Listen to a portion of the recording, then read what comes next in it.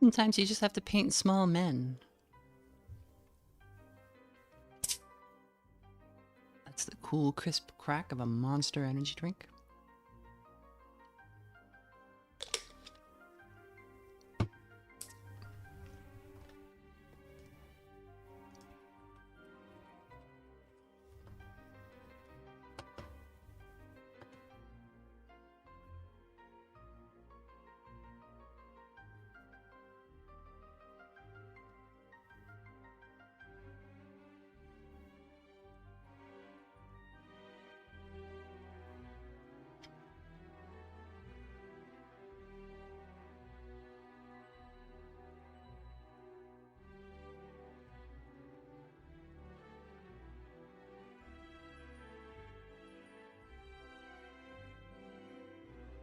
Like, paint like these little guys.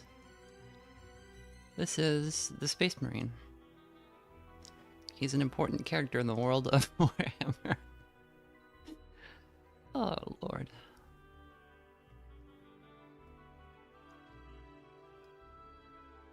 I'm actually a little bit in awe of this. How did they... How did they achieve this? Is he made of green stuff, or is he like, Did they paint him with, like, tempera paint from art class? He is chunky. Something horrible happened here. He was dipped in the paint pot.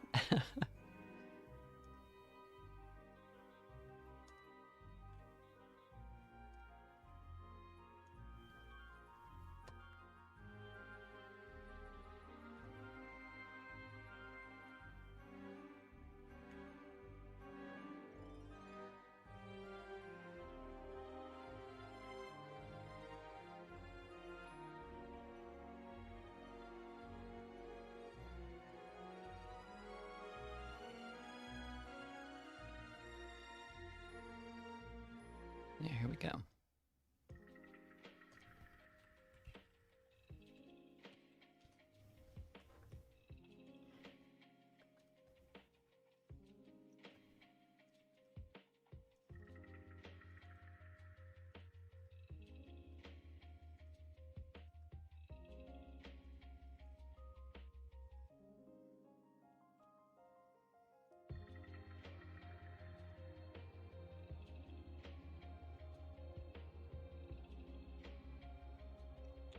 Yotsuba in the froggy chair.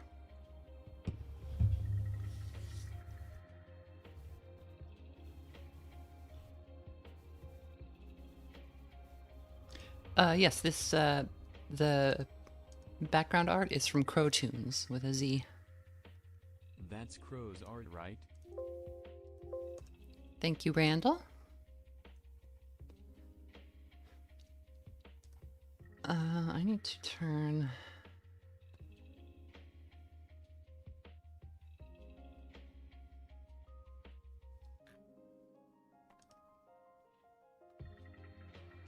There's not like a good way to... Let me kill this music, and then I'll put the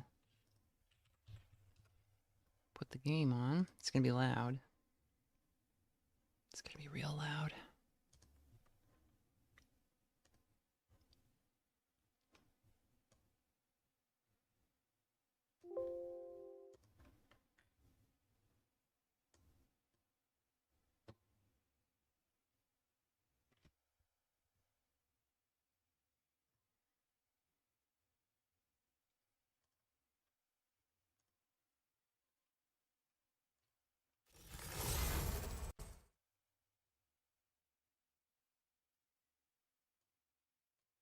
Okay, maybe it's fine, actually.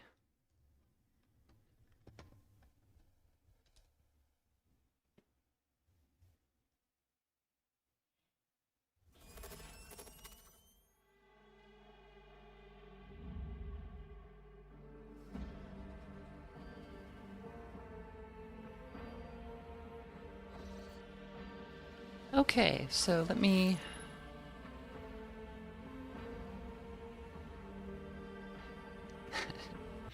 Very silly little thing. Let me drop a link on the blue sky and stuff.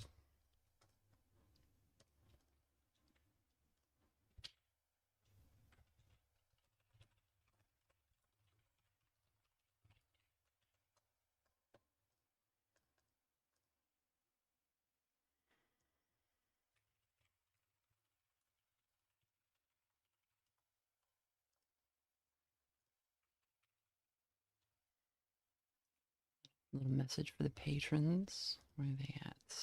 Post.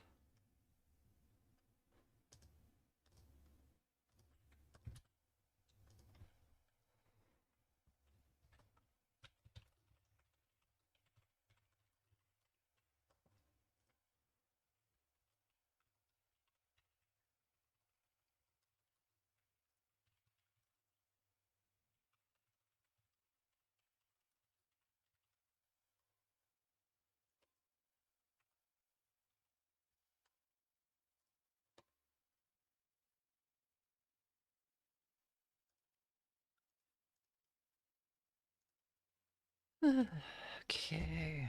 Maybe drop one of these over here. All right. I'm gonna turn the volume down on my end a little bit.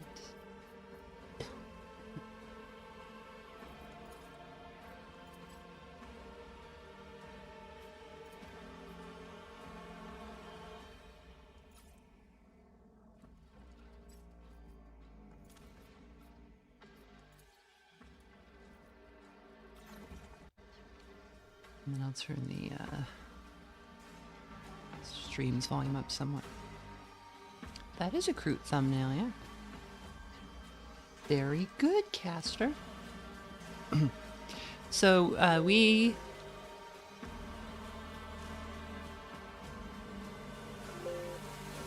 discovered some Kroot. We didn't meet them, but we found evidence of their being on this planet. So we're on a hive world, which is a world that is completely covered in cities and stuff. And down in the depths of it, there is a sector that is like sinking into the ocean. That this ocean like spans beneath the hive structure on the outside of the world. And when I say hive, I don't mean like a bug hive. I mean this is where humans live. We found evidence that there was some kind of cult activity, but it doesn't seem to be a chaos cult. It seems to be something else, which is always welcome in Warhammer, because chaos tends to get very one-note, or four-note, I guess. We attempted to solve a small mystery of where another Inquisitor's, where her people had been going, and we believed they had been marched off by some interlopers, but the Inquisitor doesn't think that's the case.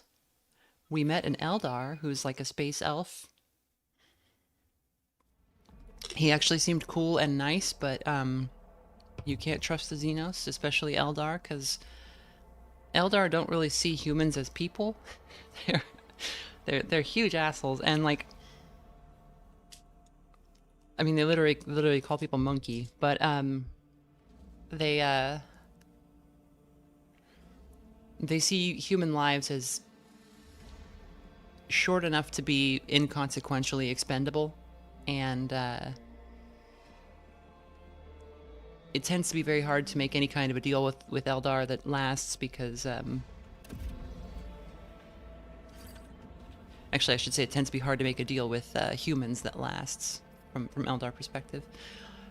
And they also just never take humans seriously. But yeah, we found evidence that there were some Kroot in the area, and when we talked to the Inquisitor, she confirmed that was the case. She said that they are living down in kind of the substructure, and it seems like she's been covering for them. Not out of the goodness of her heart, but because she wants to make some use of them. Hello, Sammy. So there are different kinds of Inquisitors. We work for one that is kind of letting us go off and do our own thing. So we're able to set our own path a little bit, but God, what is her name? Let me see if I can find it.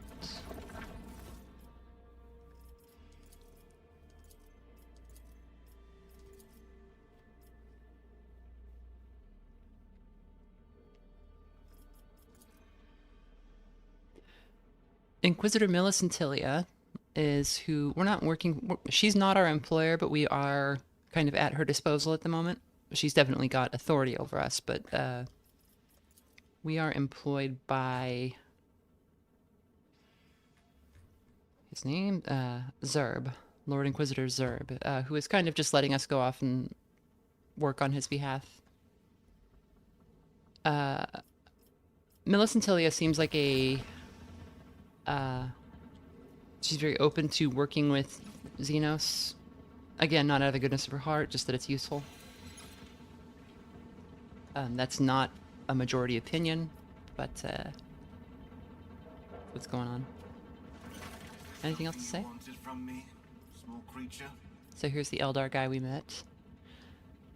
You mentioned in our last conversation that you know of an ancient species of Xenos associated with the Tyrant Star. So this is a phenomenon that is wrecking the, I think the, like the central world of this sector? Of the Calixis sector? I could be wrong. This part of real space conceals many secrets buried beneath the ashes of the ages. Before your kind came here on their campaign of destruction, the local worlds bore witness to many civilizations, but one stood out.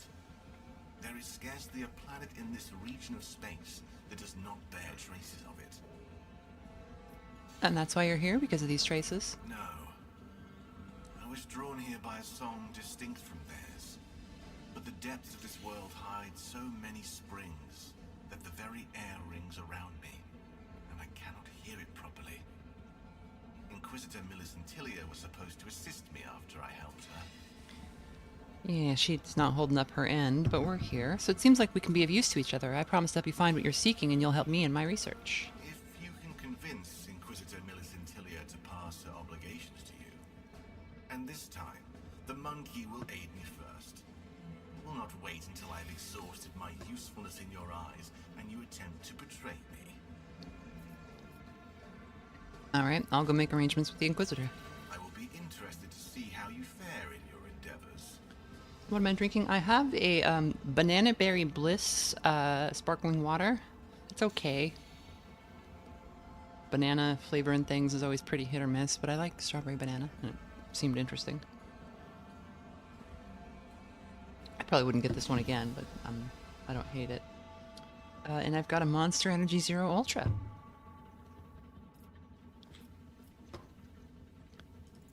Let's go. Alright, Millicentilia is here. Do you have anything to report? I have no time for idle exchanges. So Millicentilia got what she wanted out of Larthier, I think, so we may as well take him. I want Larthier to join my retinue. I'm willing to take over your agreement with him. Very well. I am not opposed. Canareth? Time will tell if this small creature can live up to her word. For now, I will trust my instincts and consent to changing the agreement, on the condition that she assists me with some unfinished business here in this settlement. Fine. Acolyte. Now, Larthier Canareth is your burden to bear. Do not expect it to be easy.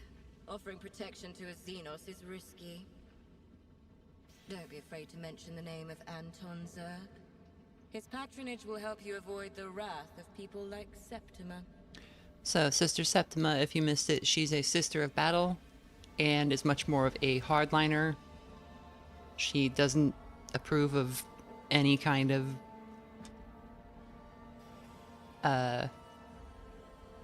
what would you call it? Fraternizing with the Xenos.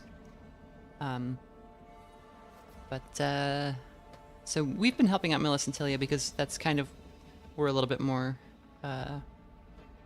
loose with the Imperial Creed ourselves, so. Speak with me in the place where we met. I want to discuss exactly how your newfound patronage will benefit me. Okay. I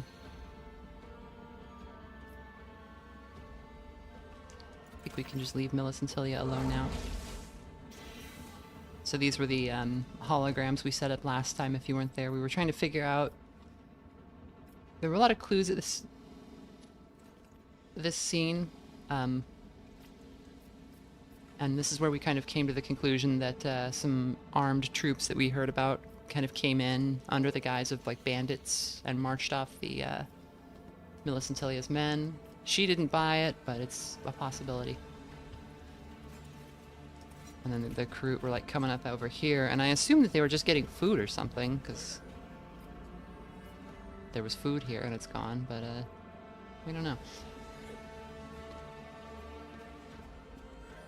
Is Grub still angry at the AC? The AC's off. She's just sleeping.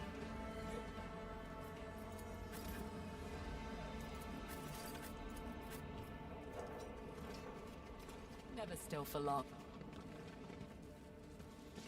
Inquisitor Millicent Tilia wished to know what happened to her underlings.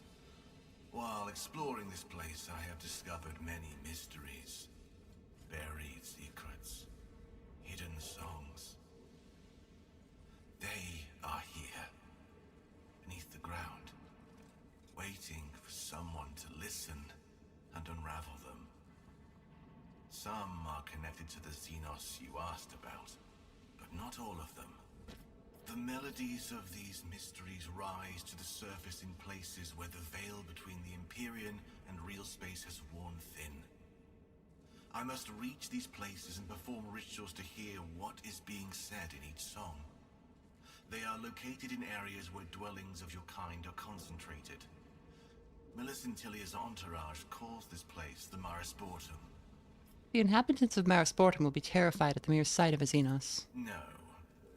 The intelligence of the local monkey is insufficient to recognize a member of another species in this guise. They will take me for a distorted version of their own kind. A mutant. The white-haired monkey whom Inquisitor Millicent Tilia is so keen to avoid, however, it would be best if she and I did not meet either. Not yet, at least. Okay. I don't feel like we need to say like, oh, this the Sisters of Battle or there, and also we don't need to tell him that we don't trust him. Obviously we don't trust him. Very well, let's begin. What kind of places do you require? A place full of life. A place imbued with emanations. A place hidden from prying eyes. Nod wordlessly.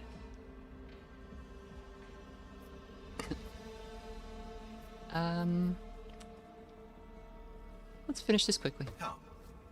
When we draw close to one of the places I seek, I will hear an echo of one of the songs, and I will tell you.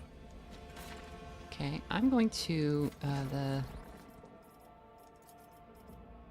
turn the music and effects volume down a little bit and the master volume up a little bit, just so we get more volume on the dialogue, because it's a little low on my end.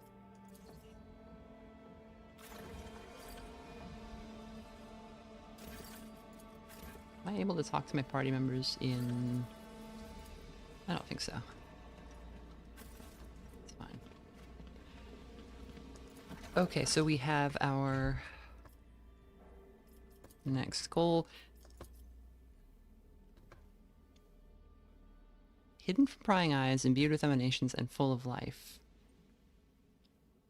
So I suppose first we can go up to the...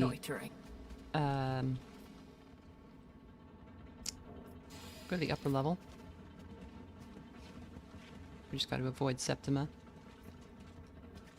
It seems like if we wanted to curry favor with Septima, we could turn over Larthier and maybe expose what Millicent Tilia is doing here, but as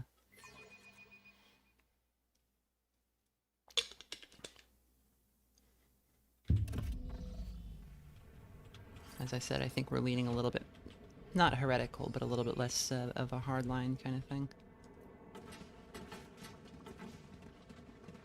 Oh, our little servo skulls found the. Turned out to be an unreliable ally. I wish I could say this turn of events was unexpected, but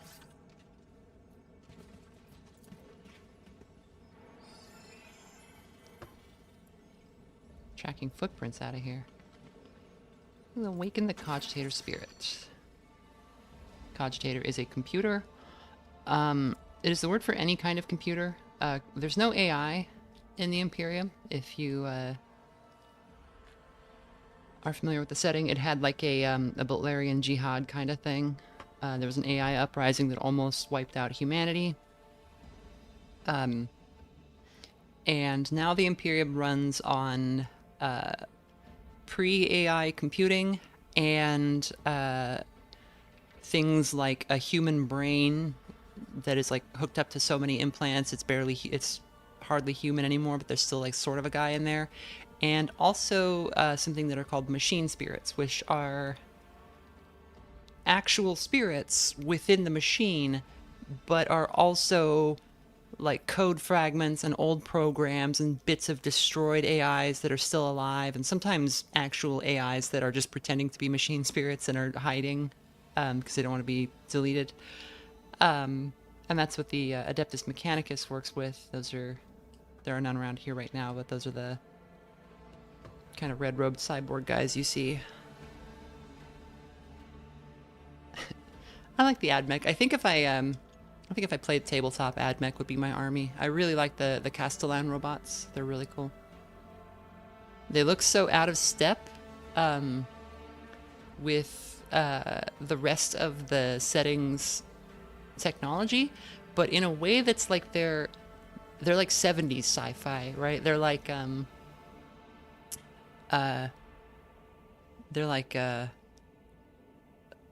what is his name? Gosh. I have to check this now. Necron 99 from Wizards, if you've seen that Bakshi film. And that's because they're very old robots. They are much older than most technology that we see in use. They're so damn expensive to field. Yeah, I don't know if they're good, but they are really cool. And they are the same body that was like fighting the Imperium during the AI uprising, but they're no longer AI powered. They are now kind of powered by direct code that is sort of implemented on the fly by a tech priest that goes along with them and like programs instructions into them as things come up. And it's really cool where you have like one guy who is acting through like 20 or 100 automated bodies of these really super powerful metal soldiers. It's fun. So this cogitator could be a computer like the one I'm playing the game on right now, or there could be like a chunk of a guy in there, or some ghosts, or some combination of all of that. And when I say ghosts, the machine spirits are usually not dead people, but rather like spirits in like the animist sense. The machine spirit responds to your request eagerly. The vid screen lights up with the words, "Authorization successful. Access level acolyte." So we'll view the inventory log. We were advised to check out this cogitator to see what was going on with the attack on this camp. The vid screen shows a record of all the machinery units employed at the excavation site along with all their serial numbers. There's a foreman's confirmation note below. View the high engine seers reports. The vid screen blinks a few times. A message appears. High level of access required. View the recent entries of the incident log. Most of the entries contain nothing unusual. The last one, however, does catch your attention. It seems the sentries spotted armed individuals attempting to approach the excavation site undetected. The guards eliminated the trespassers, who upon examination were found to be members of a local gang.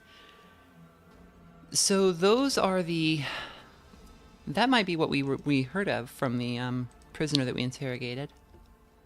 And those would have been actual bandits, not armed guys who were pretending to be bandits, it looks like. So our assumption there was wrong. We failed an important check to interrogate the prisoner, so The Xenos turned out to be an unreliable he probably gave us bad Always on the information, but move. it was all we had to go on. This turn of events was unexpected. And this game is primarily like a we haven't even had any combat yet, which is wild. So it's a detective game, and we've got like these kind of corkboard things and all these different facts, like bog beasts. Someone was attempting to cover up the presence of strange creatures at the excavation site. And these are probably Kroot.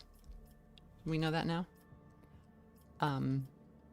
All the workers and guards at the excavation site initiated by Inquisitor Millicentilia have disappeared for reasons unknown. The Eldari believes that the disappearance of people from the excavation site is not a result of the actions of ordinary mortals. We know that some of them had been following the teachings of the Flock of Repentance. That's like a local group of like flagellants who believe that this kind of undercity is being swallowed up by the ocean, and they have to like repent and be moral in order to prevent that. So yeah, we've added this to the... So yeah, we've got a couple of investigations going. It's kind of our main one.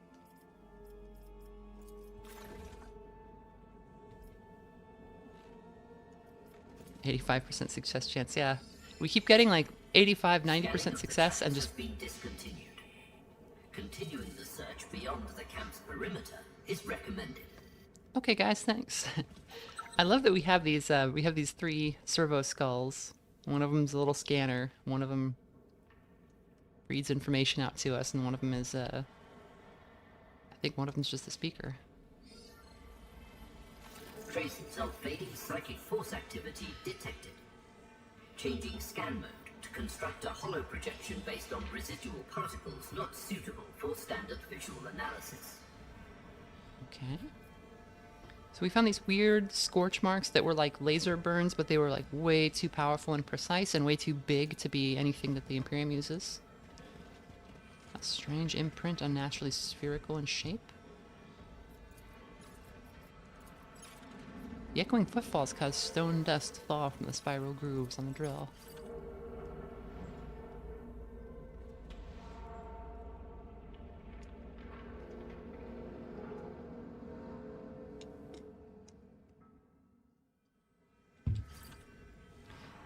This feels like something that we would kill a boss with, like a... like a chaos dreadnought comes in or something, and we have to activate the drill to crush him.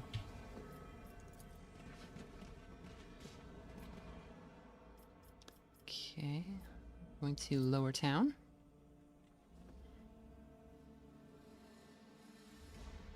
This is from Owlcat Games. Yes, Vera Friend. And this, so this is a beta. The game is not out yet. It's just a beta that contains the first chapter. Obviously, everything here is subject to change. Not all of the voice acting is in. There've been a few bugs, but for an Owlcat game especially, this has been really, really smooth so far.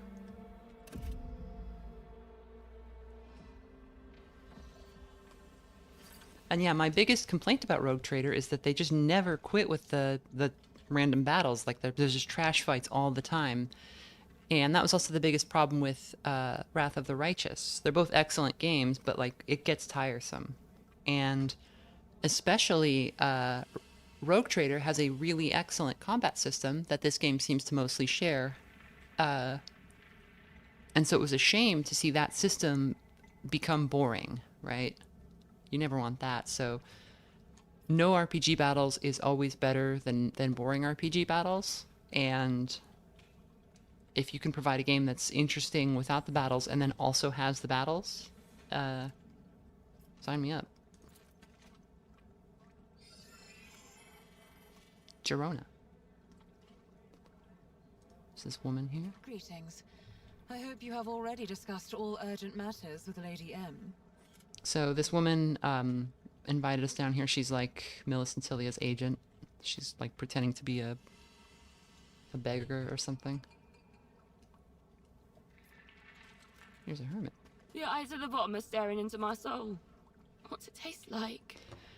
Yeah, so again, this hive, there's an ocean underneath this part of the hive city, which covers again the entire planet, and it's super polluted because obviously a city the size of a planet is just going to dump all of its waste wherever. So this water is like completely toxic if it was ever okay for humans to begin with, and it is apparently a source of food for this this hive world. They fish huge creatures down from out of here, and they also haul junk up out of here. There are divers apparently, but these people have started dreaming of the deep water and the ocean and of a flood that will take everything away. Reinforced container, heavily corroded. If you drop something heavy on it, it will surely open.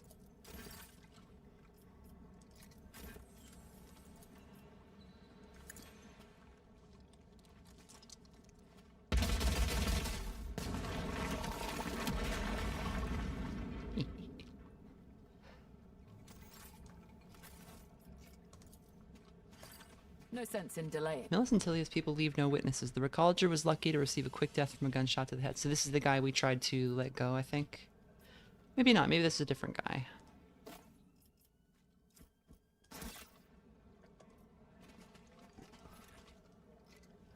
But yeah, the Inquisition is like, imagine if the KGB worked for the Vatican, and the Vatican was in charge of the entire galaxy. The rises nearby, somewhere near the water. Okay.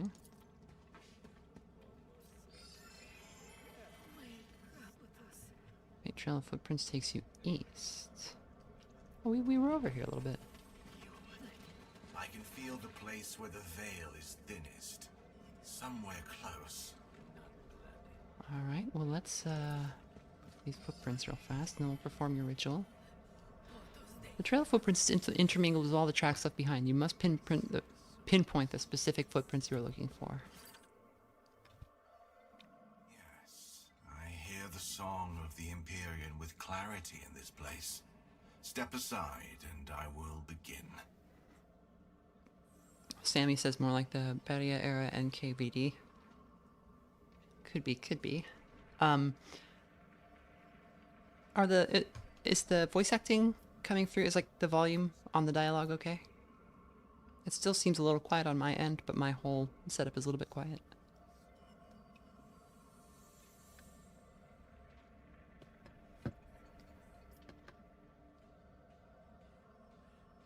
And so Larthier is a psyker. He is a corsair, I guess, or he works with the corsairs. So he's not like attached to a craft world, I don't think. He's like a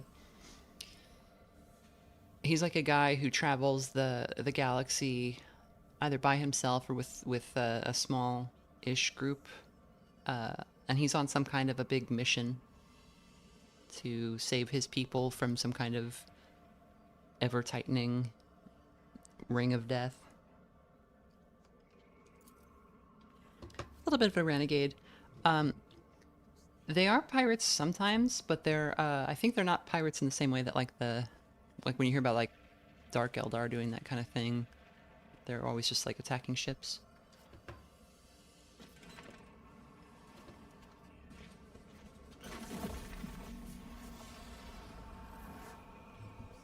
The Xenos freezes, one of his hands raised. At first you notice nothing unusual, until the air around the Eldari begins to fill with a barely audible ringing, high-pitched, unpleasant, and surreal. You see Larthier's fingers spasmodically clenched several times, and a stifled sound comes from the Vox speaker in his helmet.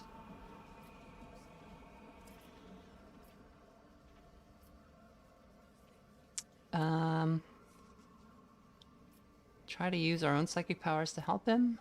We could try to call out to him.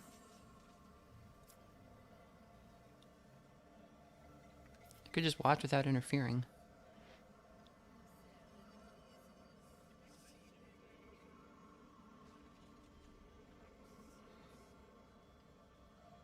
He told me not to screw around, not to fuck around, so I think I will. It is as though Larthier had turned to stone, and only the slight unnatural movements of his hands and head are reminiscent of a living creature. At last, after a few more moments, the Eldari shakes off his torpor. You hear a shallow breath fall from the Vox speaker in his helmet. Song of the Imperium is too complex. There are too many notes, all crushed together in utter cacophony. I could not make out the melody. Are you all right? Larthier makes a nonchalant gesture with his hand. The strange attack seems to have had no serious consequences. Yeah. New voices are calling to me. Let's find another place where I can hear their songs. And at one point I was like, "Hey, I'm a psyker. Can I help you with your stuff?" And he's like, "Your people have just begun to like work out the most primitive fumblings in the weave."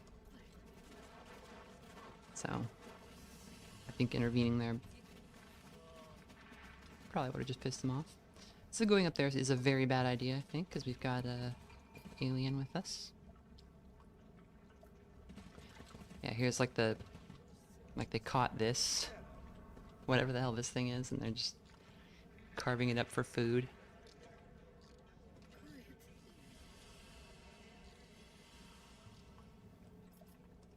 What's going on with these footprints?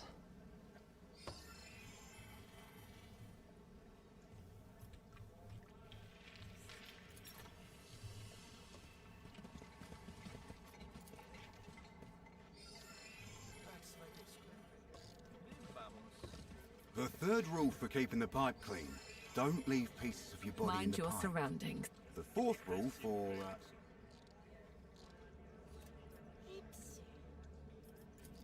Thing to push. Are there goods?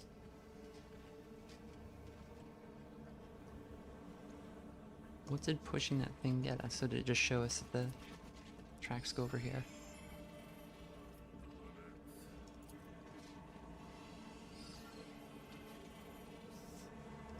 Reconnoitering. Footprints. Okay. Another victim of the degenerate brutality that has engulfed this hab zone.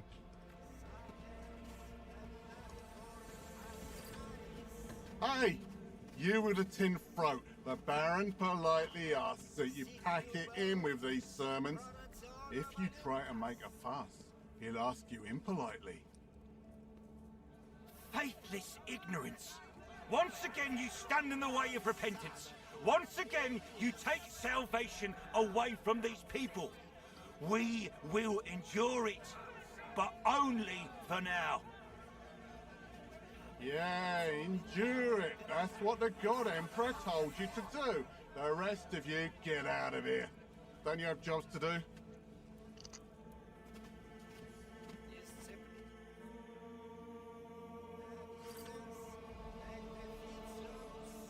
So that mob was the flagellants that we heard about?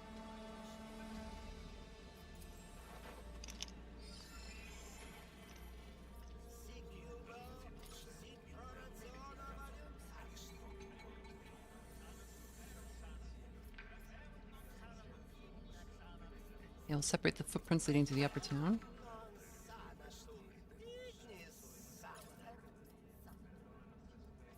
To the gateway. A series of tracks could belong to the missing workers, and the ones leading to the shore. A group of footprints left by army boots. One set stands out for its inhumanly large size. Okay. Moving. We are all filth, but these are filthier than the rest. Their souls are stained with vice, and today we will wash it away with blood. Gracious God Emperor, do not abandon us. Help! We just want to live! The lowly mind fears purification. Only through suffering do we gain forgiveness.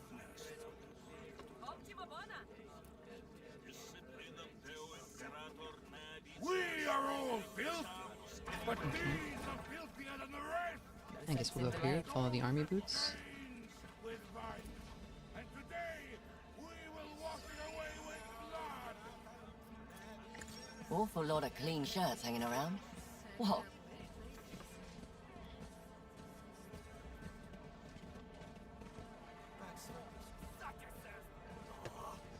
This place is bigger than it looked. Resolve. Each portrait emphasizes the distinctive features of the subject. They are usually painted on Picts with a bounty on their heads. Okay.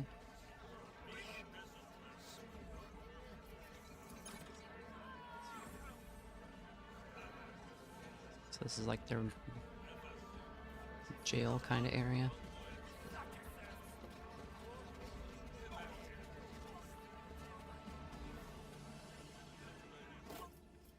Goods. There is Gurgasm about. This looks like a combat sim. Yeah, it's a combat simulant that reeks of chemicals and stagnant water. Okay.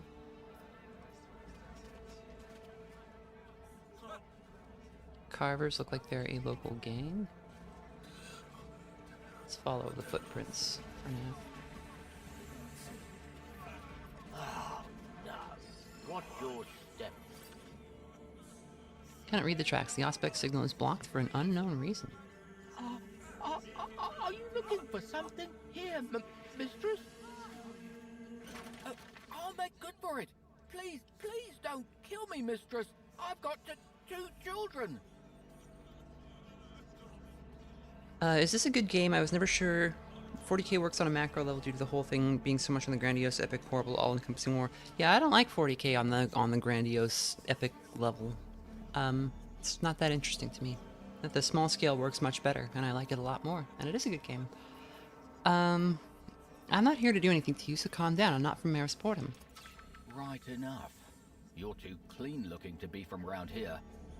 I'm searching for a group who were here not too long ago, in work gear, clean face. They came from the excavation site. Plenty of folk passed through here. 3 times in the last days, whole groups came through. Just recently, a crowd went by in that direction, toward the upper town. They often hold executions there, and about 15 people ran that way, toward the houses. Oh, that was a while ago, and some headed for the water, quite a few. None but us divers go there willingly. Only hermits and those the flock's driven half mad. The hermits linger there until the end. The others throw themselves off the shore into the sea. I heard a crowd of poor souls went to meet the sea not long ago, stepping off the shore. I didn't witness it. I was below, hauling up this cursed stuff.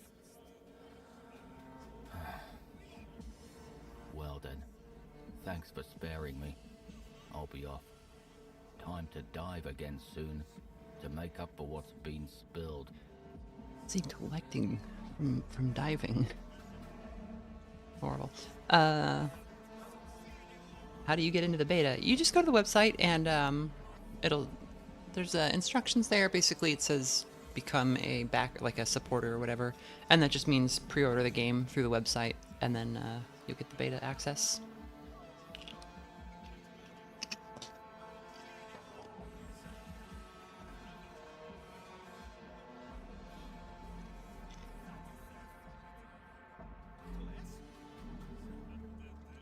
Did any of Dark Heresy's actors voice characters in Rogue Trader? I don't know. There hasn't been enough voice acting for me to tell yet.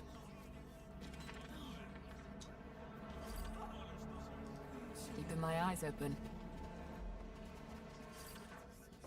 Release the divers, and I promise you an easy death.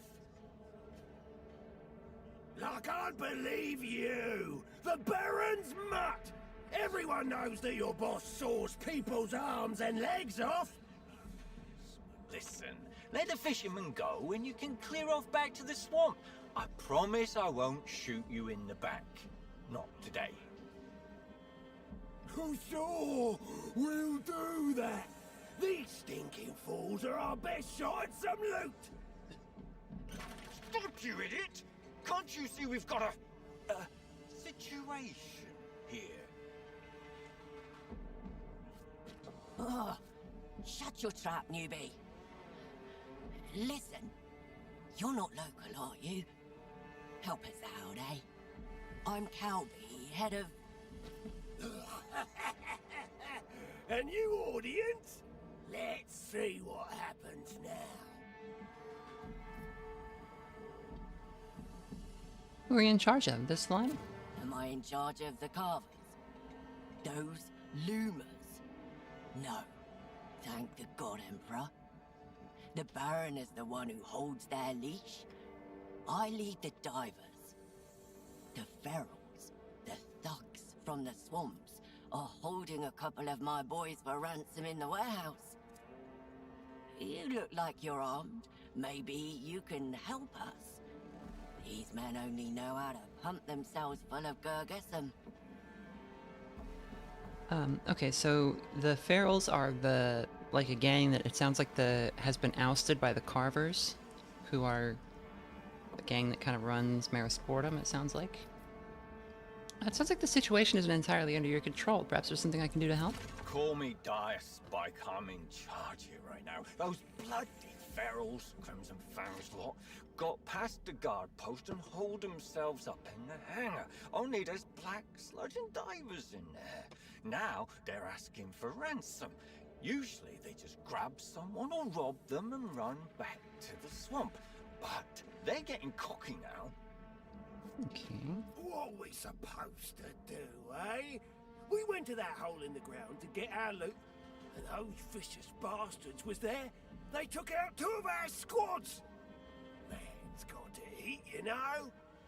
Now, I've got you. Tough luck. What can I say? Who are these people anyway? Scumbag! These outlaws call themselves ferals. When the water came, the Baron, the boss of us carvers, rose to power and began to restore order. He kicked out the looters and anyone who fought back and took charge of the town. So this lot decided to live in the swamps outside the border. That's how they got the name ferals. Sometimes they come in and cause situations. The man with the bloody gums grins nastily in response and smugly adjusts the weapon on his belt. What do you want in exchange for the hostages? Booze! Lots of booze! My boys are bored without it! If you bring some, maybe we won't kill them all. Why are you attacking the fishermen? They have nothing to take. What are we supposed to do? We went to the hole in the ground, and the swamp mutants was there. Had enough when your crazy Baron sicked those freaks on us. The bastards here ate the whole lot of us. We're not stupid enough to mess with them. But fishermen are easy you can ram your questions down the fish's throat. I've got nothing to say to any mutt of the Barons. Alright, so they want booze. Maybe we can get them that. Wait here, Fang. We're gonna settle this. Don't take too long in there, all right? My boys are twitchy buggers. What's your plan?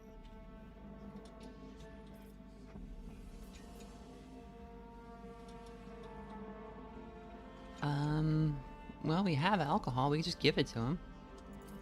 Some good news, at least. Calby, you wanted to speak to me about something? You mentioned poison. The Lumers don't need to know, but me and the boys brew some here. For personal use, you might say. Yeah, I don't like where you're going with this. I won't be poisoning anyone. It's your call, but keep the vial anyway as an advance for saving my boys. Toss it, sell it for a good price, whatever you want. It's a popular item, poison. Always good to have on hand.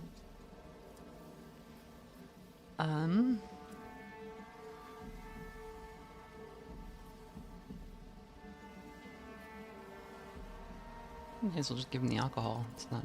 Why would you do that? It's what they want. But so that they'll leave?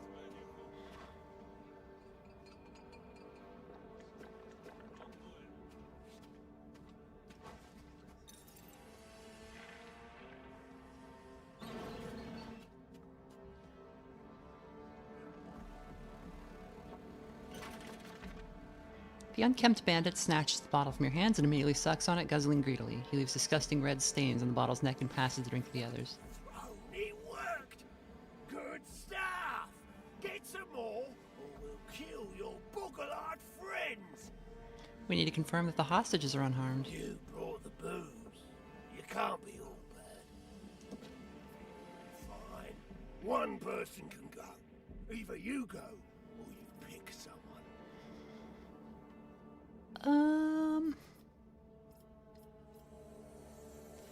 Boy.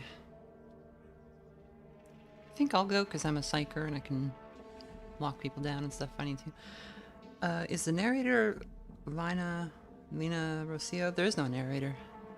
What was my last D&D character?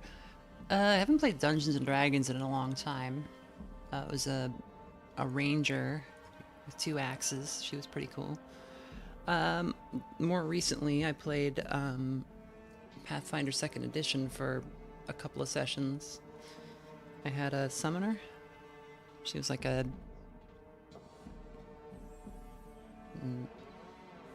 She's like a halfling, and she summoned like this like basically John Dark Souls. It's like this undead knight. I'll go.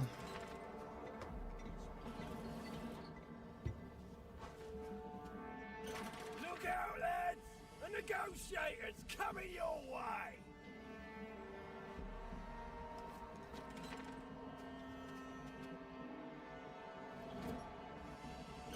Well, did you get a good look? Your boggle-eyed pals are in one piece. Let's keep him that way. Let him go and we can discuss further terms. Right. There'll be more terms to come. And to make it all more agreeable, He's made a mistake. the negotiator's got to bleed.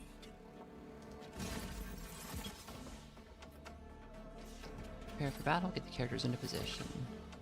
Kind of figured they would do this.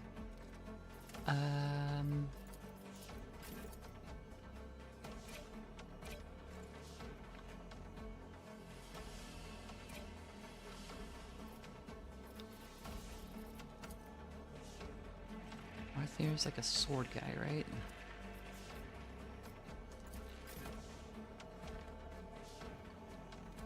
He's got an Eldari power sword and a shuriken catapult. So he can give...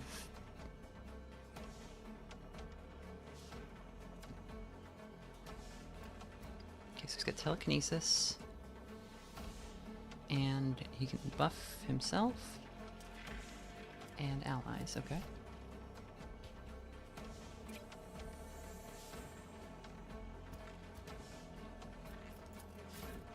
Sorrow is a pyromancer. Doesn't need to be close at all. And then Hamar is a machine gun guy. Let's get a heavy stubber.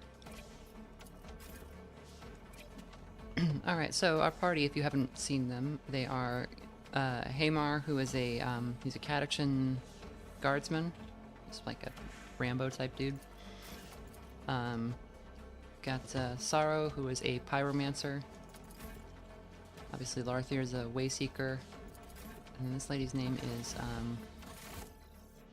Epion, and she's like a medic, and she uses like a flamethrower and like poison stuff.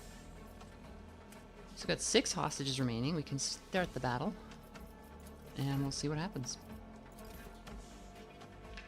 Yeah, this is the first fight. Oh.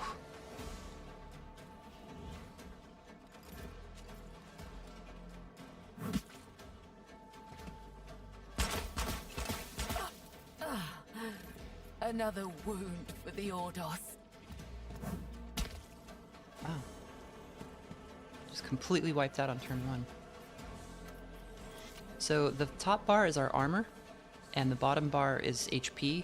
I think there are no ill effects if your armor gets damaged, but like the more HP loss you have, the more that kind of becomes a problem. Can we get to...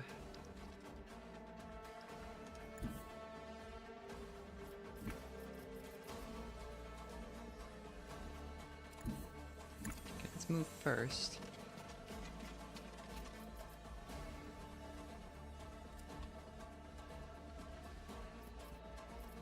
I think we can just start sorting him unless we want to toss a grenade over here. Yeah, we can't hit both of those guys with the grenade because of the cover.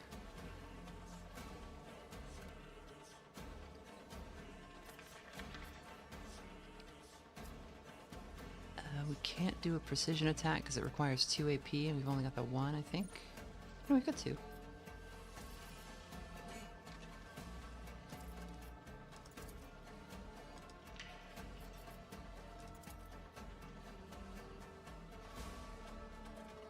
And that just costs 2 movement points. So we've got movement points down here on the left. Those are the green ones, and action points are the yellow ones.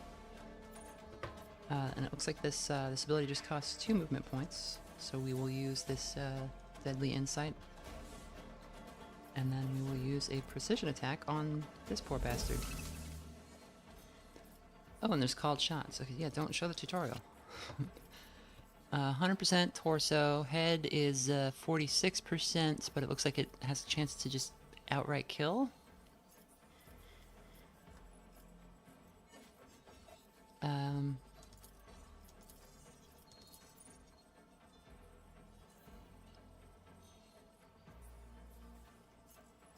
Oh, I see, but you can't outright kill while there's armor. So this, there's this kill shot, but it says protected by armor. That might be a vitals shot, something like that. But he's got a helmet or whatever, so until we get this 20 armor off, we can't do anything there.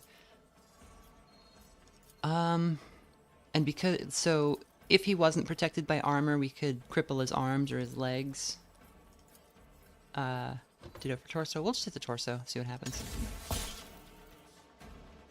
Okay, and we have 1 point left, so we'll just hit him again. If we can. Standard attack, yeah. Okay, so his armor's gone, and the Wayseeker selects an ally disregarding the range and line of sight, and that ally gains half the benefits of Wayseeker, Wayseeker's path, and Wayseeker's talents.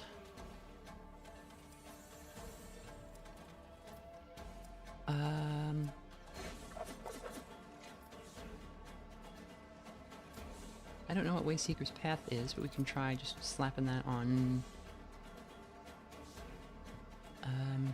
Epion. There you go. Okay, and we'll end his turn.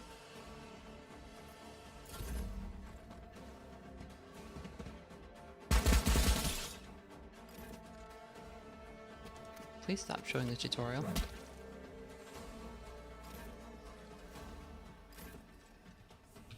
Okay. So, Sorrow is a pyromancer. He can do some pretty intense stuff, it looks like.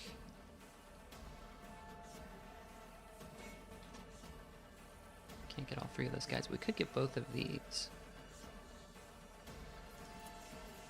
Let's see. Fetter, right before the character uses the next psychic power, Veiled Degradation will be reduced by -4. Okay, so that's just like a reduces Veiled Degradation, which is a mechanic we haven't seen yet. Telekinesis Assail, that's a... like knock somebody around. Blaze Weaver. Okay, so what I think I'll do is burn these two guys. So those guys are both on fire now, which is pretty great.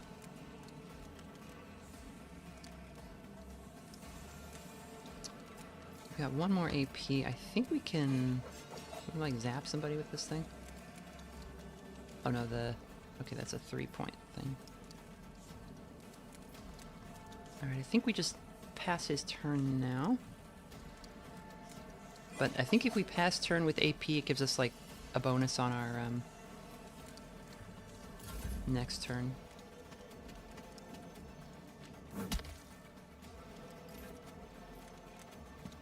Yeah, they're just gonna start mulching the prisoners now. Oh, might have to retry this one.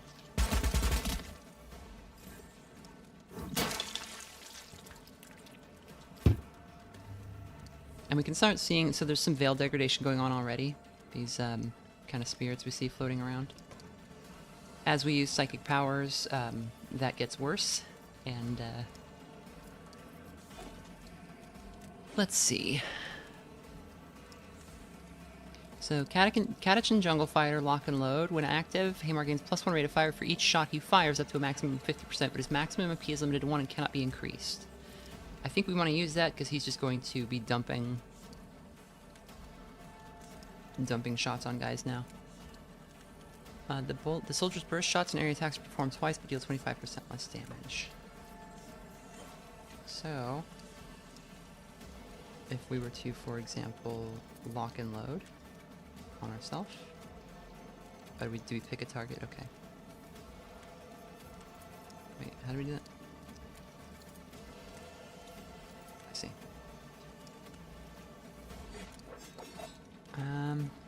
Could just melt this guy. I don't want to do this because Larthir's in the line of fire. He might not actually die because these two guys are gonna, like this guy here is gonna soak some of the hits, but I think hitting these two guys is probably the way to go.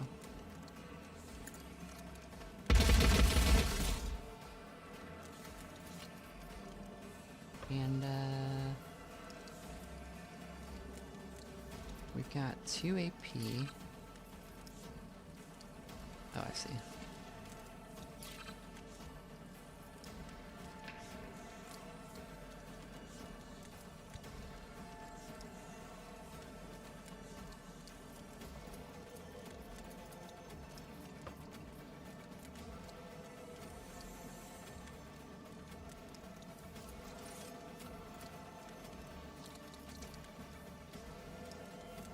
I think we can do anything else this turn then. That's fine.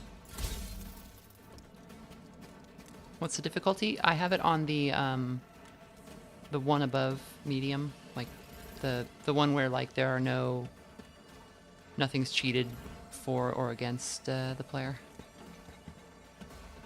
Because on normal difficulty it skews toward the player a little bit.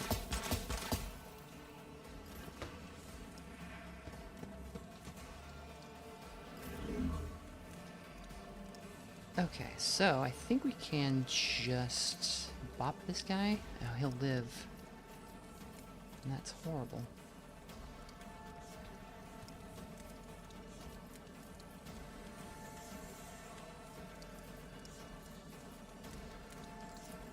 Maybe we could just bop him anyway. Okay, he's dead. And... okay.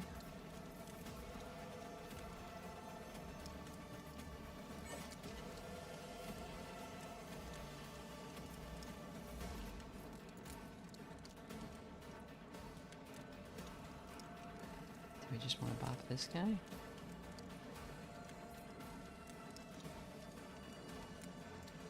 We don't have any movement points. Let's just precise attack this fella.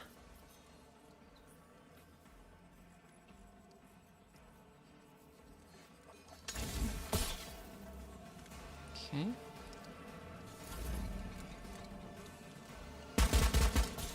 Daring, yeah, that sounds right.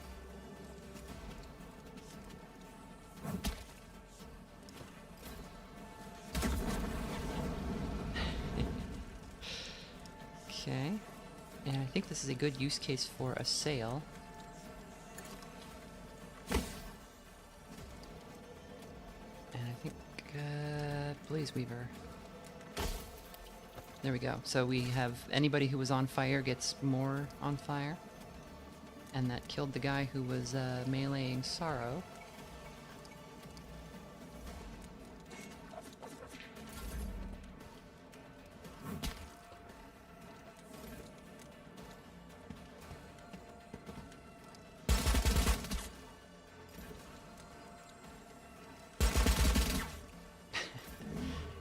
This might be the end, chat.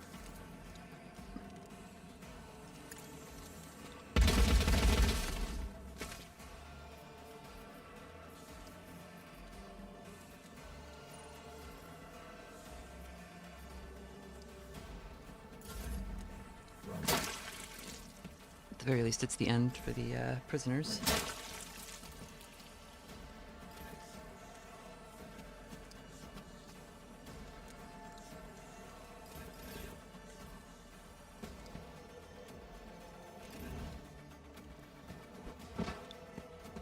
I wonder who would be best to send in there. Like, who could you send in there that just wouldn't get mulched by those super heavy, like, hammer attacks immediately?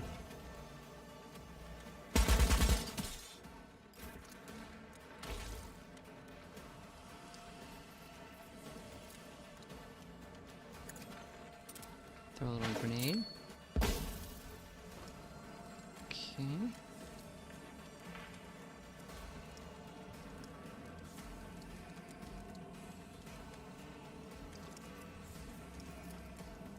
And let's heal ourselves. Okay, so the Mystic gains a free use of a psychic power. Oh, that might actually be goaded. Can we use that?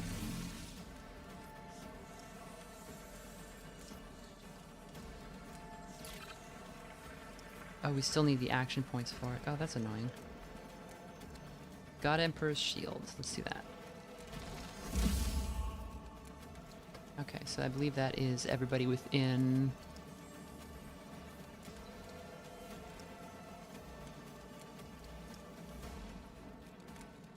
The Sanctic manifests the image of the God Emperor next to them and gains the God Emperor's Shield effect. Okay, but what is that effect? Part of the issue with, if you've ever played a Owlcat game, is they're always very crunchy, but it's sometimes a little hard to tell what the, no, I wanted, this one. God Emperor's Shield. +8 defense and +1 round. Okay.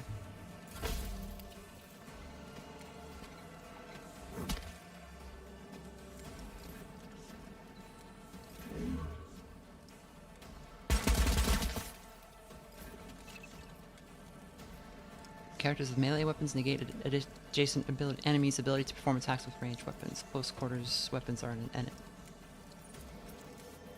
exception to this rule.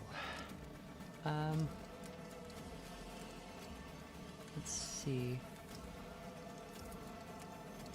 How's a precise strike gonna work? Oh, that might just kill him. Let's try it. Missed. Okay. Well, heal yourself. And, I guess stay there. Oh, did your cover break? It did. It probably did. Okay, well, he's out of action points. I think this is game. Oh, yeah. He's becoming heroic by killing hostages.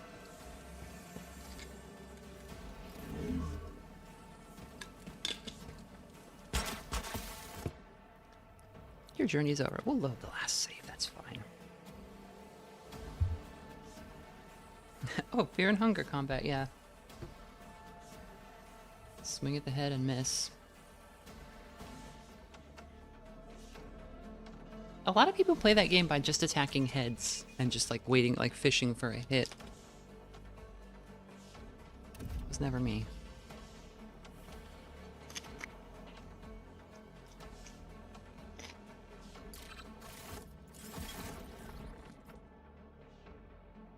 Okay, can we load one further back, actually?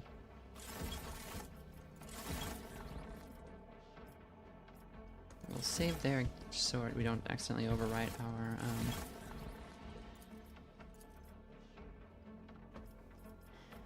Oh, that was half an hour ago? Okay, no. Yeah, we'll just try this again.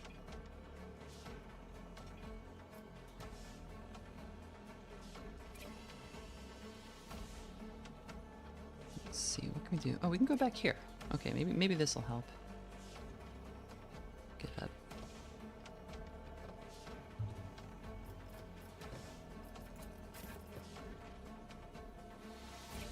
Ferals are at it again.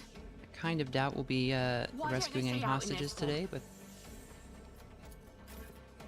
is what it is.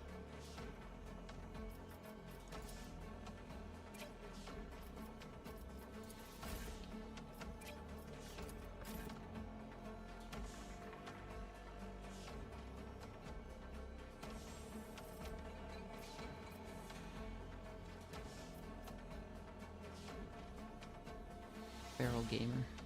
So that's what I keep reading.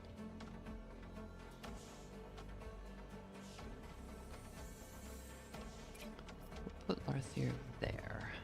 Yeah. We need to take that one out. I'm not dead yet.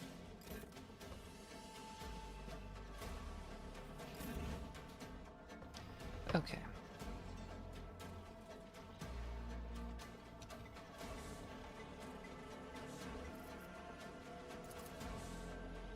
Could lob this over there and hit both of those guys. That might actually be the best use of my first turn here.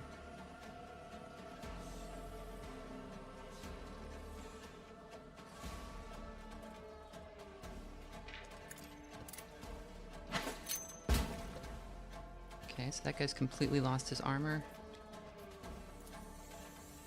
Can I, like, take a shot? Oh, I see. Once you switch, you can't, like, do that. That's fine.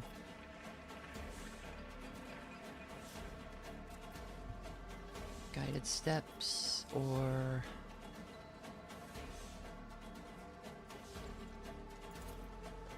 Let's try hitting Vermino with this. Then we will go ahead and end turn, I suppose.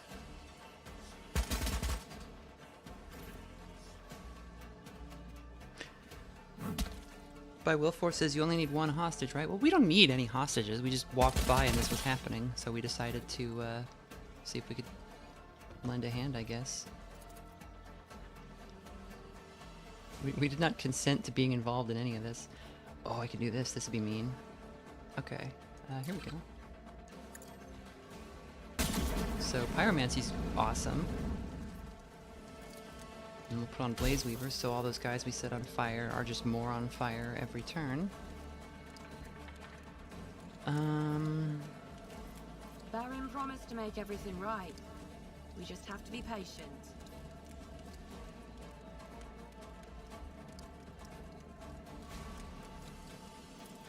What is the Verse Unleashed? What is Veil Degradation at? Where is that? 2.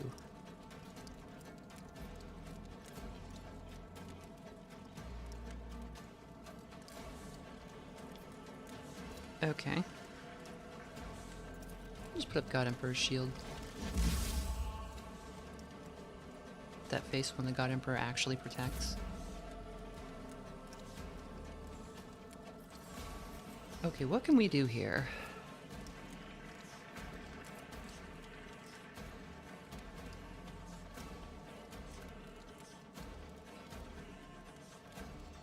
We could start demoralizing guys.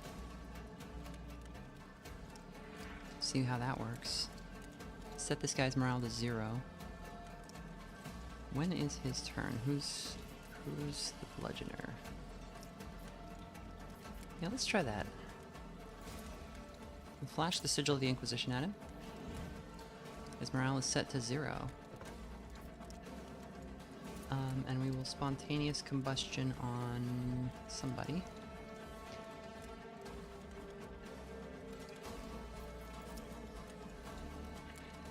Maybe we can... Or what is this one? Humiliation, okay. Okay, this guy's staggered now. And are we able to... We can't move anywhere. We do have our officer abilities.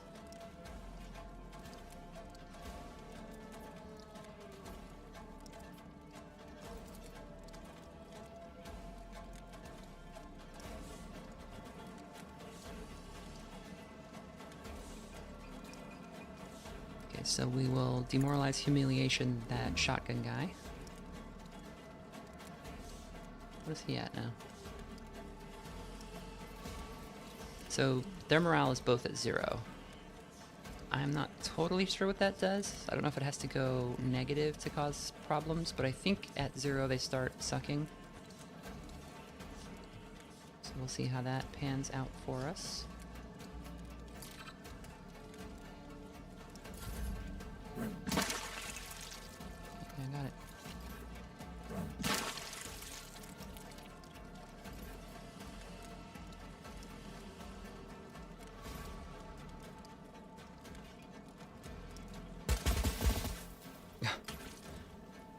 That was like in the old Fallout games. If you're getting shot 50 times, you're gonna get crit like 5 times no matter what.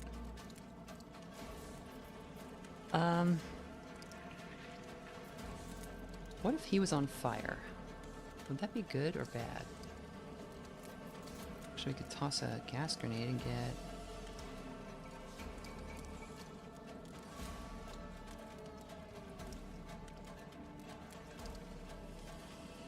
Really getting rid of this guy is probably a pretty high priority.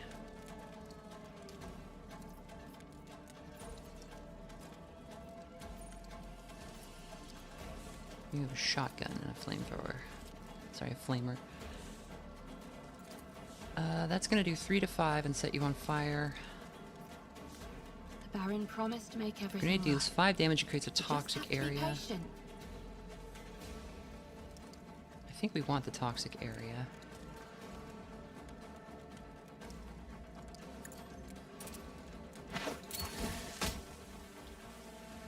Okay.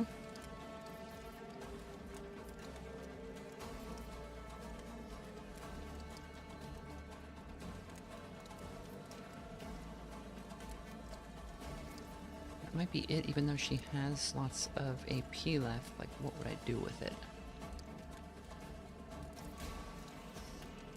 I can't make another attack this turn.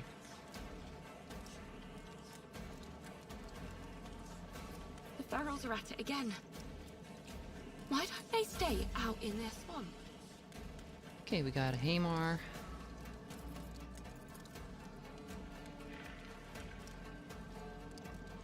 Actually, Hamar, you also have a grenade.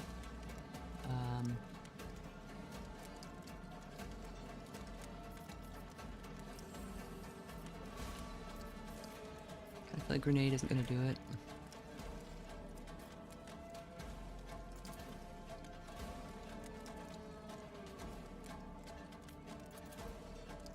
Oh, can you do both of these? You can. Okay. Yeah, this was the old strategy with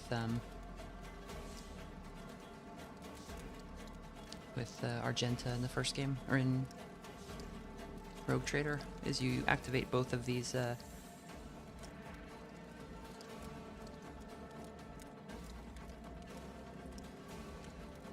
that sounds right. Okay.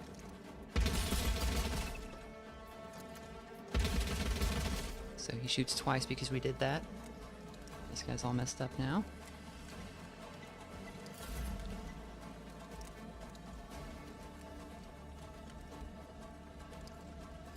Do not throw grenades at my soldiers.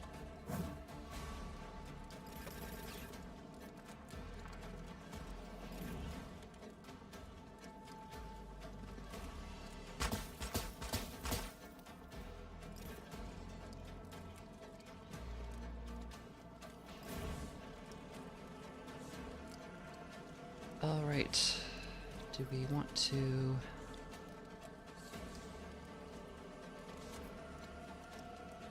So this will, using a psychic power will cancel the use of any weapons. I guess we just want to start killing people.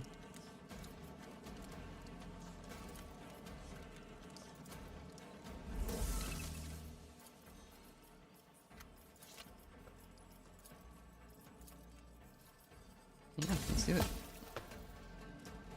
And there's enough left for a single regular attack. And he's dead. Okay. Things are going better this time. That single piece of cover saved him from so much damage. Okay, who's up? Sorrow.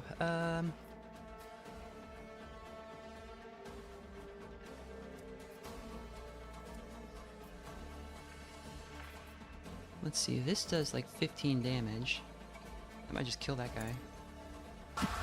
Yep. It sure did.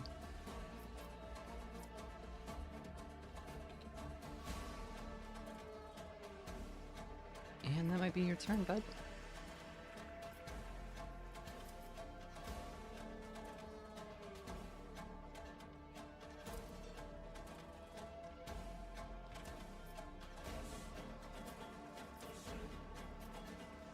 I think it is, yeah.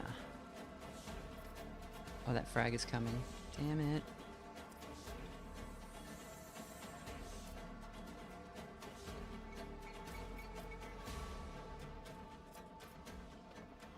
Okay, well, I hope you like a frag grenade. It just melted. Okay, yeah.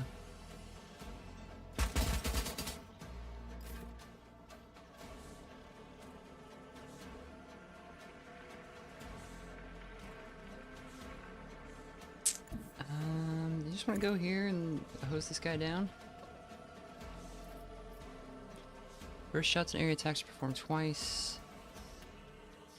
Yes, and...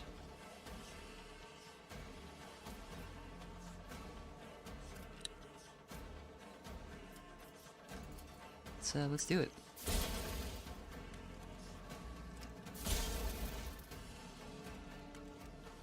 Okay. I can't do anything for... Can I get him up with this? No. Or at least, yeah, I think there's an item that gets people up if they're like downed, but we don't have it at the moment. So 2 more hostages die now.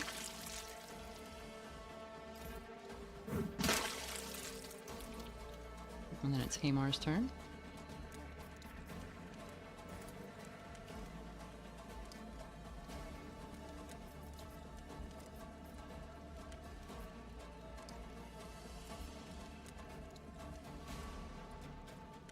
Can't tell if there's like gas in this tile or not. I don't think there is. But if you go there, you can't, what are these guys? Yeah, let's get these guys.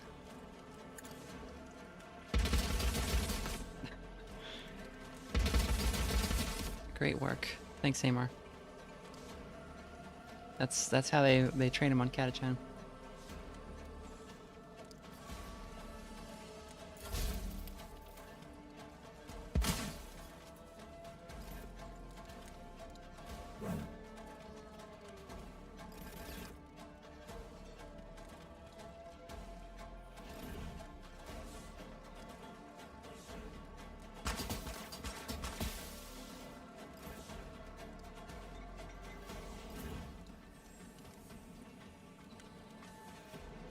Okay.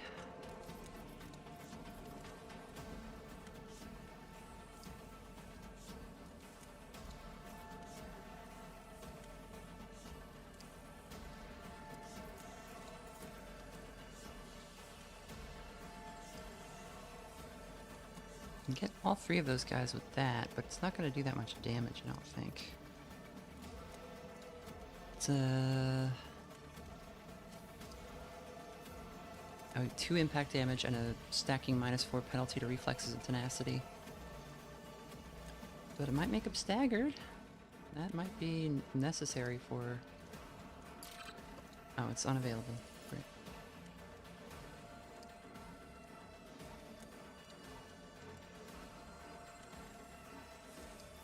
Why does it say a target within...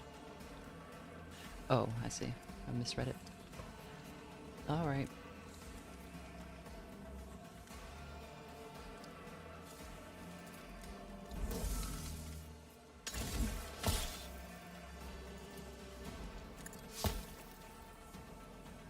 Just stab him regular style.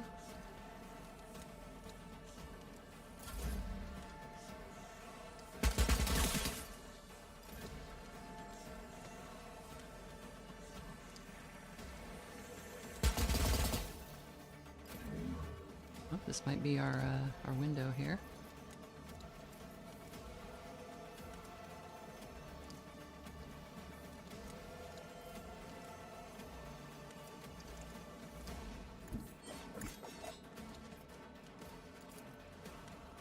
Does that? Okay, so this ability doesn't cancel my my ability to attack. So we can just cause him to be extra on fire.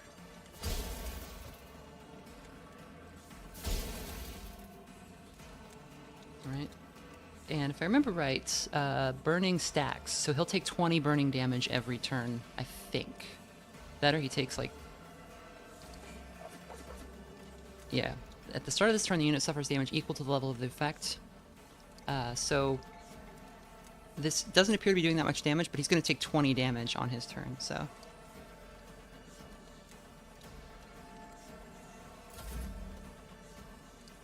Okay. Let's see, what are your options? Can't get both of them.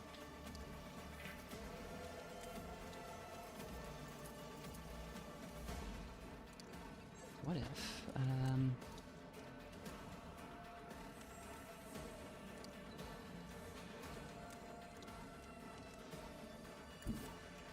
go there. And then you put a grenade up here. Is that going to...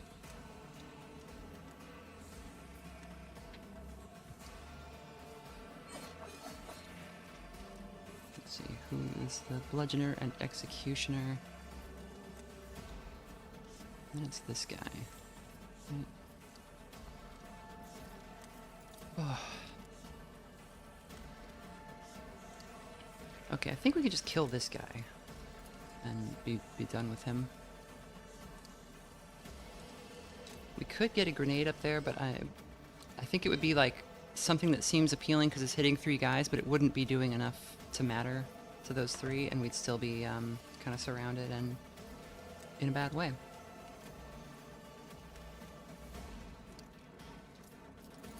Yeah, so...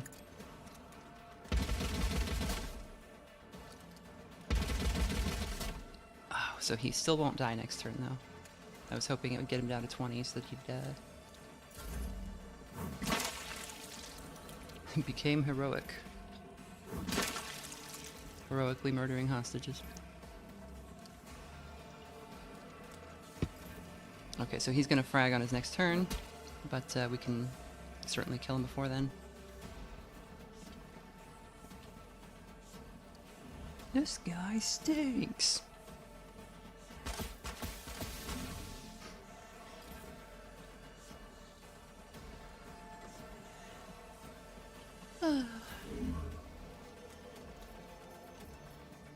Oh, you got back up. Okay. Okay. Let's see. What can you do with your precise attack? What's your regular gonna do? 4 to 7.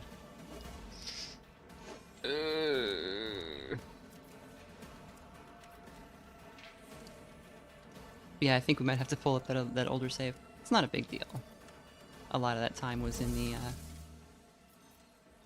like within the battle, but oh, Desperate Strike. The warrior makes a single melee attack that does not expend combat points. The attack cannot miss, ignores damage reduction, and the damage dealt by it is doubled.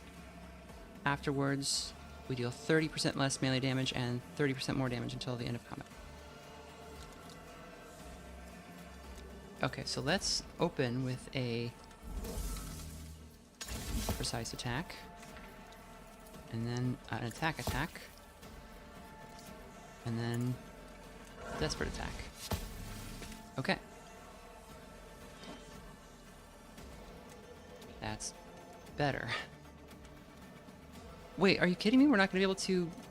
I thought Hamar would go before the... Oh wait, the fire will kill the guy before his grenade goes off, right? Okay.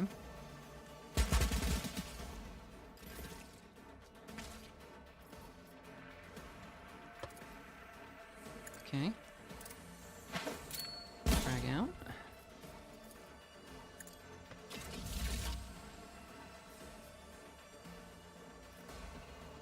Fatigue break. It removes the broken effect and gains a ranged attack that does not expend combat points. Can we do it? Can we do it?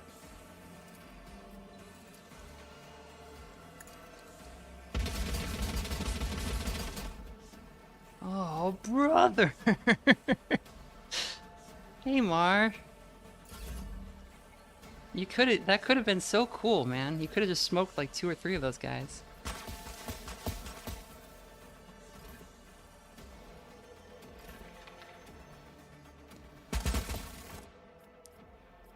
Okay, we will load the, slightly older save. That's fine.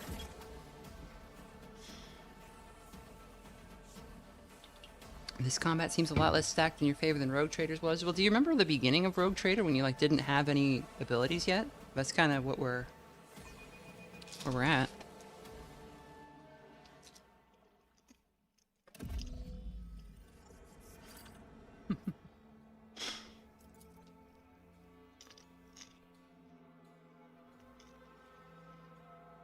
That's all right. If we pull up there again, we'll poison him.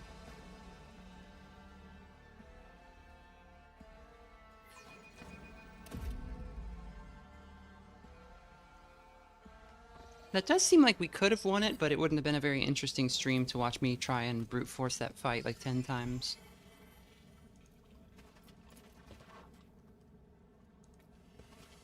One of the songs of the depths rises nearby, somewhere near the water. I can feel the place where the veil. Okay, we'll do Northier's ritual here. This time we'll try helping out.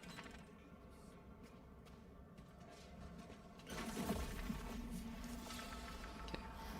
So he was doing his ritual here and he seemed to freeze and something was wrong. He was kind of straining. Your being reaches out to Larthier, straining under the oppressive, unbearable noise, and suddenly you feel as though you have broken out of some invisible bubble and escaped your ethereal prison. For only a moment before someone's presence carefully pushes you out of the trance, you hear it, mesmerizing, nightmarish, enchanting, unfathomable, and you feel the song leave a mark on your very soul. The song tried to take me. You put yourself at risk by interfering. You should not have done so. Nevertheless, you have my gratitude. All right. Among the ancient notes, there was one that sounded recent. A powerful emotion. Suffering. The ground beneath our feet conceals a secret. Not too deeply this time. Okay. Let's move. New void. And I don't think there was anything further over here. Just people engaged in various drudgeries. So we'll head back up. Reconnoiter it.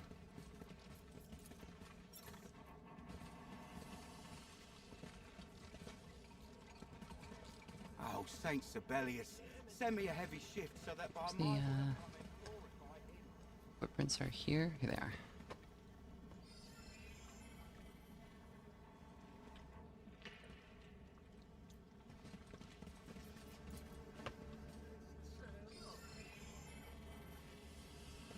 We had to push this thing so we could get more,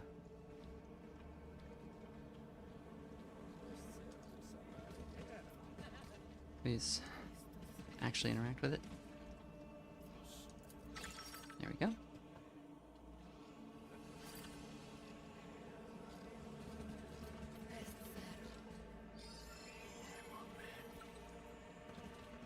That sends us over here. We see the other crater.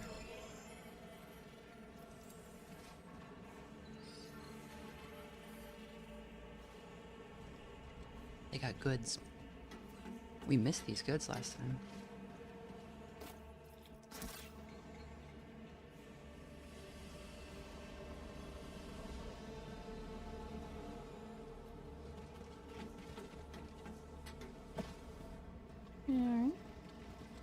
Saint Sibelius, send me a heavy shift, so that by my work I may glorify him.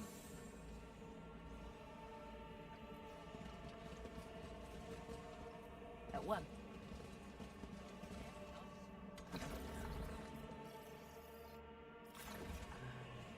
Turned around here. Okay, it's up this way. Past. Follow my footprints. There was this poor man.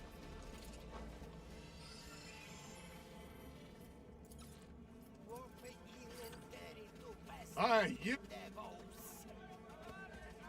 Okay, we saw this whole scene, so just skip it. Success. Okay, the trail of footprints you uncovered was left by yourself. They are of no interest. The footprints leading to the shore and to the upper town. Resolved. Okay. We'll save again real fast just so that we don't have to, Never still for long. actually.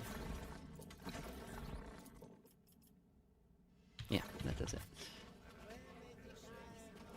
There's this whole thing going on over here, but we'll go through the, Best to try a different. Some dwellings are daubed with dark red paint that looks like bloodstains. Perhaps the local gangs use these symbols to mark the homes of debtors. Okay, this is a new thing. We're going kind of a different way this time. He's on his own. Take him down, boy.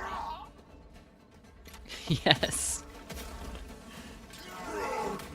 I'll crack your head open for the Emperor. I think this might be the best boy.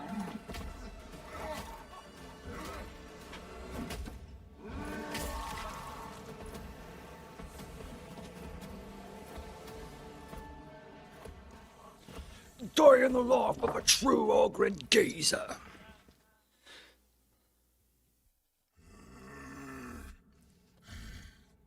The Ogren before you is so huge that it makes him look like a walking slab of rock. His body bears enough burns and wounds to kill any ordinary human, and yet they barely seem to be a nuisance to the giant. He takes a menacing step toward you, raising his weapon with a growl. And we know that Ogren are a mutant subspecies of humanity known for its stature, strength, resilience, and endurance. Most Ogrens are employed by the Astra Militarum as shock troops. So, these are kind of big, dumb brutes. They are strong. They're really strong. A single Ogren, just by himself, is stronger than a Space Marine in power armor. Not better at tactics, but in a melee fight, you wouldn't necessarily bet against the Ogren.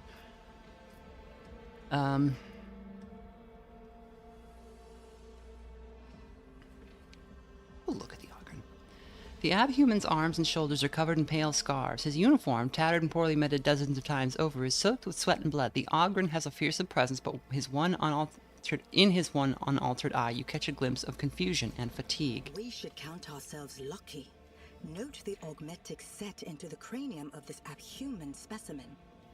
Said augmetic substantially facilitates his cognitive processes, which makes him intelligent enough to grasp concepts such as cause and effect, at the very least. Simply put, this Ogren has the capacity to assent to basic agreements. First, you cultivated a variant of monkey that would have the worst of your traits amplified tenfold through a decline of the mind. And then you had a change of heart and scrambled to invent a way to make these creatures think what's more. In Larthir's tone, you can distinctly hear bewilderment and mild disgust, apparently at humanity's intelligence. So not all Ogren...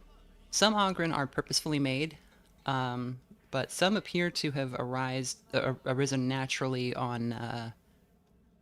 usually on death worlds, like very dangerous places. From human stock that was kind of left to its own devices. Suggesting that Ogrens might even be like a sort of a natural evolutionary path for humanity. Because they independently arise on several planets. But they are also sometimes created in labs. Guardsman, stop! Enough! You fought well. Guardsman? Guardsman? Sometimes Sergeant Ollie calls me you there, or abhuman, but not guardsman. The weapon in the Ogren's hands lowers slowly while he is busy pondering his new circumstance. You're not the enemy, I thinks. Then, are you reinforcement? Give him a Medicaid kit. Take this, you should treat your wounds. I don't think Ogren can use these, but maybe he can. For me? I'm not allowed. It's what the sergeant says. But he's not here, so I'll take it. Tell me your name, Ogren. The Ogren hesitates before showing you the tattoo on his biceps. O118B. You actually called O118B? Yes. In Tory number. But you can call me Coke. It's what the sergeant calls me. Kiwi, the iguana, says, I don't know if it's still canon, but it used to be canon that Ogrens would sometimes work with orcs because they get along and just think they're funny. Yes, humans too. If there are sufficiently savage humans who are basically always down for a fight, they are sometimes folded into orc warbands. They call them diggers because I guess they dig orcs. I don't know what the origin of the term is, but orcs just want to fight all the time, and they're predisposed to be aggressive toward anything that isn't orky. But if you behave in an orky enough manner, they can kind of get down as long as you're not like a chaos demon or something. They don't like that.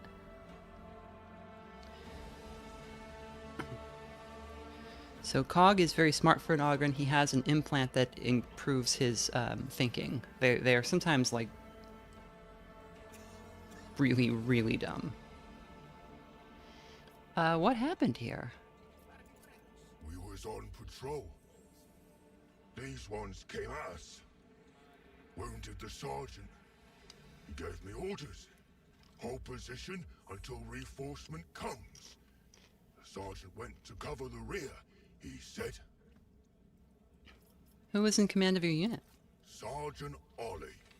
10th Platoon, Salinton, Satillan, Fusiliers 27th. That's right, I thinks. Evidently, the Ogren is talking about the Centillan Fusiliers, or Fusiliers, I think you just say in English. Fusiliers Regiment of the Astra Militarum. Some of the bodies around you are dressed in their uniform. So you're alone out here? No one else from your unit survived? I'm with Sergeant Ollie. He went to get reinforcement, but he'll be back. I wouldn't count on it, pal. Hamar scoffs and turns to you. Can't help but wonder why a squad of Fusiliers had to meet an inglorious death in this hole. But what matters now is we can't abandon Astra Militarum property, which is what this abhuman is. Either he'll end up in the wrong hands, or he'll cause a lot of trouble if we leave him unsupervised. We have to return him to command. Not to mention these boneheads are terribly expensive. The loyalty of this paltry-minded abhuman deserves more than what he has received for his faithful service. You are right, Sorrow. You can't be allowed to remain here without command. O-118B, you are the property of the Imperium and must come with me until this matter has been cleared up. I got orders. The sergeant said, hold position. Until the sergeant says so, I not leave position. Perhaps I should help you look for the sergeant? I not know. But the sergeant was wounded. That's bad. Should find him, maybe. Larthier, could you help me find the path the sergeant took? Among many paths belonging to others, I see one that fits. Frightened. Cowardly. The monkey went to the water, and surrounded by water, he reached the end of his way. I'll find the sergeant for you, Ogren. Go.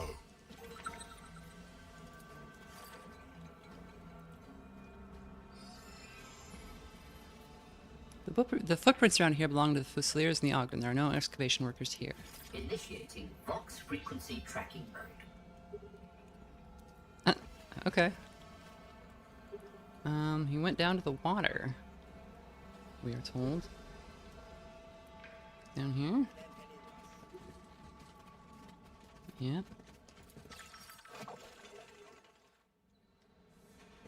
Was he interested in goods? I don't think so.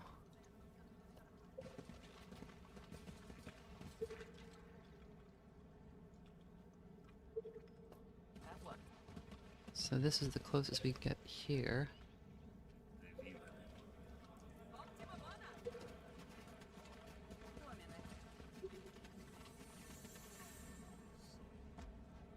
What if we go down this way?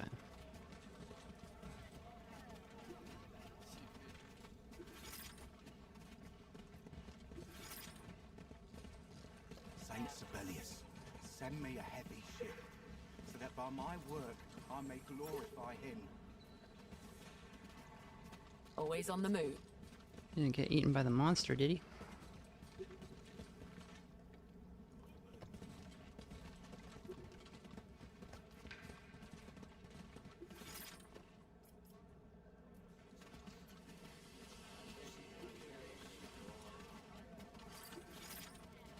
That's the other way.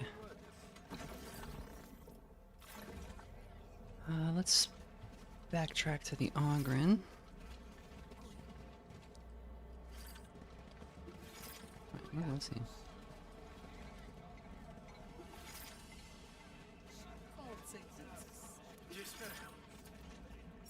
Okay, it's the red.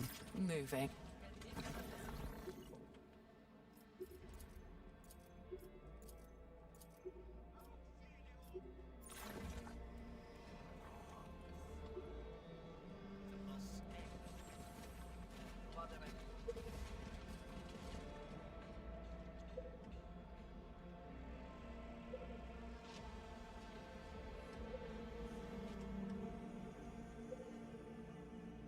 Maybe over here? I wonder if he, like, went back to the area that we had to shoot the thing down.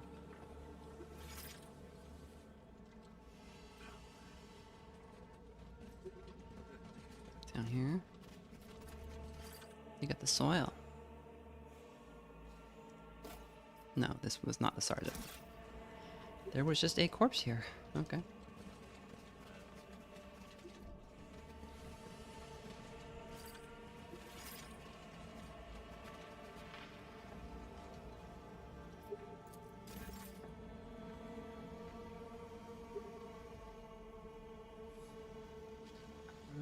I don't want to go up to where the sisters are.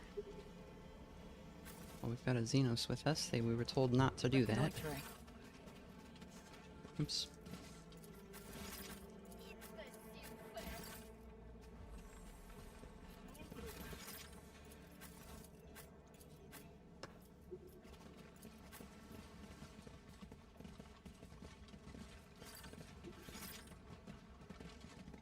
Maybe save before getting close to the sister. Yeah, I could do that.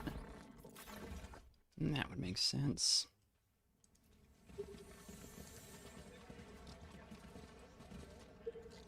Always on the move.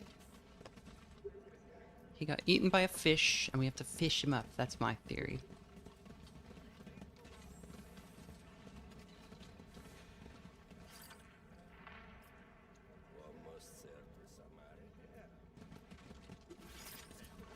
What if I go up myself?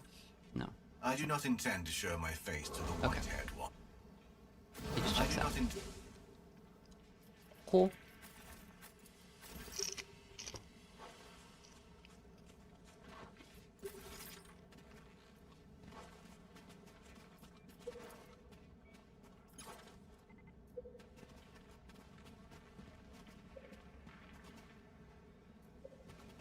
Here's that poor admech that we were bothering the other day. The cognition unit expresses curiosity. Oh yeah, we've got junk to sell. Okay. A plasma pistol. Hello. Triumphant mace. So we were looking at some of this the other day. Arched Chemist Mantelet, that seems like something that would be great for Epion. Well, he's a Wayseeker. He can, like, just walk into the Immaterium. Like, he just... That's how we met him. He just, like, walked out of nowhere.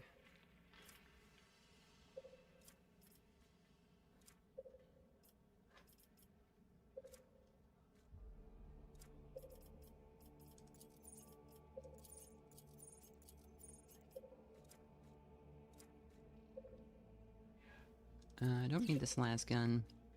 I don't need this las gun. Bolt pistol is kind of a crazy thing to just find. We'll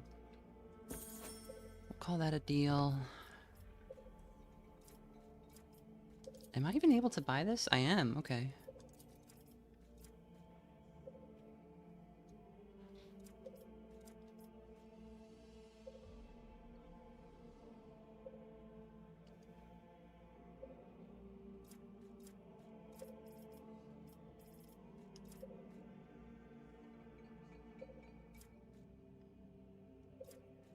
I don't think I have anybody who uses heavy armor.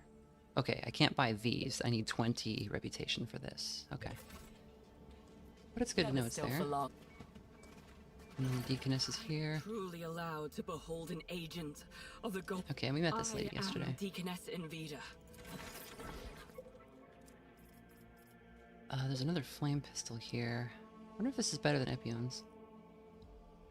I think she just has a regular flamer, which we want to keep. Yeah, it is funny to see bolters already, because, like, the game just started. Always on the move. Bolters are, like, the best kind of basic gun that humanity uses in the Imperium.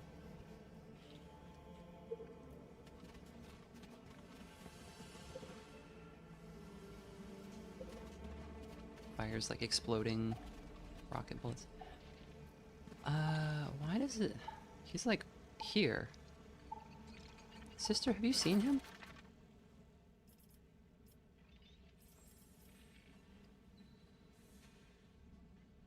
Yeah, so mono-dominant. I intend to denounce Inquisitor Millicentilia and hand over her Xenos accomplice. No. Regarding the missing people in Marisportum. Do you wish to know anything further? Was there anything unusual about how the missing were acting? Dreams have come upon the people. Disturbing and terrifying. Full of uncanny, otherworldly images. Since the first tidal surge, everyone in Marisportum has suffered them. And whole families have vanished. Their number grows with every passing day.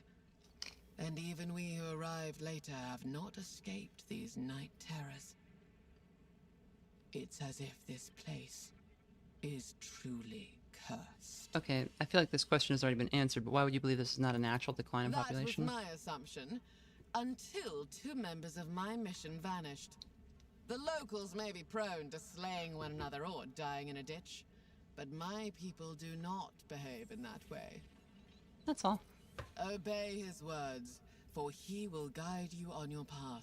She has a Imperial rosette hanging on her belt. May I know the story behind this item? Calcardus von Veneer, Inquisitor of the Ordo Xenos and member of the Tyrantine Cabal. A man steeped in radical attitudes and eroded by false convictions. He was accused of numerous deviations from dogma and faced execution at my hand. This rosette is a reminder to your patrons that the name of the Golden Throne will not shield them from retribution should they err in their service. I'd assume that only fellow Inquisitors may judge an Inquisitor's decisions, and yet you have executed a servant of the Golden Throne. I put a heretic to death, and I will do the same to any who tread his road. Be it an Inquisitor, a minister of the Ecclesiarchy, or a planetary governor. I have been charged with monitoring the Tyrantine Cabal for this exact purpose. To expose and exterminate heresy that parades itself as non-standard methods. Oh. Who told you to do that? Cardinus Marcella, who commands the detachments of my sisters on Scintilla. Perhaps, in time, you will be granted an audience with her. Okay. Mocking glint colors Septima's gaze as she looks at you. Keep this conversation in mind when weakness tempts you to abandon the guidance of his hand. A cesspool, reeking of corruption, and crammed with lost souls of every stripe. Its inhabitants are weak of spirit, and time after time breed agitators and free thinkers. Their ignorance is such that only few would recognize a sigil of the Inquisition were they to see one. In their pitiful weakness, they are fated ultimately to accept the God Emperor's final mercy. The days of this place are numbered. Soon, a poisonous tide will overrun it and make matters far worse. So, Septima seems very bad. Like, this is all like villain coding, right? And I guess, in a sense, she is a villain because she's an agent of the Imperium, and the Imperium is not a good thing. But on the other hand, you know, in this setting, this is often the correct attitude to have, and the only people who are wrong are the people who are, like, this, like, heavy-handedness is often born out of experience, having like every lapse in vigilance rewarded with somebody exploding and turning into a demon or something. So it's very funny that as like blatantly hostile as she seems, like we actually can't tell if she's being reasonable or not, because it's like the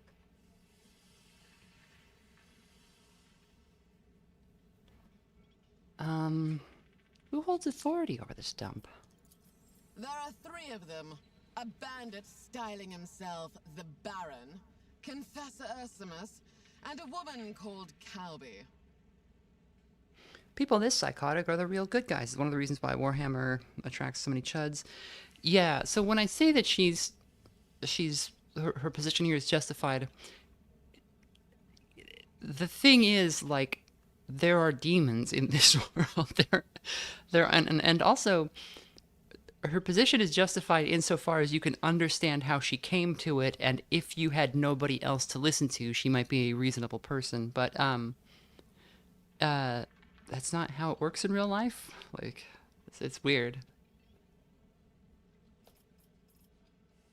This Cowie, what does she do here? She is the leader of the divers, what they call those who once went to sea for their trade and now dive under those waters. I've been told she has sold herself to the Baron.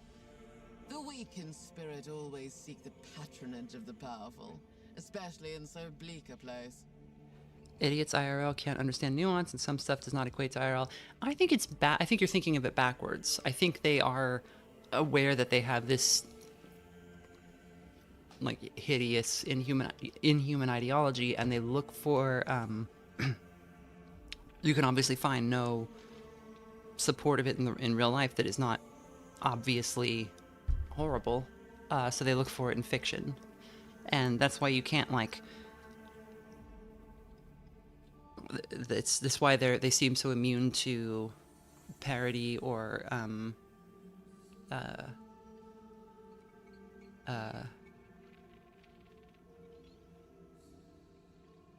the other word that is similar to parody, but is when you're, like, making fun of a political stance. But it's why they seem so immune to that sort of critique, because they're not interested in it. They're coming to it backwards. Satire, thank you. Like,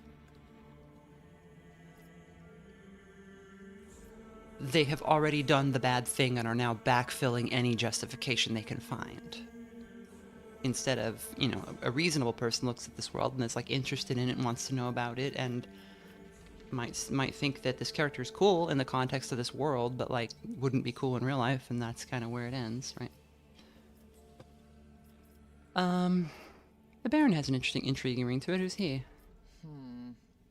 He is a slippery, smug, and thoroughly unscrupulous petty bandit. He has somehow captivated indulgent aristocrats who turn a blind eye to his offenses. He manufactures a nasty brew and uses it to keep the local rabble in check.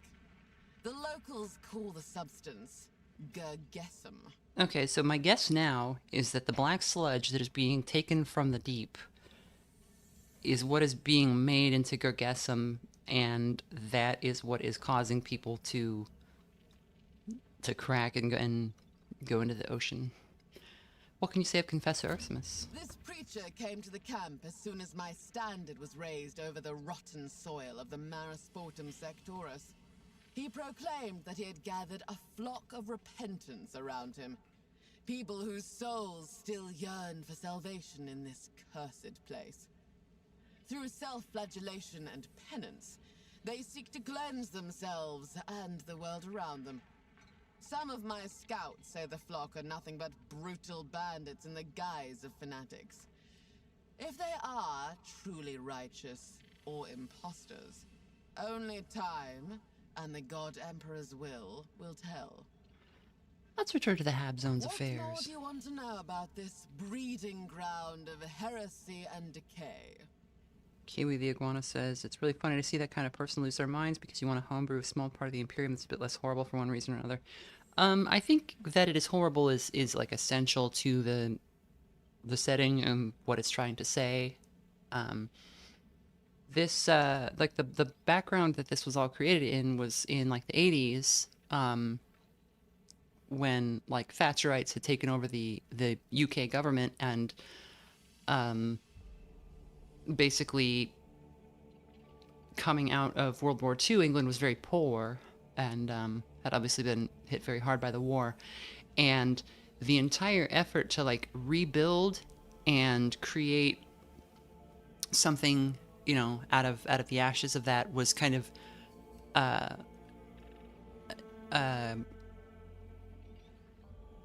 like stolen by the Tories basically and used to enrich themselves at the expense of the English people. And 40K was conceived a little bit in the sense of like, oh, okay, well, we beat the Germans in World War II, and now we are going to just become everything they ever were, is basically the idea that 40K was first presenting. And you also see those same ideas happen in like Judge Dredd, which shares a lot of DNA. What should I know about this Hab Zone? This is the Marisportum Sectorus, the hive's underbelly and its outskirts. It marks the boundary that separates an island of humanity from the savage lands of this world. For centuries, waste from the city has drained here, but now the machines that once cleansed it have broken down. Those who served him with their labor built a small town for themselves, calling it Marisportum. Left beyond the ecclesiarchy's unceasing oversight, it has become a breeding ground for heresy, mutation, and unorthodoxy. Not long ago, the God Emperor's patience came to an end, and the sea broke its bounds, bringing devastation in its wake. All that is left of the old Marisportum are ruins and scavengers feasting on the remains. Were I given more time, I would purge the whole place with holy fire. Jim says, I know very little about Warhammer, but wasn't that a similar inspiration for Alan Moore and V for Vendetta? Yes, absolutely. And if you've only seen the V for Vendetta movie, you have seen a weirdly corrupted version of the story. So in the comics, V is an anarchist. He is, and he is explicitly presented as not having any kind of a solution for what to do. He is just the sins of the current administration, like literally come back to haunt it. And so when he imprisons Evie and all that stuff, that's not intended to be like an excusable action. His intent was to radicalize her so that she could be V after he died, because he was very sure that he was going to. And so the movie gets it weird, because the movie existed in that like 2000s kind of Blairite era, and it had the kind of like, you compare it to like the modern American Democrats, or I guess Labour in UK, where it's like they want to believe that if you economically and globally do all of the same things as the far right, but you present it with more like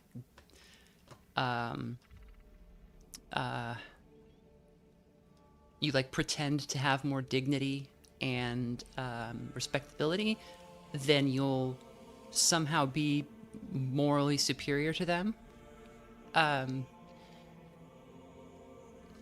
And like, that's the version of V we got in the movie. It's really weird to go back and look at it. Especially it tries to sort of make him into a good guy, and it sort of makes him into like this radical centrist. It's very weird. Keep and strengthen us who fight for you, O God Emperor. Every moment of inaction is a favor to the enemy. Kiwi the Iguana says, the average anarchist. No, that's not how anarchy works. Anarchism as a political belief is not what you are always told it is. Anarchism as a political belief is very close to socialism, but without necessarily being anchored to to Marxism as like the guiding principle. The basic idea of anarchism is that there's no leader, there's no hierarchy, there are no rulers. That does not mean there are no laws, that does not mean there is no order, that does not mean that society is not regulated somehow, but it means that nobody has authority over anybody else. And it sounds like the first question is, well, then how do you stop people from just taking whatever they want? And it's like, well, there are all kinds of ways. Usually by stuff like organized kind of councils of volunteers who are not not vested with like personal authority, but rather kind of it belongs to that body. And you know, and then there's questions like, okay, does that start looking too much like police and senators or whatever? And yeah, it can. But that's kind of what government is, right?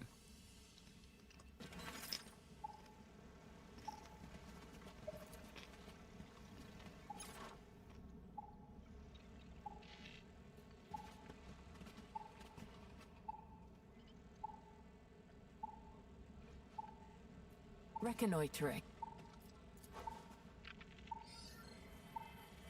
Low signal strength. Recommendation: find another source. Okay, that didn't work.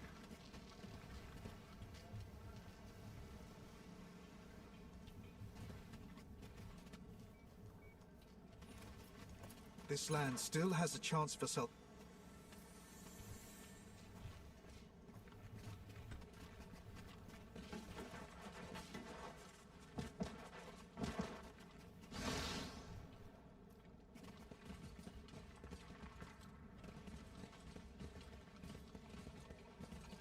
Moving.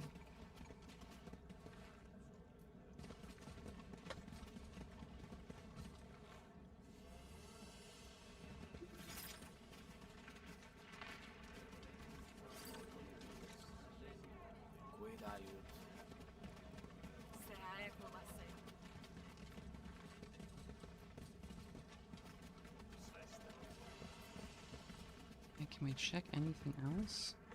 I know you. I don't know what the sergeant looks like. Come with me. I can help you recognize him. I got orders. But the sergeant has been gone long. Maybe he got lost. Maybe more of these ones attacked him. Have to find the sergeant. All right, we'll go. But can't leave Fusiliers like that. There's bugs here, and those reinforcements are always late. Gesture at the servo ossuary. I'll inform command about those bodies. The Ogren nods grimly. The entire time you spend establishing a connection and conveying the message, he looms over you like a dark, silent mountain. We gain 20 reputation with the Fusiliers. All right. You'll command until we find Sergeant Ollie. Then he'll command. He knows what to do. We got the boy. Oh, he's large. He's got a covert Ogren mace. Alright. Covert is just a, things can have adjectives. Means if an enemy hasn't suffered damage, it takes 15% more, so it's good for first strike. And he's got a Ripper gun, which is, I think it's like a heavy machine gun. Or no, it's a shotgun. It's like a gigantic shotgun, right?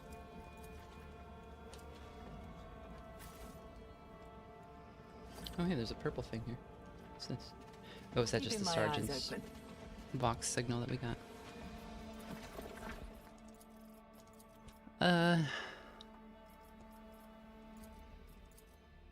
Interview possible witnesses. Okay, so Vox signal was no good, but maybe some people saw. Hi, Grub. Oh my god. Grub's here, everybody. Grub, say hello.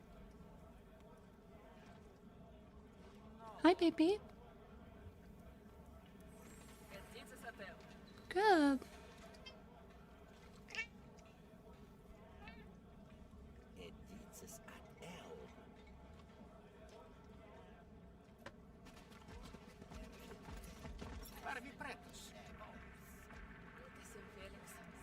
Never still for long. We can't talk to creature. To overcome all I'm gonna keep clicking on that house every single time I walk past it. The repentance guys know? Day, the pain goes away. come so easy. Okay, so maybe the sergeant came through here. Baby! I love Grub. She's my baby. She's my best friend and my baby. And she wants paste. She wants chicken paste. Okay, I'm gonna take 5 and feed the grub. Yeah, baby.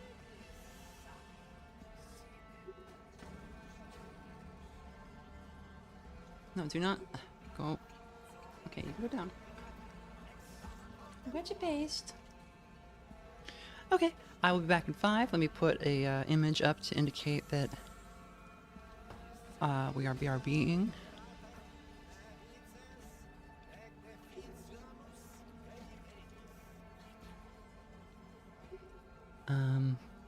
What do we got? What do we got? What do we got?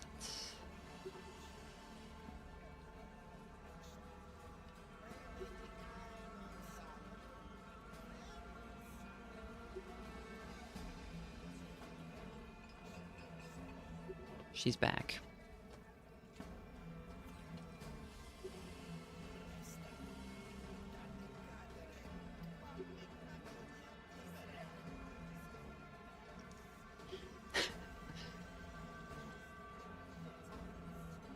Okay, see you in a few.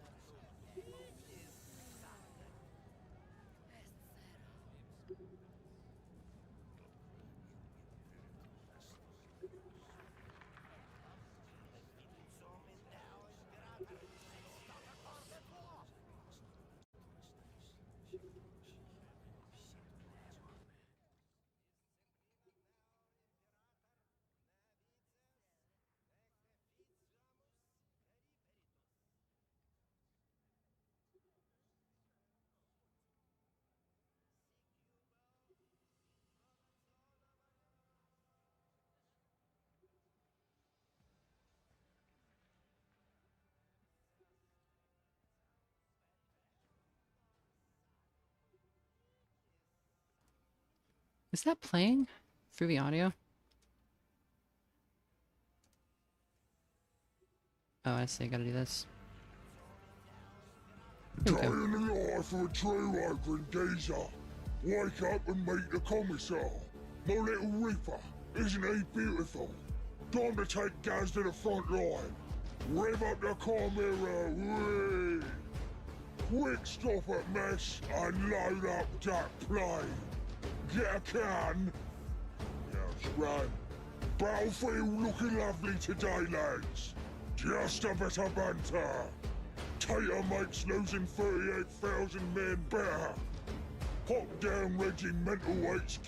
Good old slab, look at that. Cookie made dinner. Lovely. Pop down, peel a couple of taters with the lads. And finish up at the Fortress of Dreams.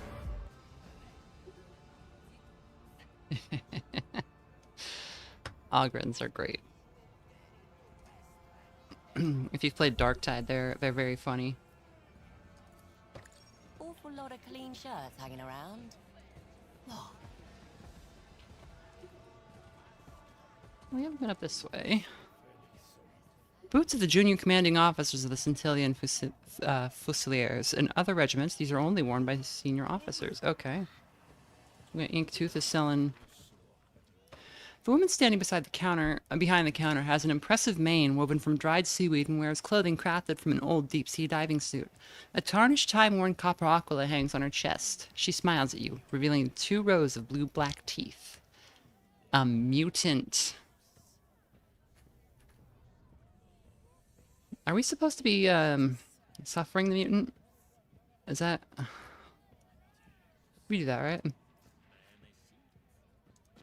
Step right up and take your pick, mistress. Inktooth offers the best the sea has to toss up. They're kind of Innsmouth-y, yeah. Seems like there's some kind of Innsmouth business going on around here.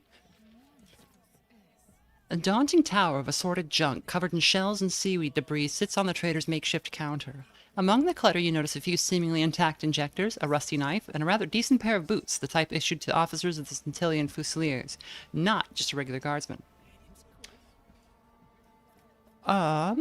Let's look at the knife. This knife used to belong to a daring man.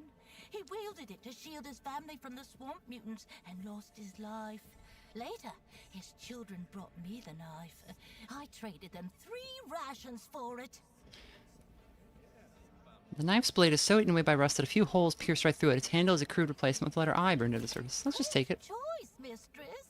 Give it a little scrape with a slipstone, and it'll sharpen right up good as new. He's selling a trading. I have a few cents on me. What am I supposed to do with cents, kind mistress? We've never used money round here. We trade everything. If you have Medicaid kits, that's crackin'. They're much needed here. I'll trade anything for them. Gagessim will do as well. The Baron's charging triple for it these days. We are... I think we are Ordo Hereticus. Let me find out.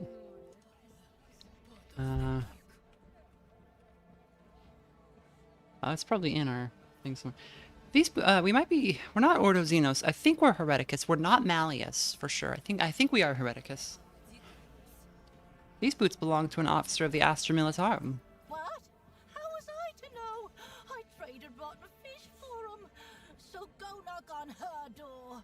How about you take 'em off my hands before I get into trouble?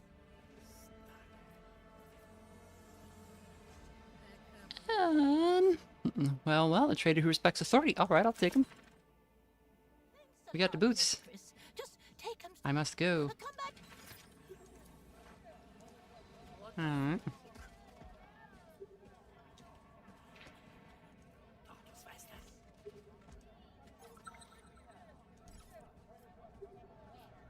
Got the sleight of hand. Can we get that?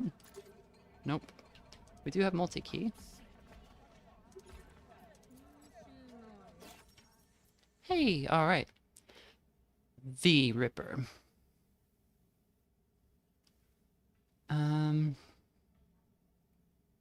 Is it an auto gun?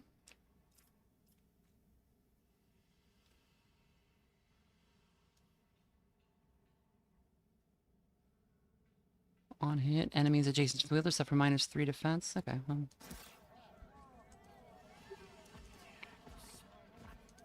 Recologer here.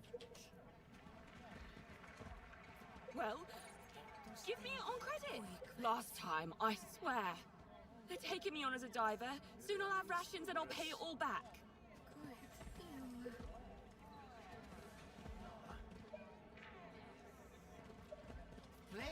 Jump to clear.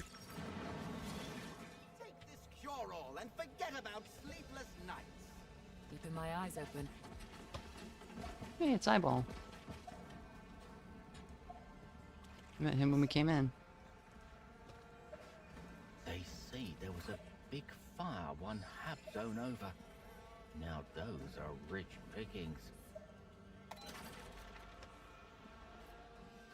50 centimeters of plasteel plate block your way to the hab zone. Silence reigns all around you, and only the quiet hissing of the Vox hanging on the wall beside the door catches your attention.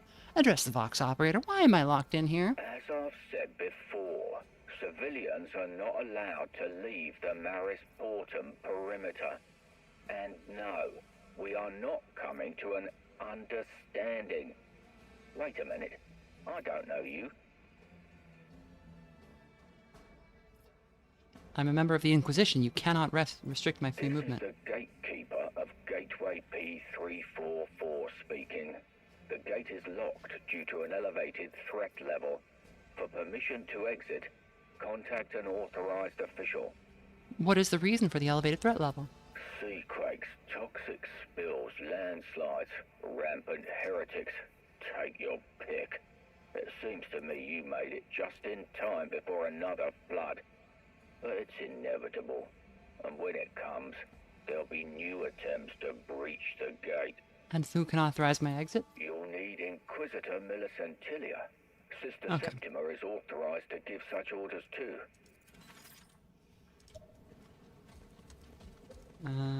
This door needs a key.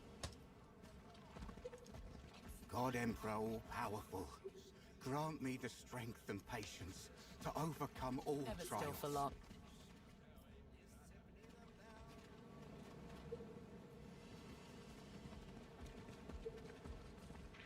I see goods in that house, and I can't get in there. Oh, okay. We could go up this way. Seems like the Vox signal might be coming from inside that house, and I wonder if that's Rotting Fish's house. And if we might have been able to...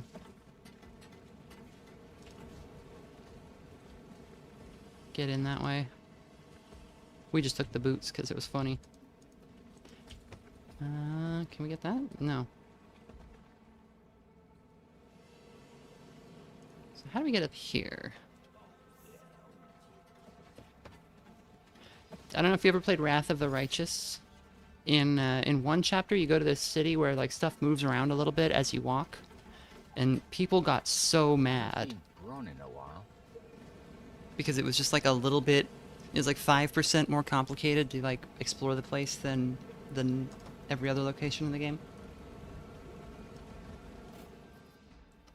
Cape of the Champion. Whenever an enemy loses morale within the wearer's influence, the wearer gains +2 armor durability. Oh man, look at that. That is awesome. Okay, so we can hop across right here, maybe. Be on your guard. A rope is needed. Okay, we don't have a rope, but if we knew... if we do get one. The Keykeeper, who's this? The key of an outdated model has I been won't found. give you the key. They'll pay me for it. The key is part of the padlock on the storage room. Okay. Steal the key. They're gonna hang him, but that's not my problem.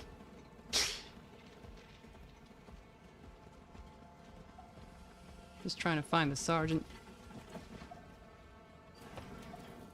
Okay, we're in. We're in the storage room. Okay. Catachin combat boots. Burst shots gain 10% hit chance. Okay, we know he needs that for sure. And, Bulgrin's mace. This weapon deals 25% more damage to covers, so he can just, like, smash down like terrain that is in our way. All right. Is that better than what you have? 10 to 12. Yeah, I'll take it over that for sure. And then can you equip the boots?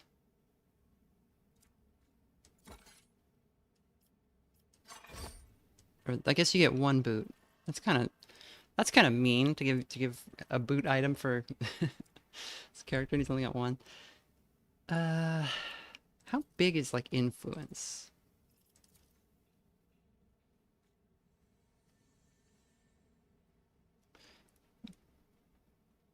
Okay.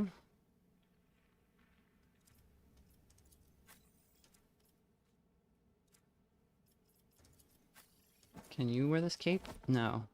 So you can only wear Eldar specific gear. Resistant Eldari armor.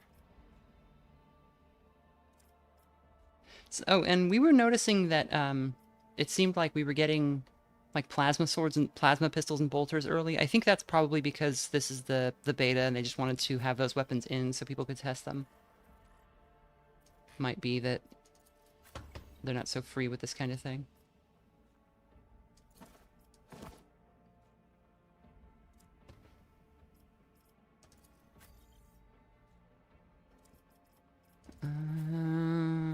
I guess you would need boots a lot.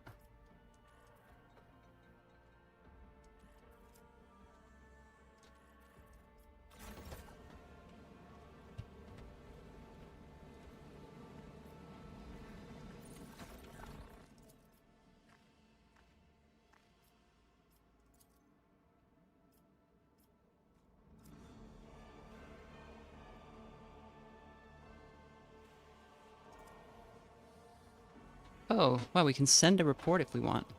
Great servants of the Golden Throne, whose will and word pass judgment. In accordance with your sacred command, I humbly report in conclusion of investigation of the mass disappearance of the population and visitors of the Hab Zone of Merisportum Sectoris in the Hive City of Sibilis. May the following findings be heard, deduced from inquiries undertaken through research and established facts. So, a cool thing that we can kind of see here,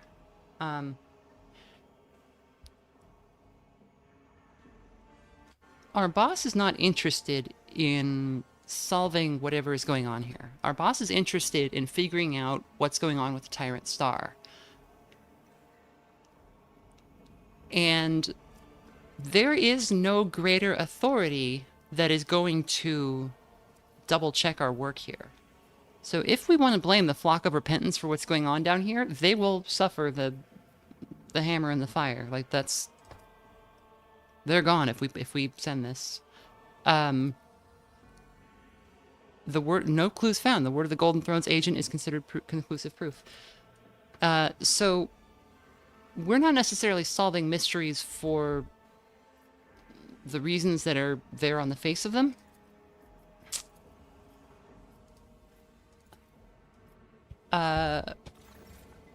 If we needed to get rid of those guys, that might be a way to do it. Or if we needed to get some other group to kind of ally with us or anything like that. Like maybe one of the characters would be like, oh, I'll help you if you can get rid of these guys, and then, oh, there's suddenly a way to do that. Keeping my eyes open.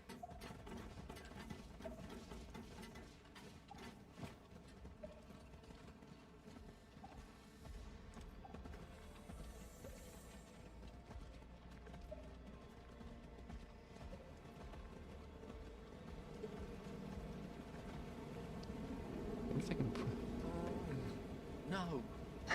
Please. So he's having a fun little nightmare.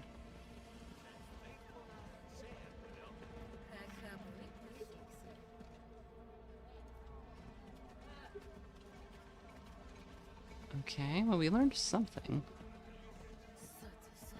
Let's save it again.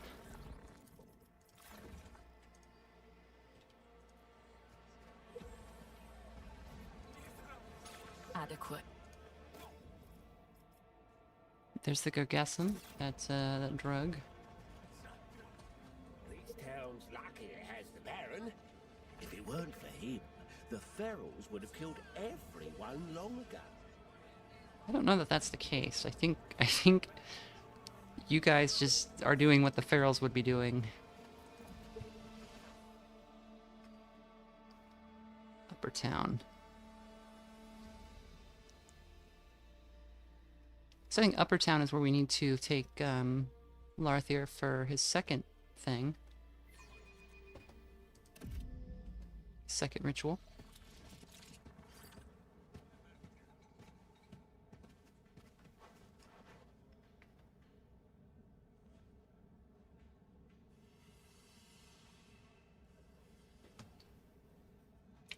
Hear my words, sons and daughters. His messengers have revealed the truth to me. We are all transgressors cursed with pride, but there is salvation. Repent. Wash away your crimes with your own blood.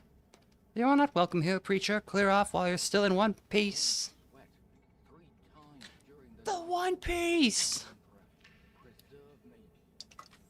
Baron, you cannot stop his word, just as you cannot stop the wrath of the elements he has unleashed upon us for our transgressions. Repent! Show your people the way! The next pain peddler that shows up on my land, I'll send to you in pieces. This is my last warning, old man. Can we get much higher?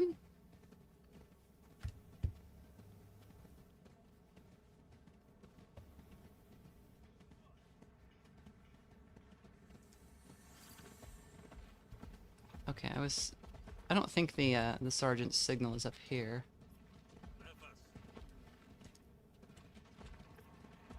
I can hear echoes from high above.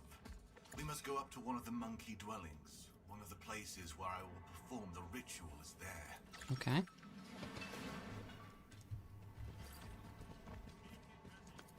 Push.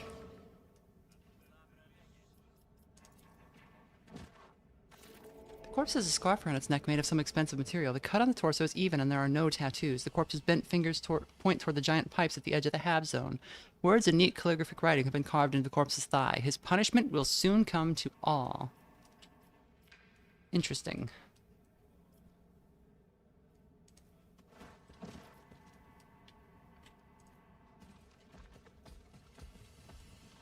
You look like you're about...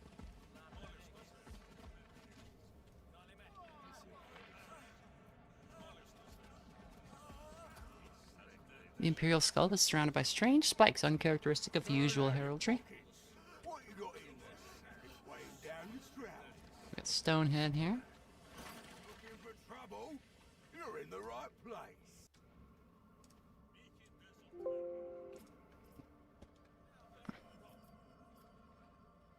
I'm investigating the disappearance of Samara Sportum. I have some questions for her. Well, who are you? Stonehead's my name.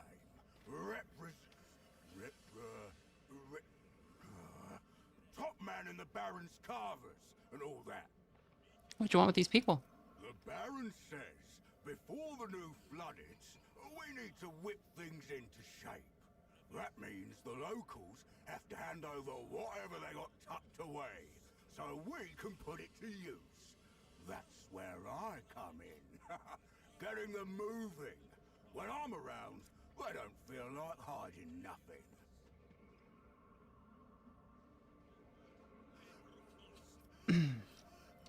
So Amalathian is the...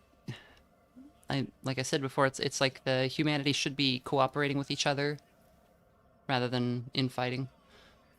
You should leave them be. Who knows? Someone could acquire a knife, you lie down to sleep, and things could turn ugly. What knife are you on about? They've got nothing like that. The Baron doesn't allow it. Besides, I don't sleep. If you do the,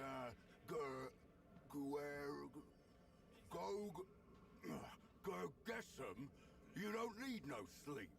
No nightmares. Always alert, you know? Seems your warning is not quite penetrated. So we didn't fail to intimidate him because he wasn't scared of us. We failed to intimidate him because he didn't get that we were intimidating him. But the Gergesum is preventing people from sleeping. And the Baron's gang is using that to save themselves from nightmares. Yeah, I heard the Baron's people use this Gergesum. What? Oh, the black sludge. Yeah, the Baron gives it to us. Potent stuff. After I have some, I can take down a dozen bog freaks easily. And I don't feel like sleeping at all. Can I have some drugs? The Baron says we need to recruit new people.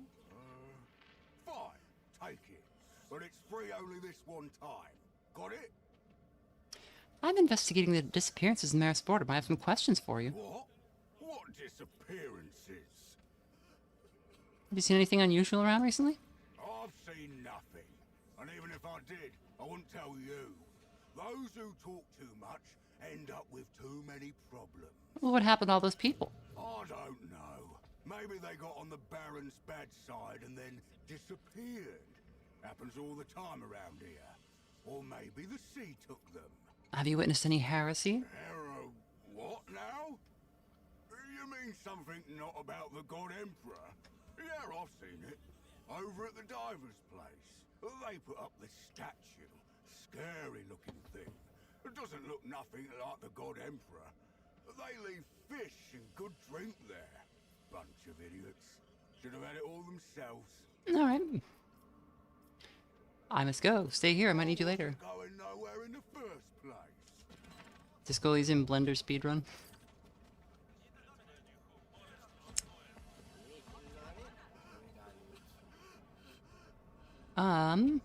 So the sergeant isn't up here. And I feel like we're gonna need to go down to the... We may as well let our man do his ritual. I guess he's not a man, he's an elf.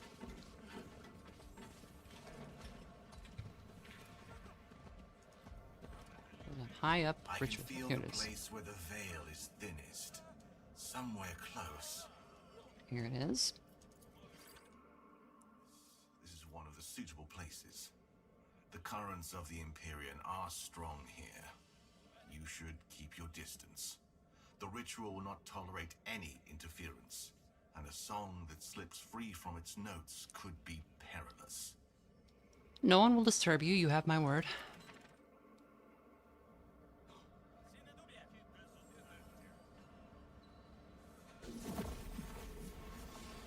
Jesus Christ. This is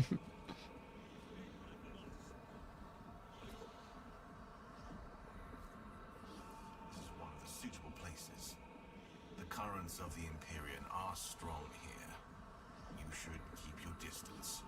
The ritual will not tolerate any interference, and a song that slips free from its notes could be perilous. The Eldari makes a sweeping gesture with his arm, and the space around him fills with a strange vibration, as if the air itself is trying to turn into a string and sing. The hairs on the back of your neck stand up. That one.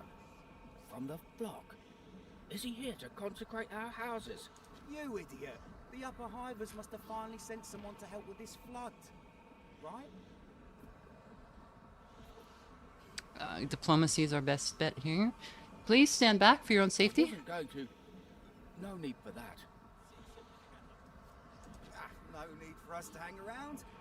No need at all. If somebody says something like that in Warhammer, you just run the other direction. Like, you don't need to looky-loo at anything. You don't need to see anything. You don't need to know anything. Finished in this place. I heard noise. You managed to restrain the monkey's pernicious curiosity. Commendable. I do not need any interference. Are you ready to leave? I wish it were true, but no. I need to hear more songs. Let's continue our search. Chat was singing a song. We got, can we get much higher? So high. I don't know any other part of that song. I don't think I've ever heard it. And I feel like that's one of those songs that is, like, kind of insane to have not heard. During the night. God Emperor preserve me. Living like that, you'll start believing the words of the flock.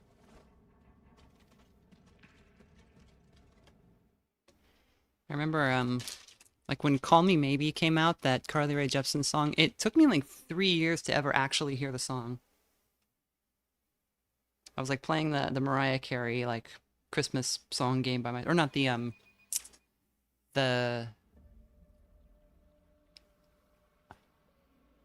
Not the Mariah Carey one. The other song about, or the other game where you try to avoid hearing a specific Christmas song that plays constantly. Oh, it's a Kanye song, says Pell. Well, just as well.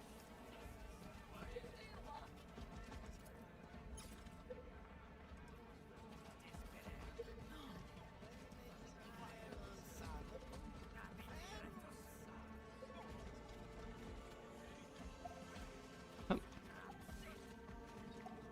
loud one today. The acid usually trickles faster into their mouth. That was a good execution. Exciting to watch. The girl died too quick last time. Okay. It's just that it says like 99% over here. What do you know, poor vagrant? How about you, worker? The Baron promised to make everything. The ferals are at it again. No sense Why in delay. don't they stay out in their swamp? Must be under. Oh no. What's your step, mistress? You'll get dirty. I'll have. Okay, this is the Auspex signal block for an unknown reason. Looking for something here, mistress? I'll make good for it. Please, please don't kill me, mistress. I've got two children.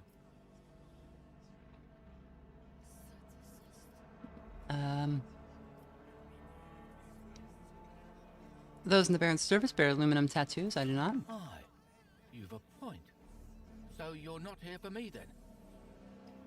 I'm looking for a group who came here not long ago in work gear, clean face. They came from the excavation site. Plenty of folk passed through here. 3 times in the last days, whole groups came through. Just recently, a crowd went by in that direction, toward the upper town. They often hold executions there, and about 15 people ran that way, toward the houses. Though that was a while ago, and some headed for the water, quite a few. None but us divers go there willingly. Only hermits and those the flock's driven half mad. The hermits linger there until the end. The others throw themselves off the shore into the sea. I'll save it for the combat. Poor souls went to meet the sea not long ago, stepping off the shore. I didn't witness it. I was below, hauling up this cursed stuff. Okay, we talked to that guy.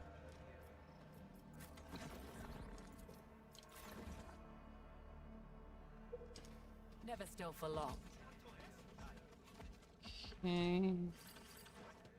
Get into Release this the divers, situation and I again. promise you an easy death. So this is a hostage situation if you missed it when we came here earlier.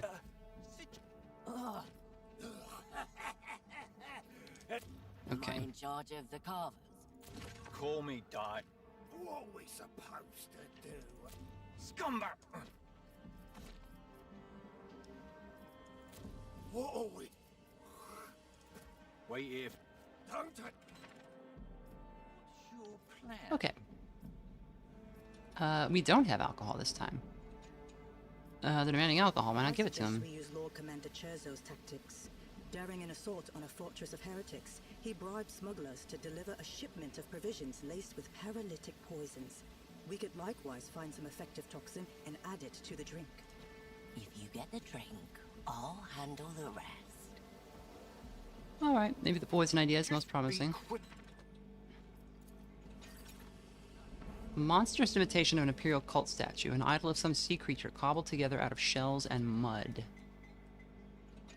Okay. That's the divers. Worshipping the... Keeping my eyes open. Ah.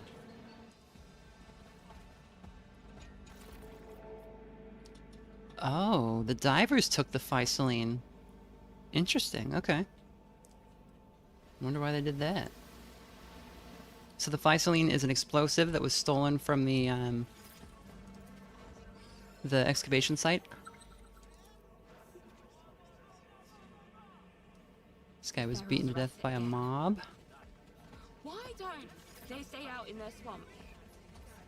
I need to Like, where did I get the rot gut last time?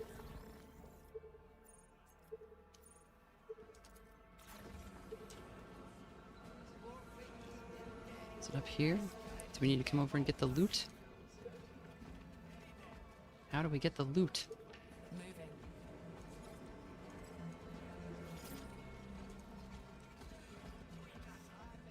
You don't understand, there's loot up there.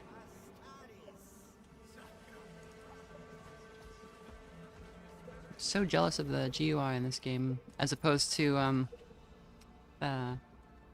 Rogue Trader, you mean? I think Rogue Traders is pretty good. I don't have any particular problem with theirs.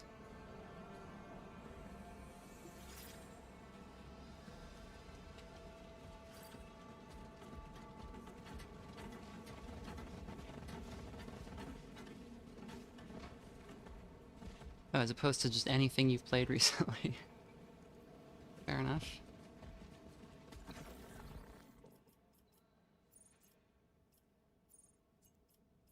Okay, where was the...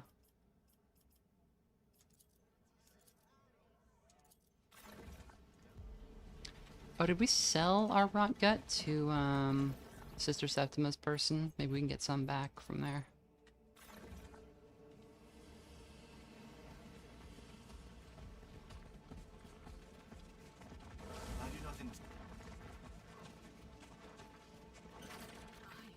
I am Deaconess Invida, a servant of the Adeptus Ministorum.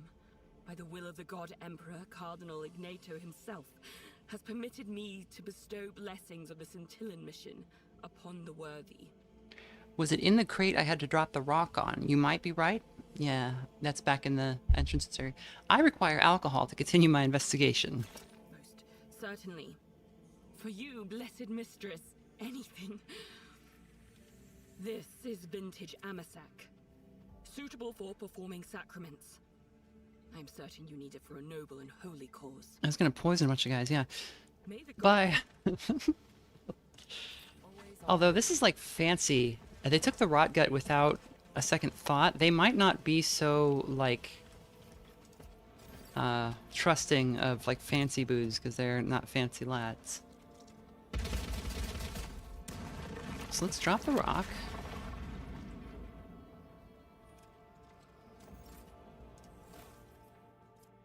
Yeah, rock gut. Okay, the cheapest and worst smelling swill you've ever come across. Alright. Now we have all the booze. Don't waste good booze on those jokers, yeah, true.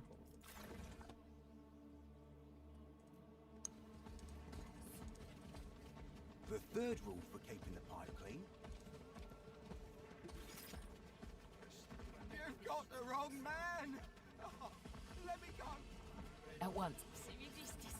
We are all Scores. That's the wrong one. With vice. And today, Is it up here?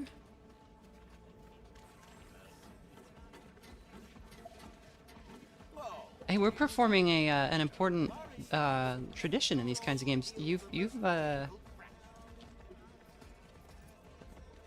See here.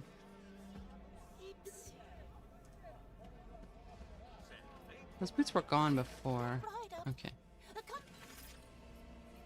Keeping my eyes open. You're all familiar with the mystery of the Druids. What's your step, mistress? You'll get dirty. I'll have to wipe up your footprints all over Marriage Quarters. Is Rotgut just Malort? It might be.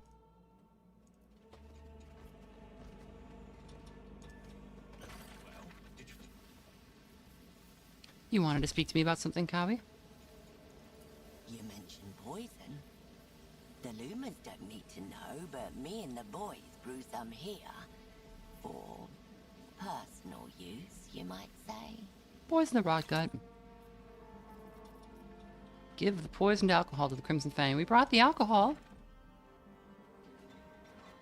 Oh yeah.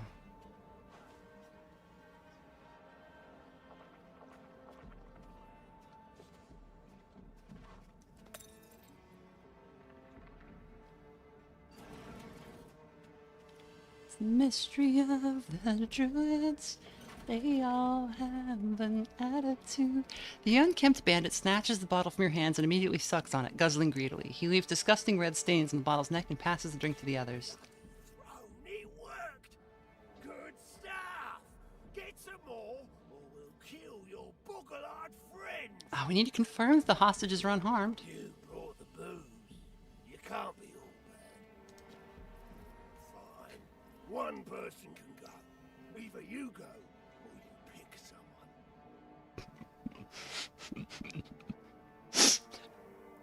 We're gonna have our Ogren go in and count the number of hostages.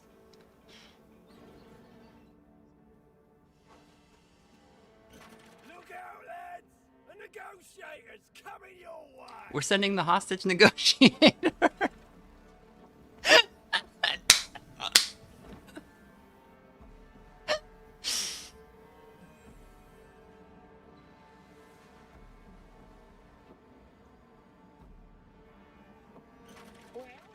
Did you get a good...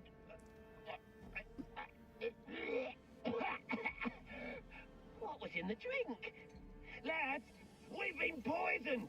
Smoke 'em!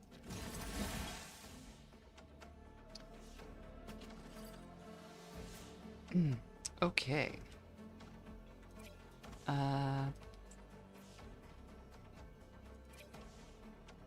Yes. Mina here. Epion did alright back here before. First the flood, now the ferals. And this is Hamar. You can go here. Where is... Sorrow can go here. Die in the life of a true Ogren geezer. He takes up 4 tiles. Okay, wait, we can't like put him back? I didn't wanna... Alright, whatever. Doesn't matter that much. Oh, I see. You can't move like that close to a person. That's fine.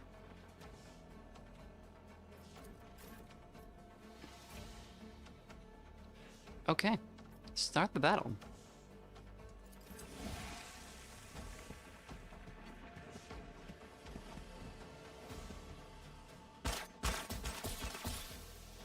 He just doesn't care. Oh my god. Alright, so...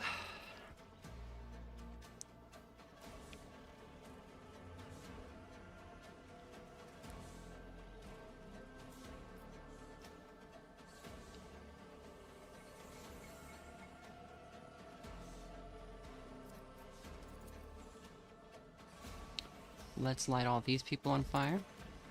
Baron promised to make everything right. These people, they go to bed thinking everything's fine, and then they wake up and they're on fire. Little shield of the Emperor.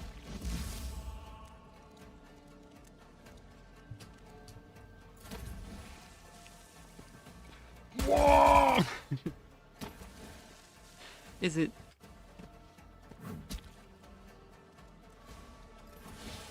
Oh, the fat pretzel, I don't know if it's gonna make the chat thing. I'm laughing at the fat pretzel's member for 4 months message, which is just whoa. Okay, what's going on here?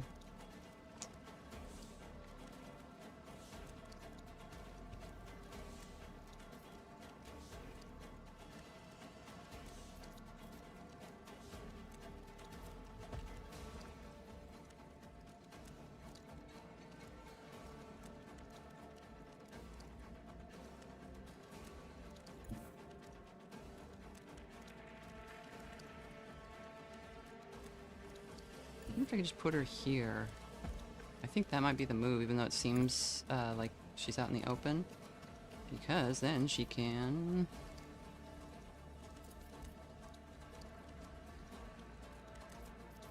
do a little of this? Yeah, that's the ticket. Oh, I can hit both of them, can't I? Okay.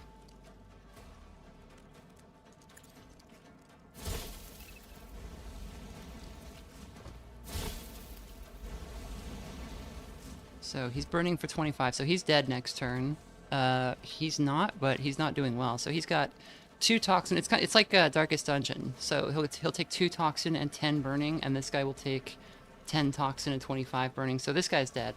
He won't get a turn. This guy is also dead. So that's that.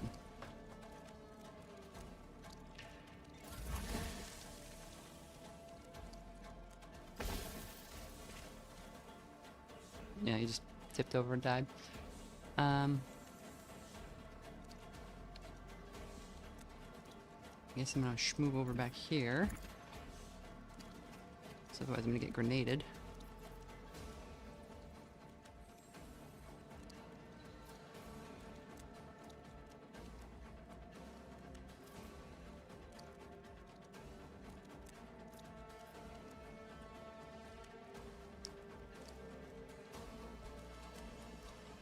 So I can light a guy on fire, or I can...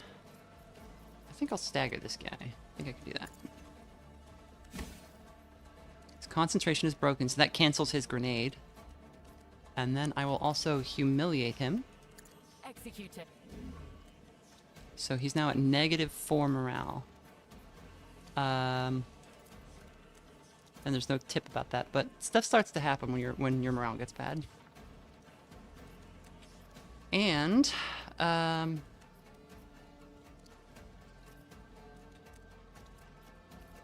will also hit bring it down on this guy. Any of these guys? No. What do I need to do for that? Oh, 1 friendly creature within a 5-cell radius. Okay. I will buff him. I'll buff Hamar.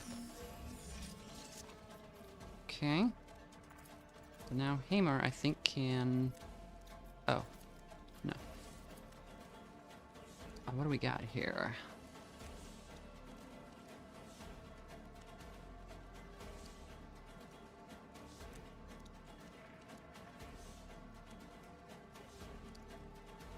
Yeah, I think we can mess these guys up pretty bad here.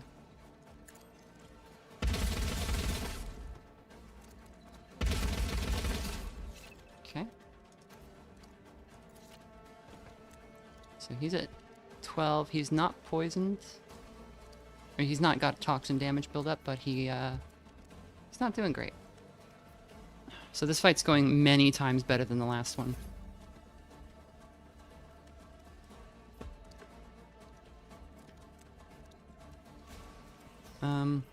I'll just get rid of this guy's morale, see what happens. Think about that, nerd.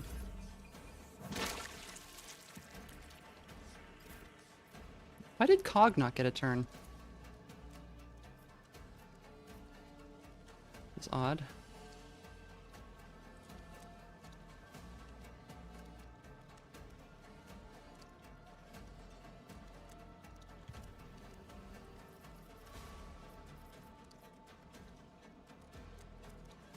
Let's see.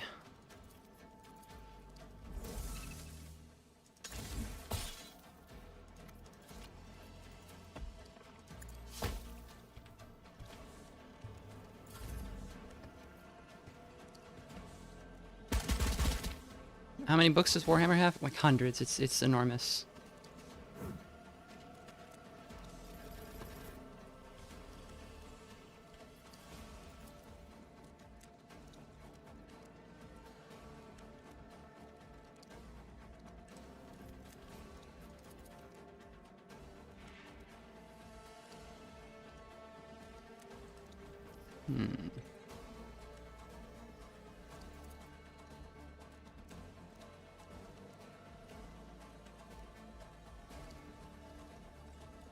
Oh, there we go. Can I do that?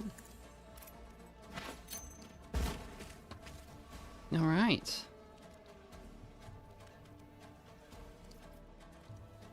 Bad. Now it's Cog's turn. Okay.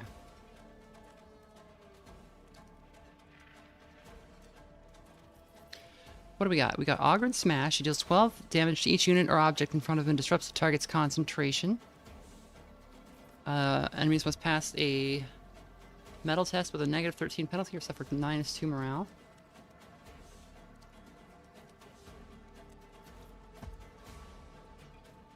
Where is this guy in the turn order? Executioner.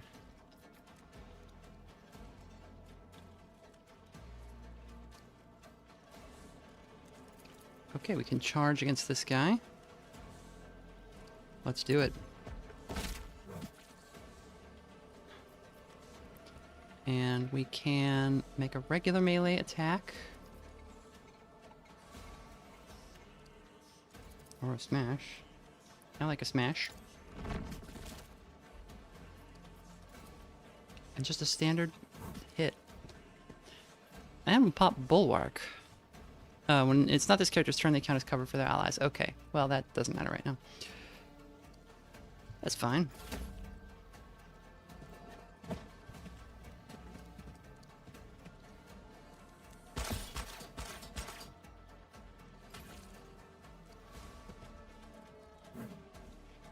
How do you miss? I know it's not. Literally just failed to hit. It's still a funny message. Oh, he's got a fire grenade. What if there was more fire?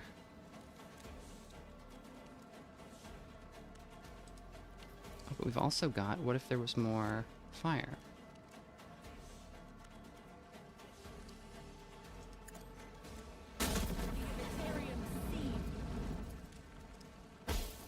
Okay, that guy's dead. And I think we can just leave it at that.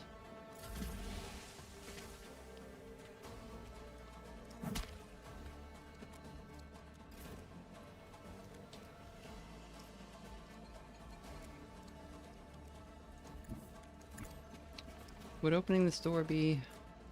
Oh god. Okay, just burn this man.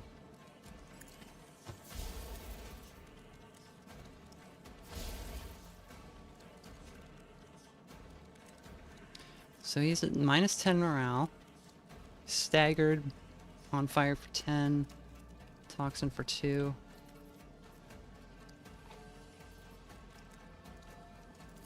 Are we able to do that through at a distance or anything? No.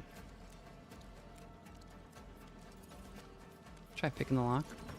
Hey, it worked. Okay.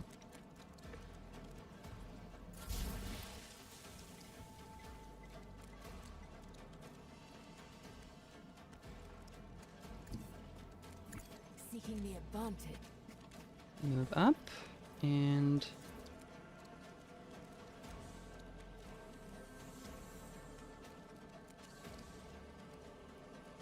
could stagger one of these guys. Maybe this guy. Yes, okay. So veil degradation is one of those things where it's not a bad thing. It can cause bad things to happen, but you can also take advantage of it, and we have abilities that can make it kind of better or worse.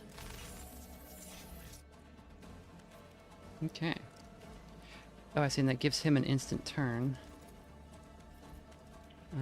Does he have any ability to move? Guided steps. Psyker can move to a chosen location within a 4-cell radius through both enemies and allies without... Okay, that's what I wanted.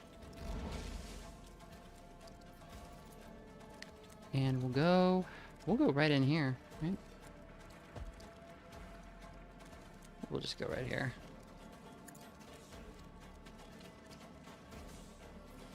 So he can teleport around a little bit, or not teleport, but just kind of move, I guess.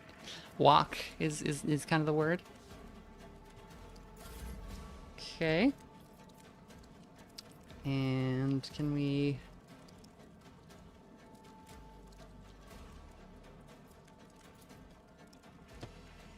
mess up somebody's morale? Maybe this guy. Executing. Alright. So we haven't seen any of the, like, major effects of morale yet.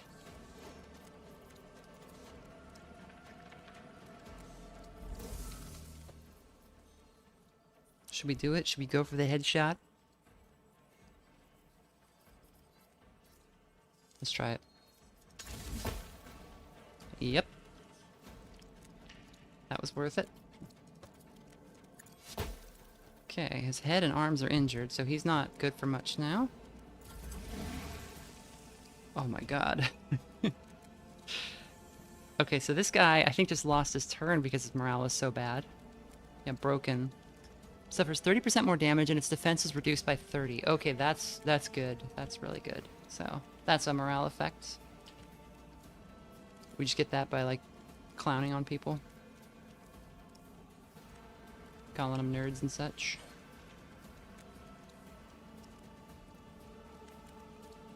We'll pop out here and grant this gentleman the Emperor's peace if we can.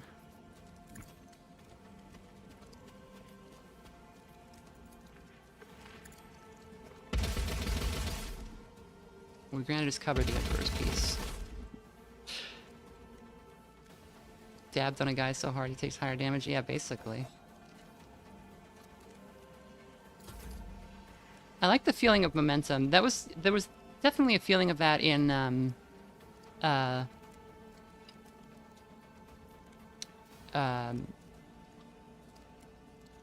Rogue Trader as well, but here there's definitely like a wow. Definitely feels like once you get going, you can really turn a unwinnable situation around. Let's just crush this man.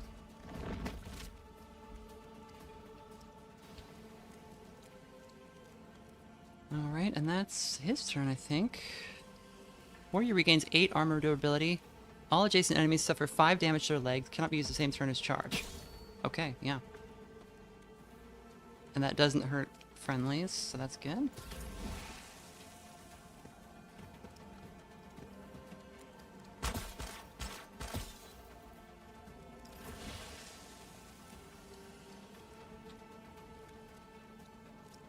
Okay,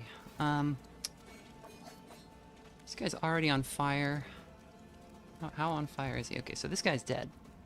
When this guy gets another turn, he's just gone.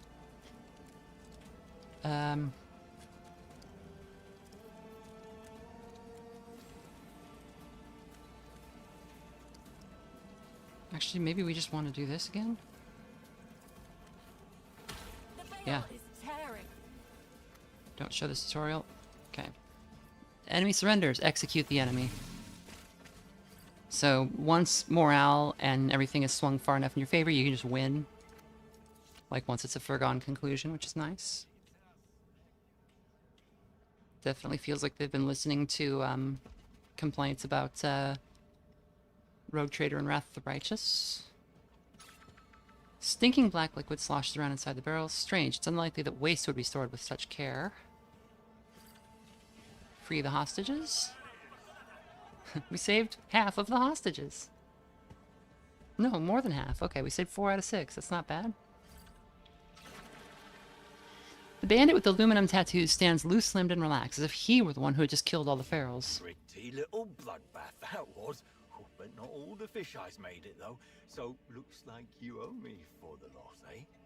Ah, come on, I'm just pulling your leg. A few divers, more or less. Who cares?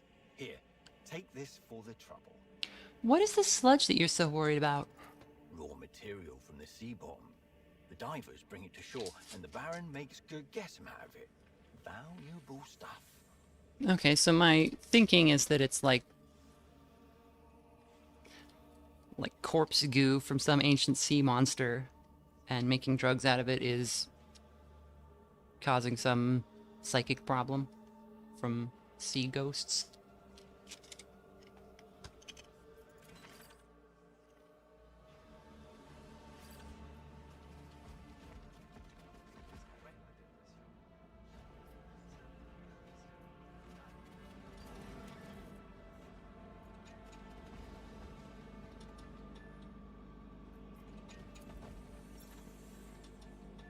Okay, I will save that because that was a big fight. And I mean, it was a single fight that took a little while, and we needed to come back and get some preparations, but like it was good, right? Like it was a good, well-designed encounter with interesting terrain, and An aged woman with a small, weather-beaten face is polishing the helmet of a diving suit. When you approach, she stops and raises her weary eyes to meet yours. So this is Calby, the leader of the divers and the woman who gave us the poison. Thanks for my boys, by the way. The Baron's oaths would never have pulled anyone out.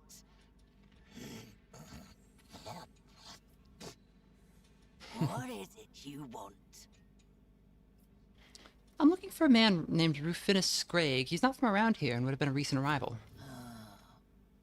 I do remember one shore rat. Always hovering about. Was I haven't very looted the guys yet, interested no. in learning about us. And about the Baron's Gurgesum. He even suggested my boys gorge on that gunk and take a walk on the seabed. But we don't take Gurgesum. My Only wandering. real sludge. Sorry to keep a getting waiting. It opens your eyes a little wider. But Gurgesum stops them from closing at all.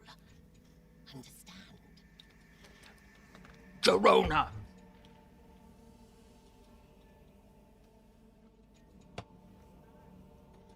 A great style.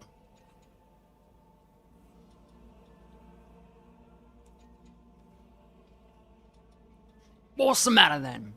Don't you like serving humans? Humies. You have Physaline crates. Thank you, the fat pretzel, by the way. I'm not just going to sit here and vocal stim as an orc for the rest of the night. You have Physaline crates in your warehouse. Are you aware that is theft? What crates? Ah. Oh, we found them in the sea. People throw a lot of nice stuff into the water and we put it to good use. We keep our suits and hoses in these lockers. Everything we need for diving, basically. Okay, so she says the Physaline was tossed into the sea and they recovered it. I don't know if I believe that or care. Who are you? The locals call me Kelby. I lead the divers in this hab zone. I take them down to the very bottom and retrieve what the Baron really likes. With this pretty mouth here. What?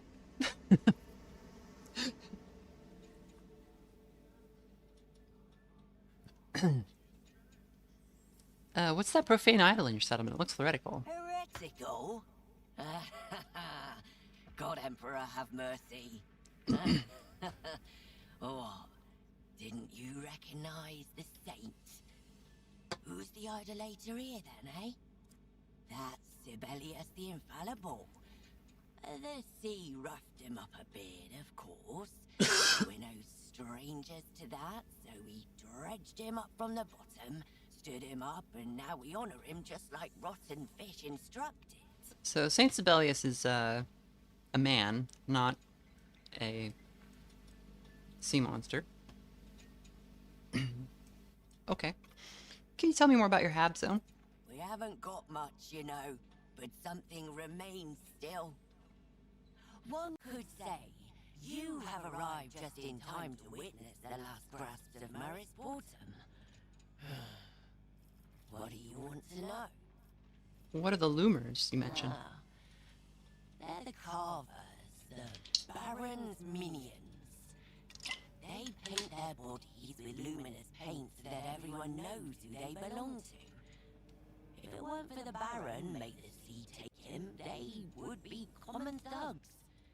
But he brought them together and keeps them under his thumb. He got them hooked on Gurgesum. So now they'll do anything for another dose and listen to him like he's their own father. They are all twitchy though. Either from the Gurgesum or from not sleeping for weeks after taking it. But at least they don't suffer from nightmares like the rest of us. What about Confessor Ursimus? Or the Baron, Same sorry. way I think of a knife in my leg. While it's in there, I'll be in a lot of pain and discomfort. But if I take it out, I'll bleed to death. After the seaquake, the Baron and his carvers took power and have been keeping the locals in line, mostly. Anyone who doesn't like it doesn't live long. They disappear without a trace. And if anyone thinks of rebelling or mistreating the Baron's folk, He's quick to show what happens to such loudmouths. Usually in the square. He takes the person who upset him, grabs a large saw and cuts off their hands and feet. They say he always takes the head so he can keep track of the names and numbers put under his knife. What can you tell me about Confessor Ursimus? That first Ursimus himself was nothing special. Just a run-of-the-mill sanctimonious preacher. He talked a lot about Sibelius. And then he went through the gateway and didn't come back for a long time. They say he went all the way to the Silenza Sectoris, the one that was burned for its people's wickedness. I don't know what happened to him there, but he came back injured all over. I have chips. This is just regular chips and guac.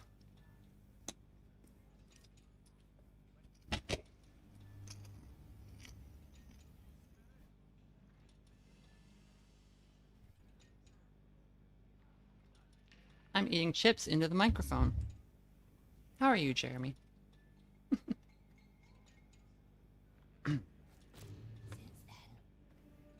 All he talks about is suffering.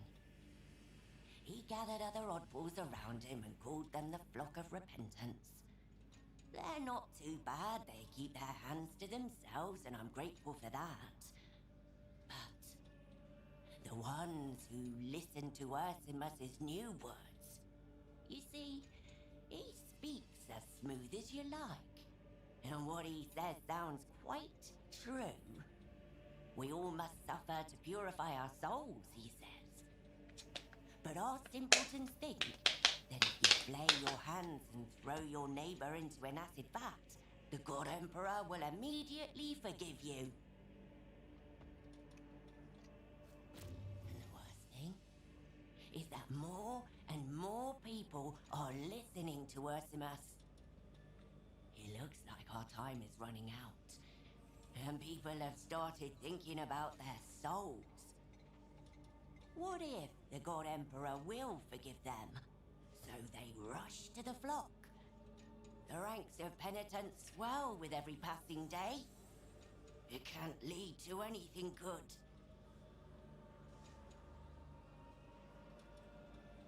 One thing I like about this game and also Rogue Trader is that in Warhammer, it's pretty easy to fall into the trap of like,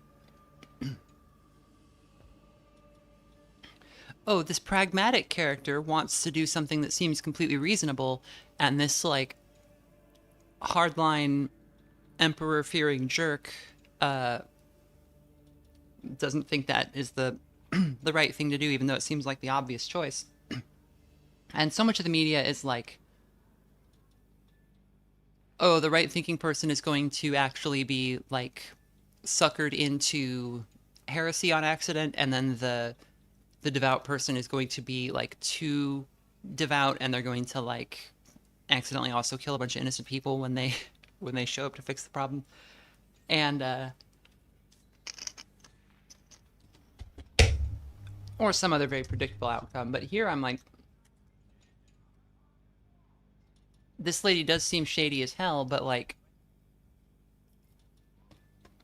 it kind of seems like maybe she's not, like, a Dagon worshipping weirdo. Tell me about the divers. Ask away. We're quiet people. We have nothing to hide. What do the divers do in Merisportum? Before the flood, we used to fish and grow seaweed. Then fab manufactorums would grind them into rations and send them through the gateway to the upper hivers. And in return, they would send us food and medicine. Oh, those were good times. And now, well, we dive. This work is important. Without us, the Baron would be left without his precious Gurgetum. And we would be left without his guns and his grub.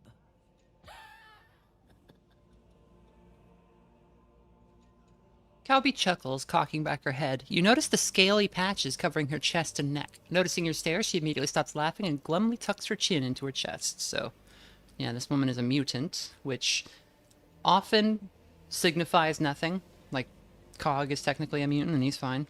But sometimes mutations are due to sort of a pernicious influence that you do need to get rid of. So it's one of those things where it's like most mutants probably are fine, but then a fair number of them are like actually showing signs of like chaos, corruption, or something. So you extract the unrefined Gregessum. Can you tell me more about it? Here's how it is. The Baron distills his poison from raw stuff that comes straight from the bottom of the sea, from tiny little wells darker than a Grox's arse. These smokers only appear deep, deep down, and so we dive down to them. We attach hoses and pump the stuff into cylinders. Except the pumps break constantly, and we often have to use our mouths to get the flow going. Well, that shit won't go the right way.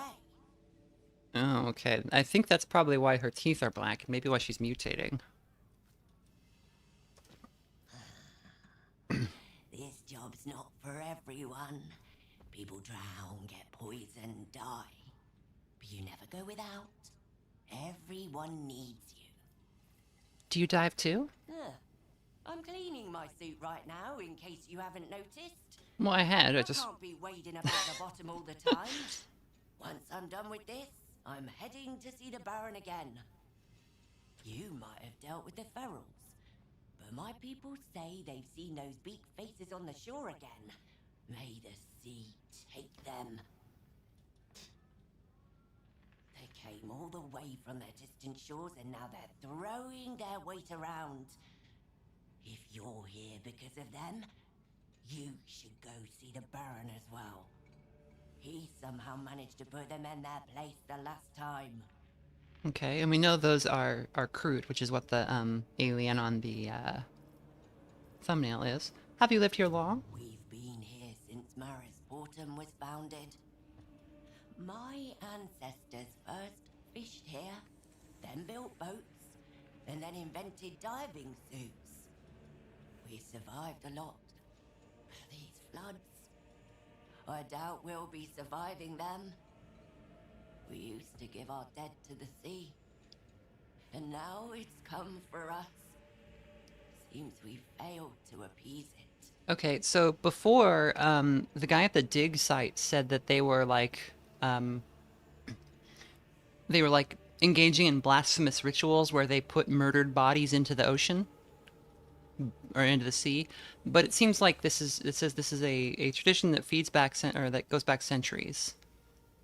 So offering corpses to the kin to the sea that feeds them is a diver tradition stretching back centuries. So that's not a new development, so it doesn't seem like it's like a new thing like all of these other problems are. I see. I told you we're simple folk.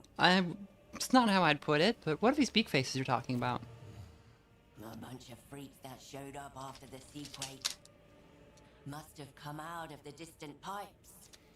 Hideous things with beaks instead of mouths. They swooped in, killed some of our folk, and even ate someone if the rumors are to be believed. I think they must be starving to death since they came from the swamps. The ferals don't turn their noses up at human flesh when they're really hungry either. The Baron kicked the beak faces in the arse and sent them packing. Except he started being friendly with them later. Damn him. In this place. You can't make a stew if you don't know any fishing spots. I'll tell you, that is no skin off my nose. This is our home.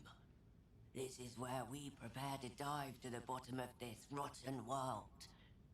And there is a town around us. Our town. Not the upper town, of course, but it still beats living in the swamps. Somebody says, if they're Kroot, are there other species from the Tau Empire? Maybe, but Kroot are like mercenaries. They live all over the place. They're like I don't remember if their homeworld got destroyed or something, but something caused them to scatter all over the place, and they frequently work with the Tau because they're from a similar place, but you can find them all over. You don't want to know anything else about Maris Bortum? Thank the God Emperor for that. I've learned everything I need. So long, shore rats. But if you want anything else, come back and we will prattle some more. Kiwi the Iguana says their homeworld still exists. Kroot get around a big sphere, generation ships. That's pretty cool. Oh, no, they have like a directive from their god to go out and perfect themselves. So the thing that Kroot do, which I'm sure we'll learn about if we're going to go meet them, the Kroot are like, they like, their bodies like take in the genetic material of anything they eat, and they can like gain some of its traits in like very small ways. And I believe the species has like a religious directive to go and improve itself. And I think the implication is that they used to, like, I think the Tau believe that the Kroot used to be like these kind of dog-like animals or something like that, and then they just like happen to eat some humans or Tau or somebody, and now they're like guys. And their god is actually very similar to their god is like a bird-headed god that initiated the change in them or something like that, or goddess, but was then poisoned somehow and died or became evil or something like that. And it just sounds a lot like Tzeentch.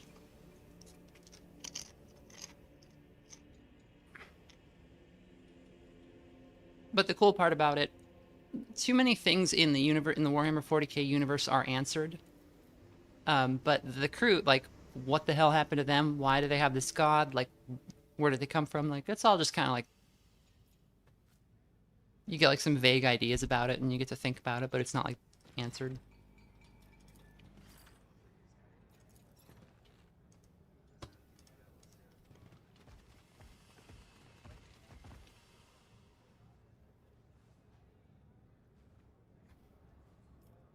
Okay, let's loot these bodies.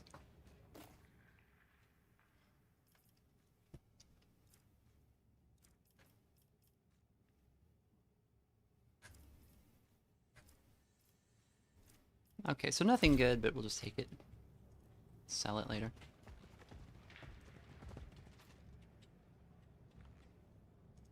Oh, we got goods. Hey, we got rope, so we can climb up on that thing later. But we've only got one rope, so we'll need to pick which one carefully. Trail lost. Additional visual scanning of the vicinity is advised. The mechanism is thrumming with effort, but it is doggedly pumping air somewhere deep below. Judging by the rust and dirt covering the bottom of the boats, they are frequently used. The black coating on the inside seems to have been left by the catch. Okay, we stole the fuse from this for some reason. The machine spirit of this mechanism has fallen silent. What became of the person who relied on this pump to breathe underwater remains a mystery. Oh no, I didn't... No. He's okay. I didn't know that's what it was for. I wasn't even thinking of, like, why would they be pumping air down there? Somebody just... You're 1,000 feet down. Somebody just cuts off your air. Like, oops. Eternally reigning on the golden throne, that unholy terror rises. No, it's cool. We were only, It was only unplugged for a second. It's fine. Corpse of an old man showing signs of mutation. His fingers have fused into fins, and a frilly crest protrudes along the nape of his neck.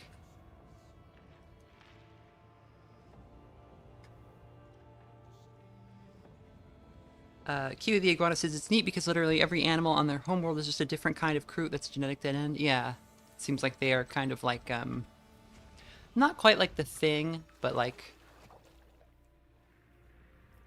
They kind of expanded to fit every ecological niche. Footprints end at the shore. There's something slimy in the murky water. Yielding to your efforts, swollen, dehumanized corpses slide up into view. The heavy reek of death strikes your nose and soaks into the fabric of your clothes. The tracks lead to the place where the workers drowned. The condition of the bodies indicates prolonged immersion in water. There are traces of local fauna, evident in the multiple bite wounds and loss of soft tissue. Fingers are absent, the abdominal organs are absent. Note that the bodies have decomposed far less than would be expected under these conditions. Make a note to take samples of the local water. It displays pronounced embalming and preservative properties. Inspect the remnants of clothing. The corpse is badly eaten away by fish wearing sooty uniforms and boots that match exactly those issued to the workers at the excavation. Okay. So it seems like they did just walk out of there. Look under the clothing. The fabric clings to the slick corpses and tears away with a sickening sucking sound. Their pale, water-swollen skin has puckered so much that identifying anyone is impossible. The water's unusual impact upon the epidermis. Maceration. That is, wrinkling and peeling of the skin. Typically affects only a drowning victim's hands and feet. In this case, though, the entire body is edematous and almost liquefied by toxins in the seawater. This regrettably greatly hinders identification. It suggests someone knew of these properties and deliberately deposited the bodies here. The drowning site is secluded, yet it remains fairly visible from the nearest islets. Their inhabitants may well have seen something. Address the preacher. Do you know anything about these bodies? It grieves me with a sorrow as wide as the river, Yes. to speak plainly. I know not the fate of these poor fallen, only that they long ago sank into the stinking abyss. When my steps brought here an unworthy servant of his, I found the bodies, foul and unwept, hurled into the water without benediction. From that hour, I assumed the mission of seeing these miserable ones laid to rest. Step back from the bodies. Okay, but they got goods. Boots of the Pain Drinker. Whenever the wearer inflicts a negative effect on a target, the target must pass a metal test or fail to lose 1 morale. I'm putting those on immediately.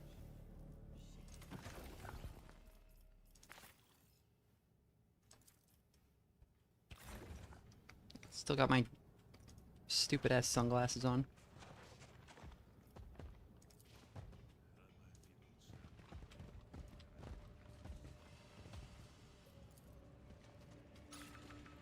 This building is assembled from the scraps that even the beggars refuse to take. The people who live here are the most wretched inhabitants of the Marisportum. There's no one lower than them. 2 hermits are leaning over a corpse stripped of clothing with a gunshot wound in the chest, clearly trying to think of the easiest way to drag it to the sea. Another hermit, an old woman of the malformed appearance, stands nearby, muttering something in a vehement voice. The Ogren growls, and despite having received no order to do so, takes a heavy step toward the hermits. You there, what are you doing?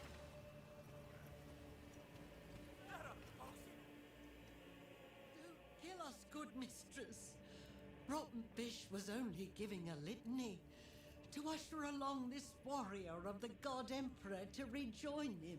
Why'd you call him a warrior of the God Emperor? Oh, mistress, Rotten Fish didn't see it first. Her eyes are almost gone. And he was all dirty and scruffy, covered in blood, clothes all filthy. When she finally got a good look at him, oh, saints' blood, a warrior of the God Emperor, dressed in uniform and bearing the sacred symbols. Who are you? This is Rotten Fish, good mistress.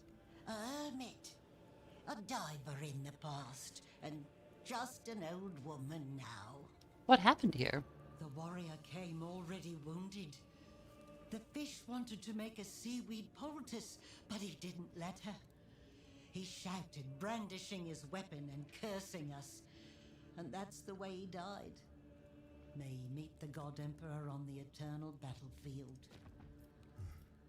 That's just like Sergeant Harley.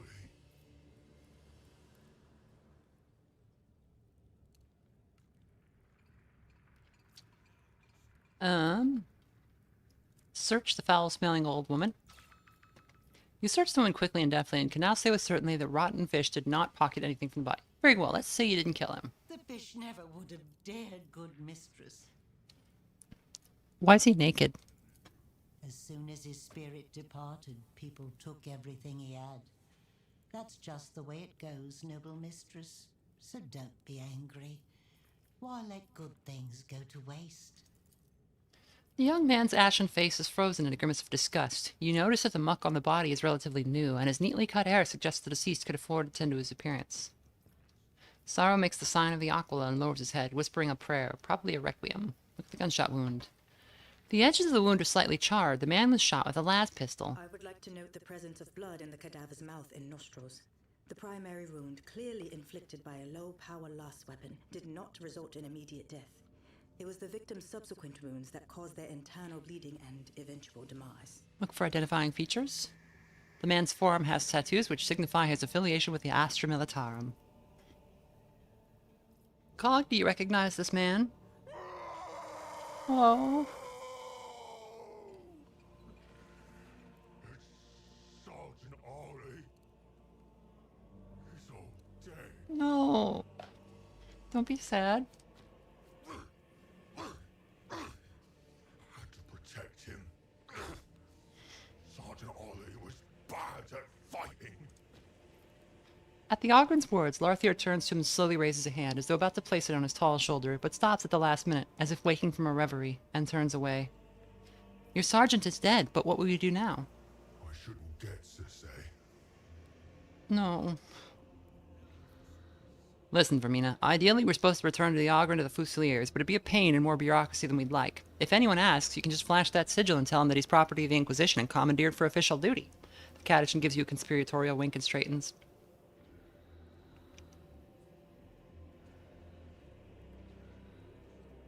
In the name of the Holy Inquisition, I am compelling you into my service as a valuable tool from the ranks of the Astra Militarum. From now on, you will obey my commands.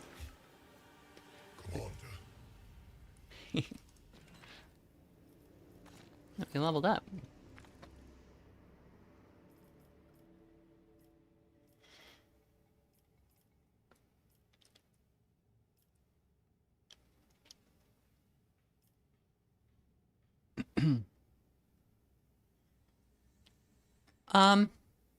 Have you ever thought to make a home inside of a dome? Because we could do that.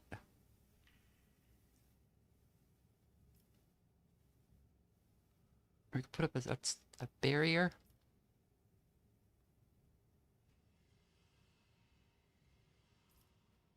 Take aim. The officer grants an ally 16% hit chance on the next attack. Reinforcement. Officer moves to target ally, and both the officer and the ally gain 10 defense for 1 round.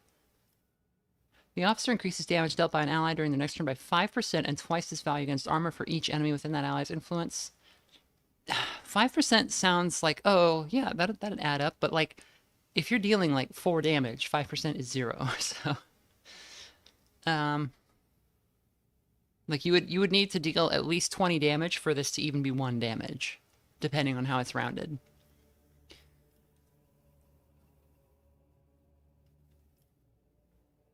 Take aim doesn't sound bad, but I think the dome.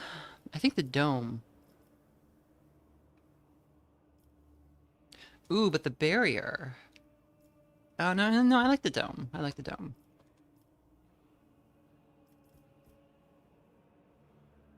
A 4-cell radius is a huge dome. Like you can see the image here. Okay, and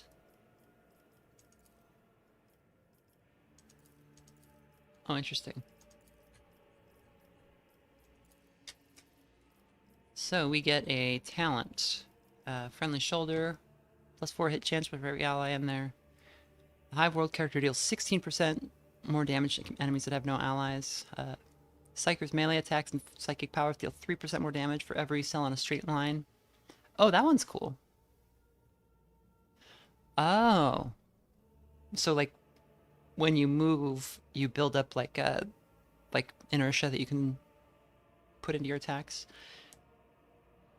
Whenever a Psyker inflicts a common negative effect or uses a sail on a target, the enemy closest to that target that is not assailed must pass its tenacity test. What is a sail?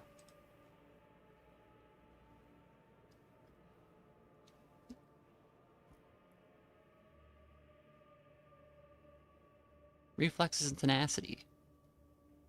Oh wow, that's actually quite good.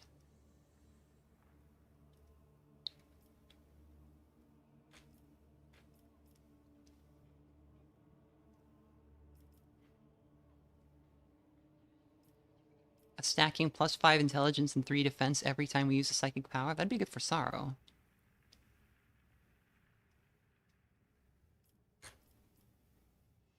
The range of all non-attacking officer abilities increased by 5. The officer granted an ally an extra turn. The target has +2 movement points against plus morale. On the officer's turn, the cost of their first non-attacking ability is reduced by 1 AP. This one was in Rogue Trader, and this one's really good. We don't exactly need it yet, though. This is for if you remove a thing. Whenever an enemy's morale is broken, the character gains +1 morale. Yeah, that's interesting. Whenever an enemy fails a metal test, all enemies within their influence suffer -1. Influence is usually 2 tile radius, but it can be bigger. The officer's base morale is increased by 4, and the base morale of their allies is increased by 1. Is that just passive?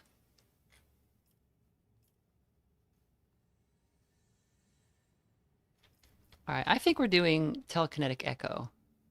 That seems like it's really useful. Okay.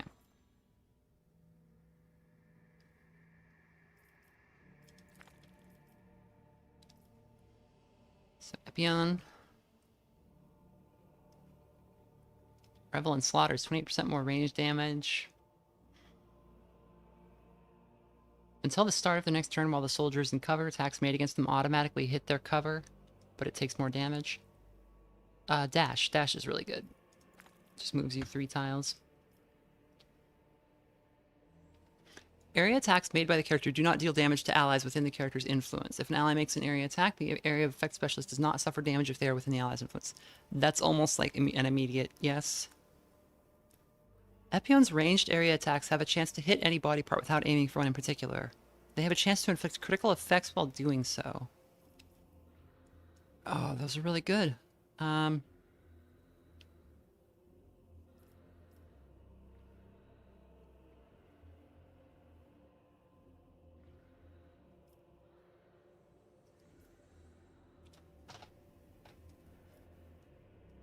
Area effects do 9% more damage for each target within the area of effect. That sounds good, but so far her area of effect is not very big.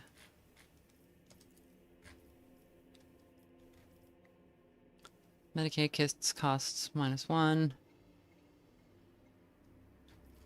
We'll do the Grenadier training, I think.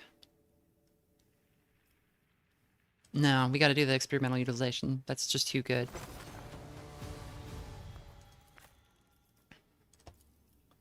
Dash again, yeah. Character's burst attacks gain a +25% rate of fire. Every Catachan Jungle Fighter, grenade for a rainy day. Every time Haymar throws a grenade, a frag grenade appears in the same slot. There's just always one more in the pocket.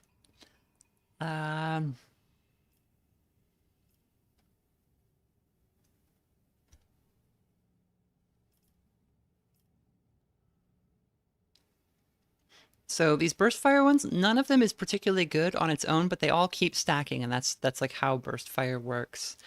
It looks like Haymar is also pretty good for melee if you want to build them that way, but we've got Cog for melee.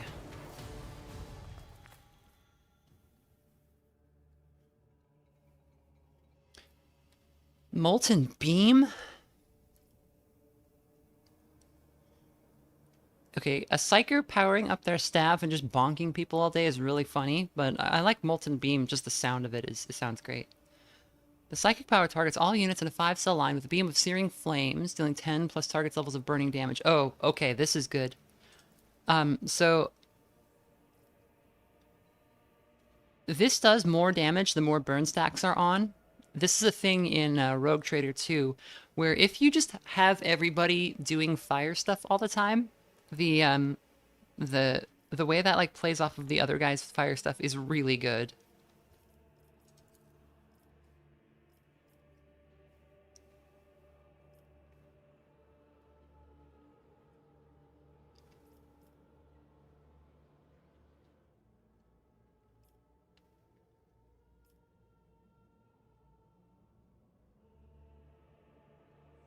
When an enemy hits an allied unit affected by God Emperor's shield or God Emperor's crushing shield with a melee attack, they must pass a resistance test with a -0 veil degradation, a 0- veil degradation penalty, or suffer 6 levels of burning.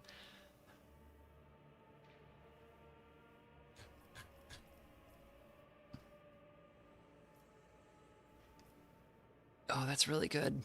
Extra AP is always a take.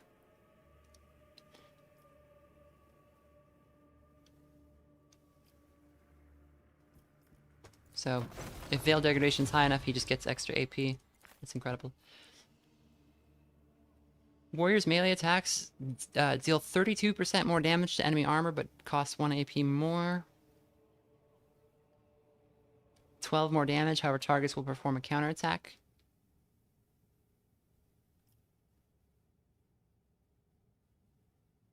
Sworn enemy. There we go. Yeah, you pick one guy and just screw that guy in particular.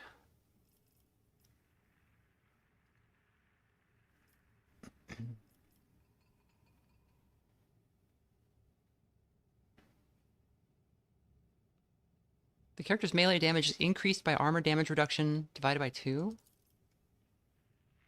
But just deals 3 more damage with melee attacks. Is that a activated ability, or is it just...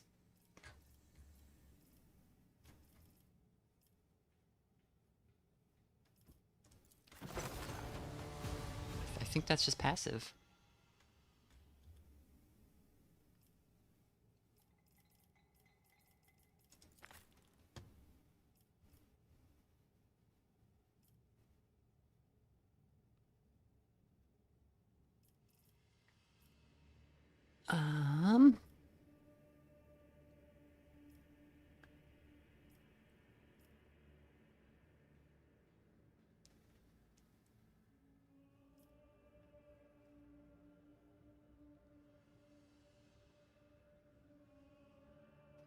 So Way of the Unattainable makes you and your buddy affected by guidance much more defensive.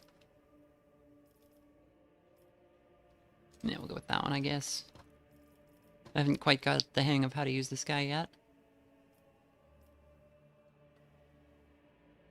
He actually feels kind of similar to Owlcat, where you wind up having to do a lot and not necessarily feel like you're getting a lot out of it so far.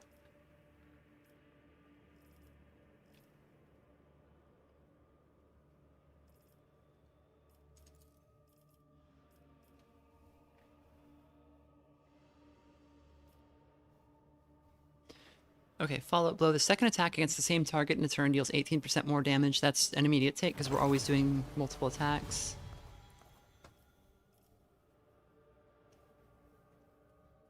Owlcat being a character in Rogue Trader. Okay, well, we have solved Cog's problem. Moving.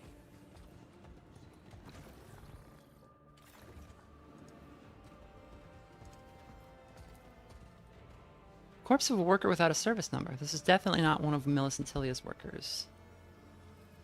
I'm gonna save real fast.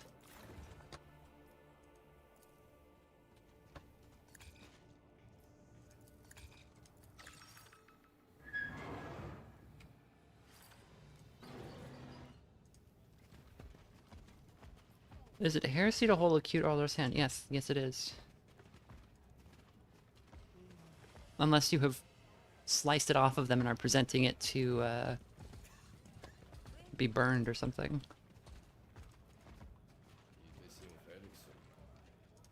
Reconnoitering. Okay, I guess we could take the rope on that, the roof of that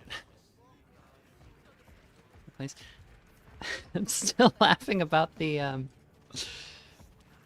fuse that we could just pull out of the thing mindlessly, and definitely killed a diver.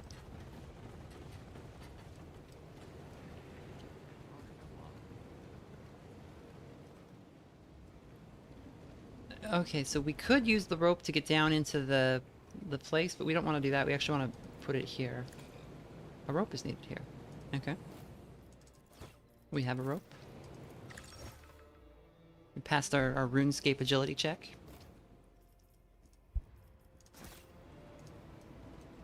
Commander, it's a Fusilier. What we want with a blockhead is what he said. Yeah. I liked his buttons. Pretty. We'll search him. The Holy Ordos teach vigilance. Exorcist's Ring. The wearer's damage over time effects deal 6 more damage to Xenos and demons. Dreaded Lasgun. Okay. The Fusilier's uniform is covered in dirt and soot, but polished gold-plated buttons gleam on his chest. We'll cut the buttons off and give them to Cog.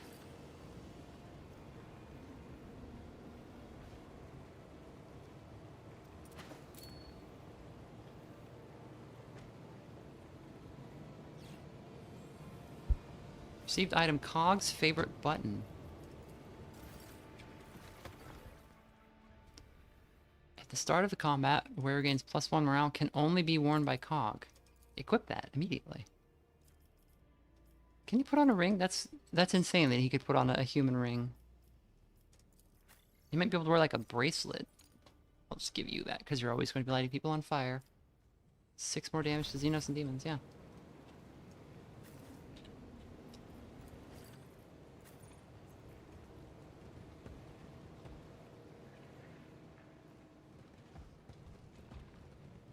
Commander, it's a Fusilier. You already said that, Cog. My eyes open. Tread It's a carefully. Fusilier. Stop saying that, Cog. I heard you. What we want with a block. We had a whole interaction about it. Case is what he said. Yeah. I like. Commander, it's a Fusilier. What we want with a blockade is what he said. The huge gear converted into a water wheel is supposed to power the generator, but it actually only compromises its integrity. Commander, it's a Fusilier. And it's not, What we want with a blockade. Wait, stop!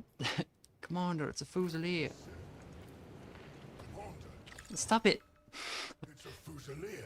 He's just gonna keep saying it, isn't he? Forever. Always on the move. Blockade is what he said. Yeah. I liked his buttons. Pretty. I swear to God, Cog. Do not say it again.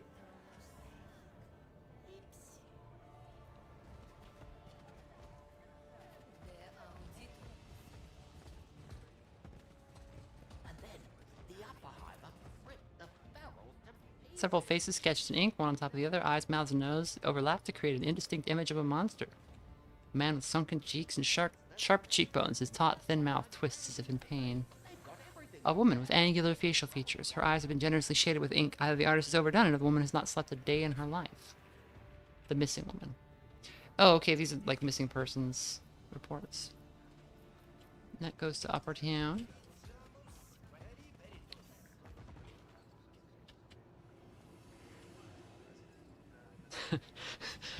Commander, it's a Fusilier.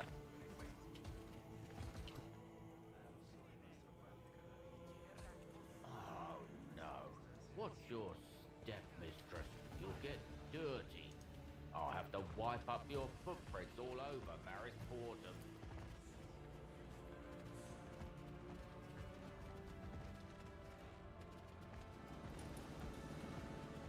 Down here. Brown marshes. We're just gonna pop out to the brown marshes. You hear that, kids? Brown.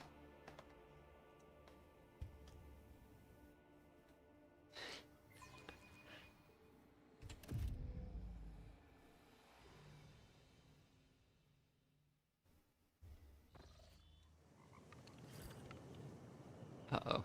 That ain't good. No sense in delaying. It'll work next time. Must be some purpose to this pile of bones and metal, but it eludes you at present. Okay.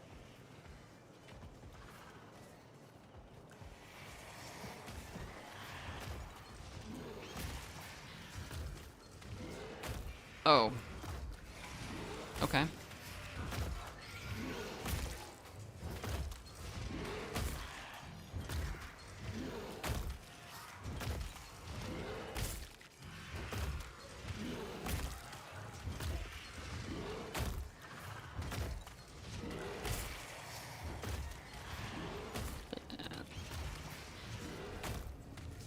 Okay. I don't think this is how their society normally operates. The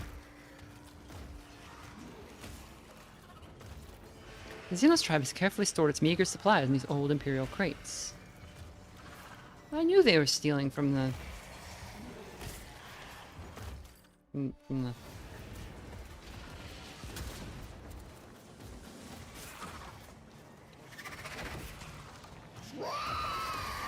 Oh, he said it. He said scraw. Many are wounded. Hold off the maddened. I will take... Lock up Grektar. The Vane cannot lose the last crew tops. Rotten failures.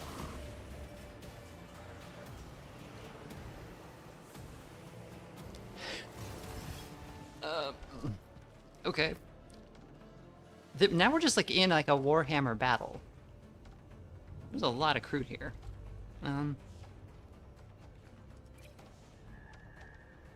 So these guys look primitive. They're not. They basically just don't need a lot to get by, so they don't bother with a lot. And because they're like always eating local fauna, they often feel pretty comfortable in any environment they're in. But their technology is really good. They have some of the best guns in the game, or in the setting, like, and some of the best shooters.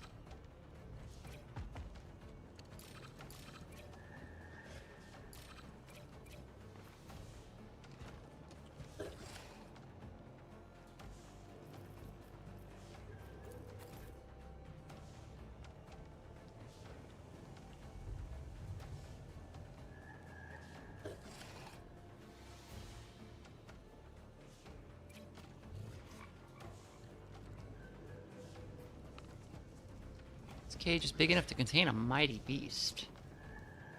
Okay, Cog, I need you to go in the cage. Oh, Jesus Christ. Okay, so these guys are pretty weak. We've got Mad Leader, Frenzied Crude Shooter, Mad Hunter, Warrior. And is this two factions, or did the other guys back? I think the Sane guys backed off. No, okay, Warshaper Kroktik, and he's neutral. Okay, so there are a couple of like neutral guys, so we might not be as alone in this as it looks.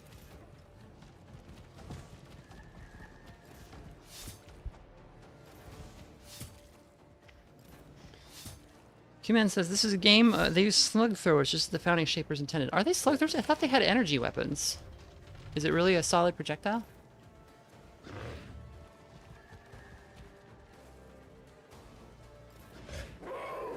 Soft skin. Lure Grektar into the pen. Anger him and run. Okay, so this guy is advising that somebody should hit Groktar and then duck into the pen, which seems reasonable. Okay, guidance on Cog, and then hitting me or Cog, hitting you or Cog is going to not work out so well for anybody. We can move you there safely. And then just kill this guy.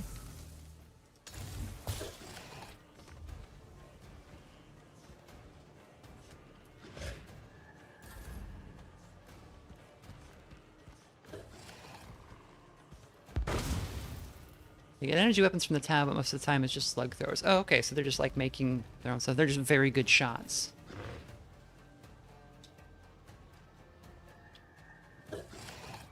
The guns remind me of Gisele's, and I'm sure that's probably what they're modeled on. If I'm trying to find one who has one. Yeah, these things. I think I've talked about Gisele's on stream before. They are a gun that was they were made out of brown bess muskets by people in Afghanistan and parts of India and Pakistan. And specifically, like, and the same thing still goes on today. If you've seen like the Khyber Pass rifles, like the really old AKs and stuff that get retooled in ways that are sometimes good and sometimes not. But these brown vest muskets were turned into like low-tech sniper rifles, even though they weren't actually rifles. Okay, got rid of those two. Very, very cool stuff. Because the base of the gun was sound. It was just they weren't very accurate, so they would just build more barrel onto the end of it. And kind of slim down the stock and stuff and build all these custom parts. Really, really beautiful guns sometimes.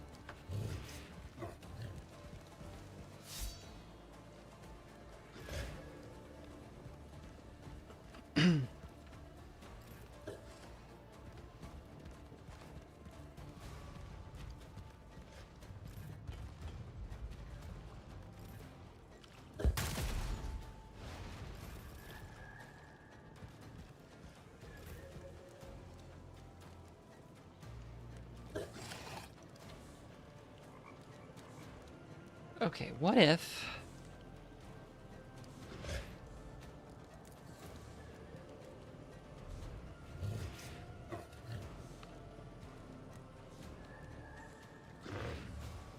Do you think if I run her out there and shoot the Krutox and get him into the cage, do you think that's gonna get her killed? Okay, he's not happy. I probably should have turned off the double attack thing. Yeah.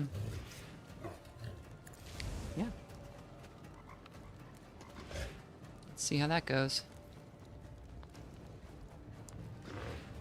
And stick yourself with the stimulants. Can you not do that?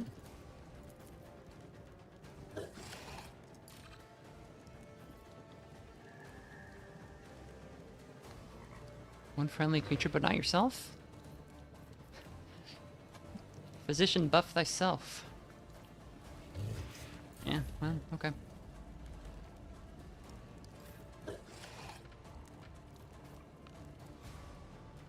I'll just nip down over here so that I can assist with the Oh, these guys are both... Okay, let me see if I can... Okay, concentration broken, so he's not able to do his sniping attack. Is that what they're doing? They're doing like really powerful snipe attacks, or are they using like this bone thing? I think they're using their rifles. I'm not sure.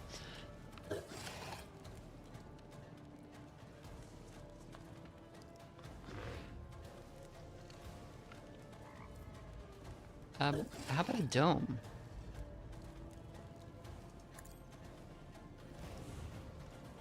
Defended by the dome. I don't know why that's making me laugh so much.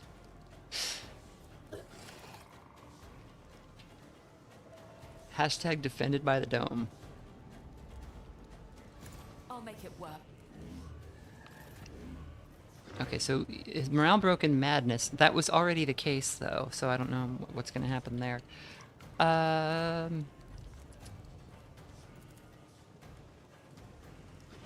Oh, no line of sight. Okay, well that's fine, right?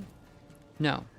Cog, you take a turn right now. Executing.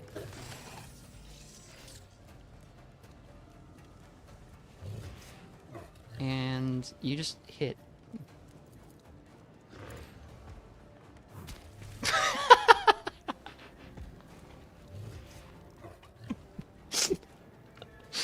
Cool, thanks, Cog.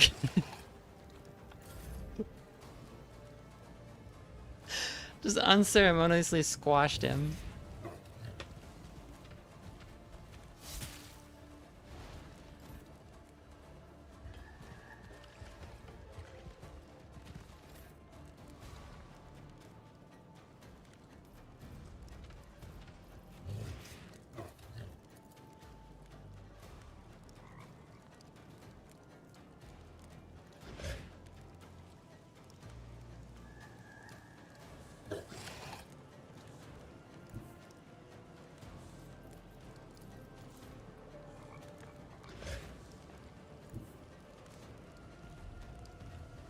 Can't you go there?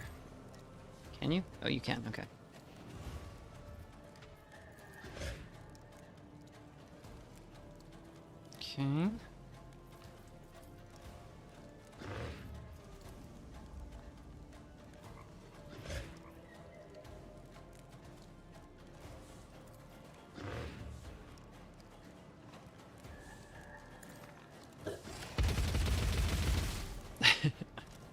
Okay. Okay, I thought he was clear of the friendly fire. That's fine. I'm sorry. And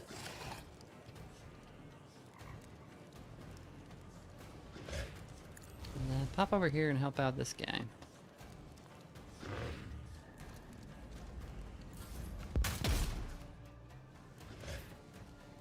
Oof. Yeah, look how much damage that did. Poor Cog. Cog don't care.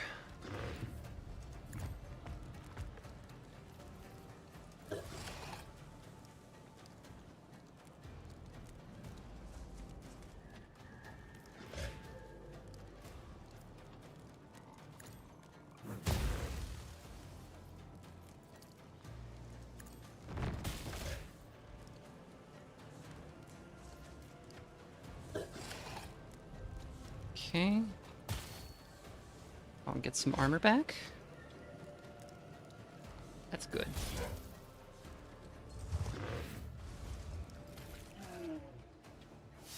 What happened? Oh, the War Shaper helped out. Okay. Okay, so he's gonna charge. And maybe Epion can get out of there before... Yeah, possibly. Okay, how about we kill this guy, though? Can we do that? Come on, man. You gotta be kidding me. Okay. Okay.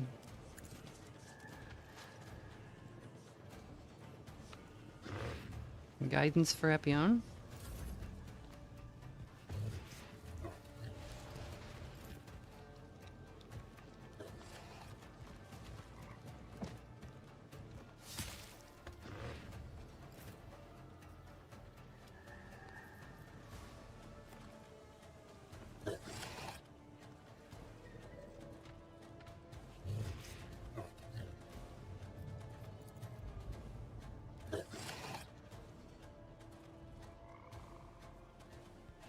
Guess you can go back here.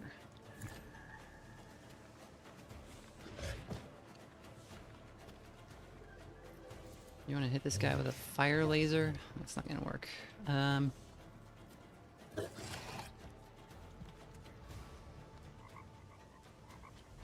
These snipers. Ah, the recruit snipers. I don't really want to like hurt this monster, so I'll just chill.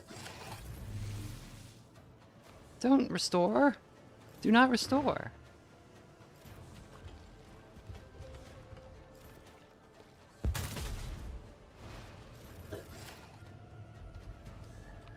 Okay, now if Epion moves, is he still gonna is he gonna charge like past her into the thing like it's a cartoon? I'm kind of counting on that being the result of this action.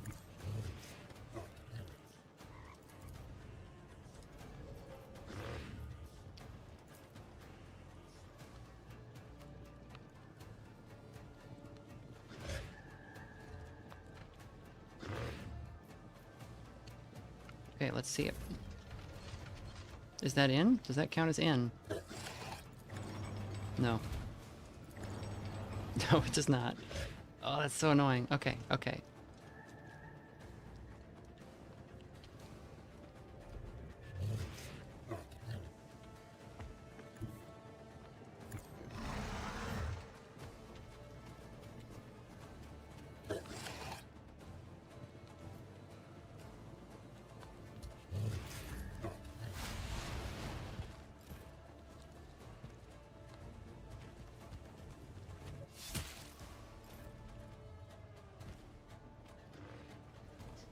There's too much recruits.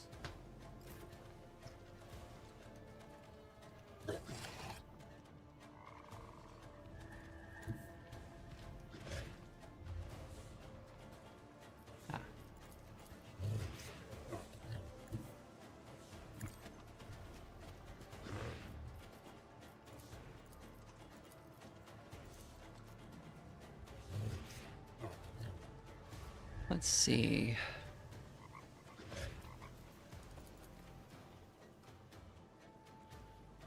That'll do.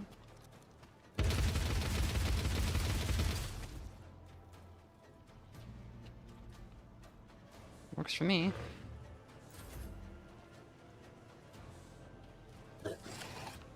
Cog, you don't have like a push ability, do you?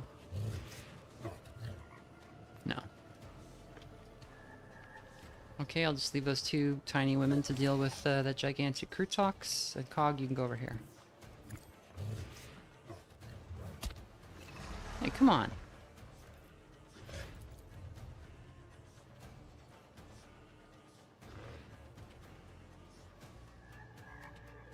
Box. Box. Box. Box.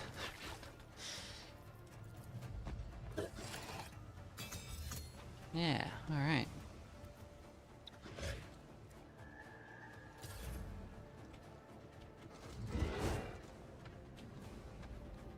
Come on, Graktar! Get out of harm's way!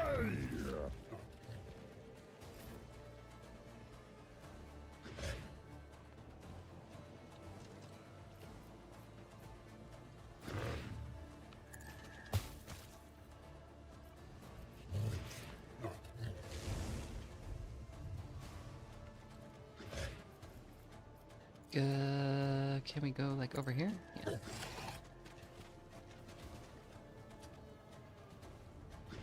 And guidance on Epion.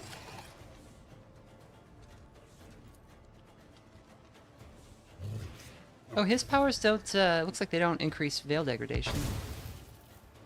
Jesus. Chill, dude.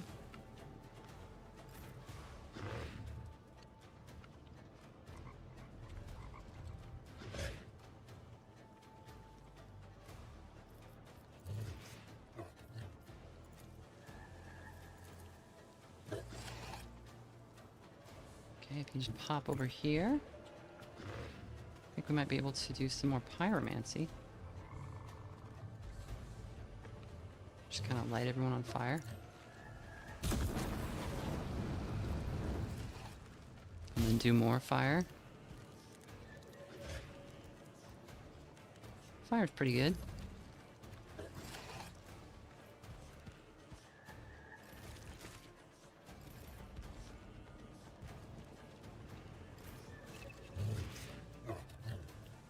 Okay, like...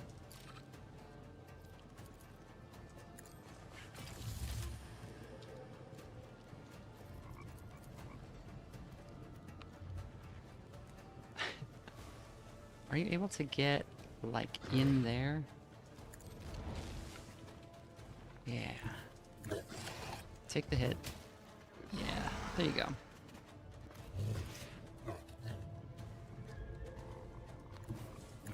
Go into, like, the back of the cage. And just chill, you're fine.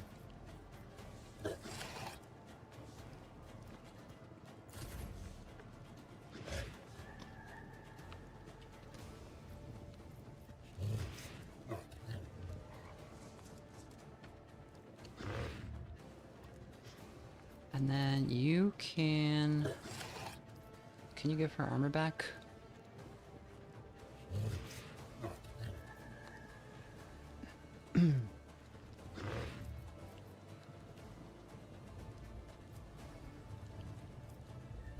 Thank God for the dome.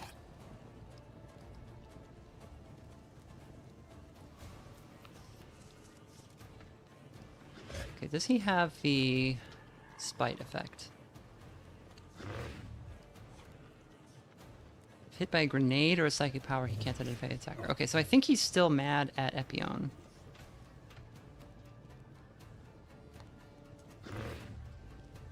So I think I just want to sneak out this way so that if he tries to go in the cage, we got him.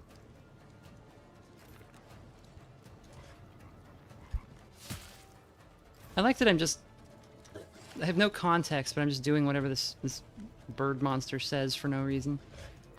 Yeah, I'll save your monster. Series with a knife. Okay. Okay.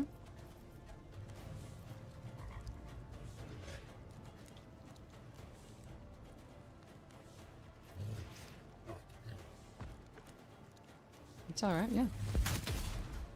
Do not become heroic.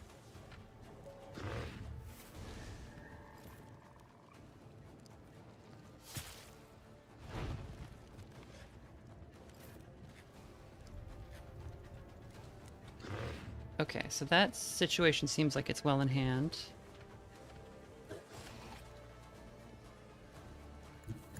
If you go here, can you kill this guy?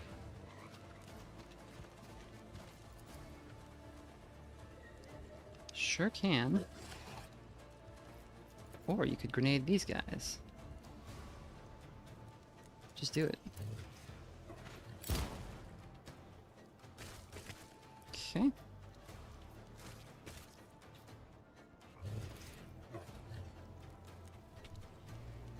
Can we guidance this guy? I think we can, yeah. So he has a little bit more protection.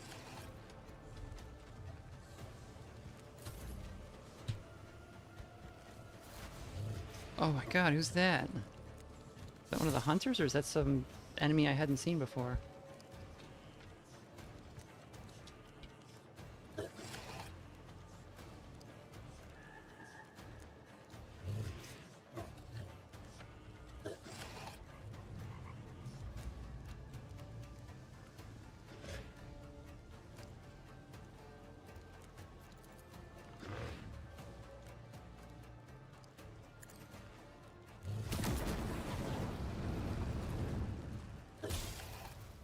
Okay, got some more fire down. Yeah, that'll do. Oh, that's the mad leader, okay. Ugh! We need to take that one out. What is cumulative shot? Don't do that.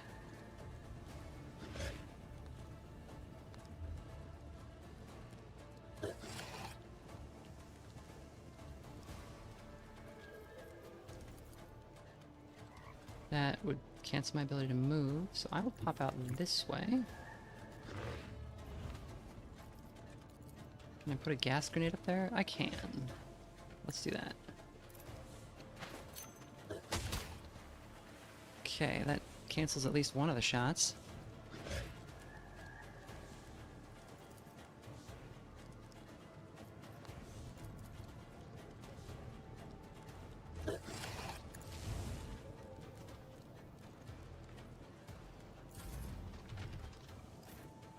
Okay, now we can shut the cage.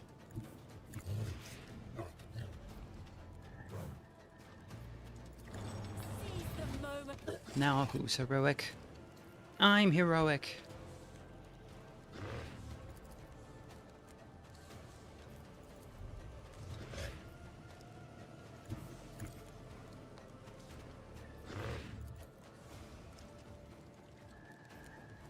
Let's see.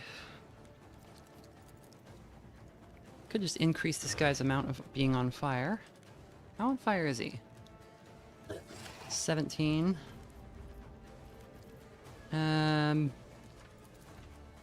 Let's just get his morale.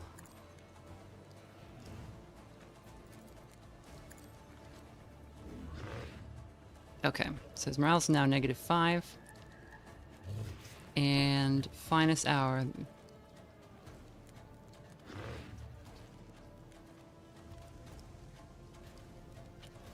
Can I get a good turn out of an ally with finest hour?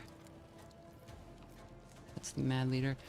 I just gotta give it to Sorrow. Sorrow, if you can do it, if you can make it happen, brother. Oh, the laser. Right, okay.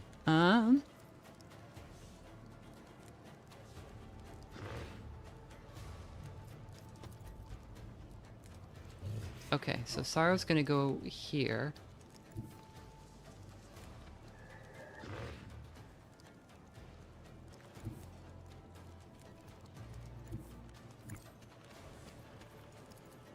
The laser will hit from here. Okay, what do we do here?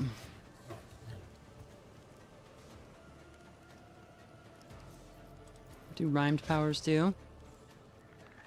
Yes, okay. I guess we'll go for the rhyme. And we'll try to hit him with the fire.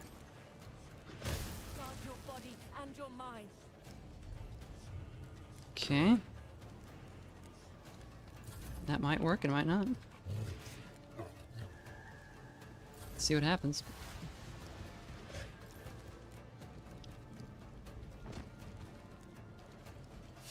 Do not kill.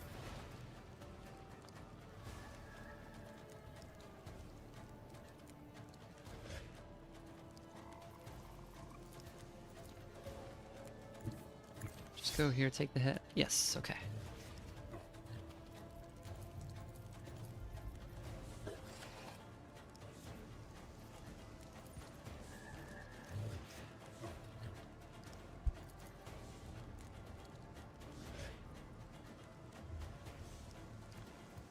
I can kill both Xenos in one shot. No.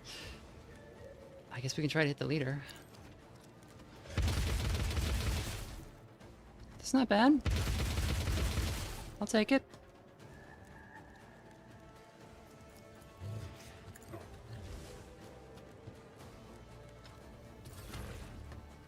Come on, Graktar!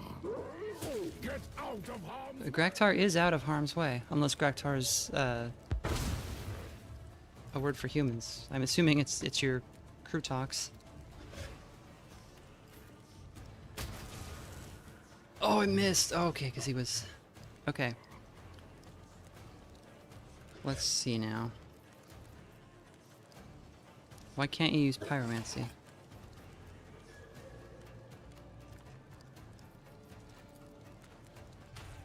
Yes. That's how you get it done.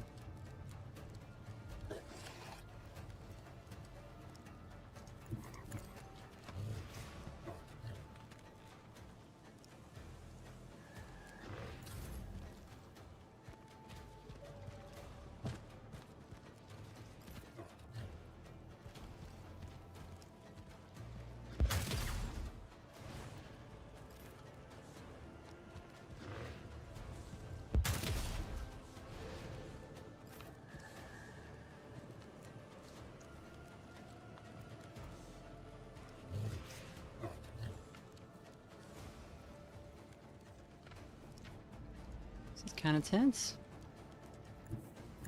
Okay, can you go here?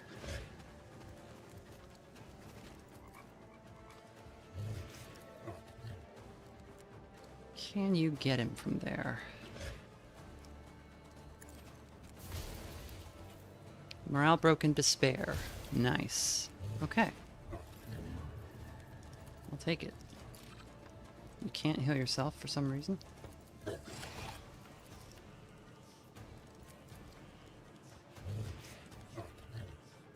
Nowhere to dash to. I guess that's your turn, lady.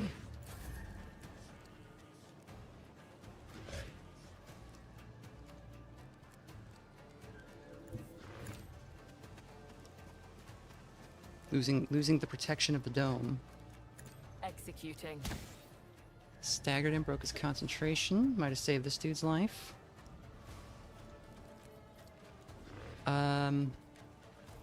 What do we got? Let's break some more morale.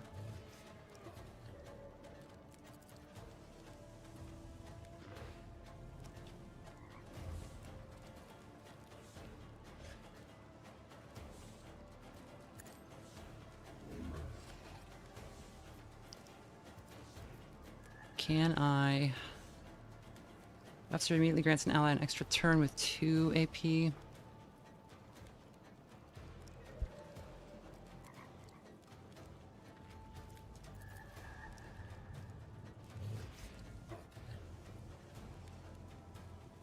I'm not sure you can do anything. This is, well, maybe. Let's try it. Yeah, okay.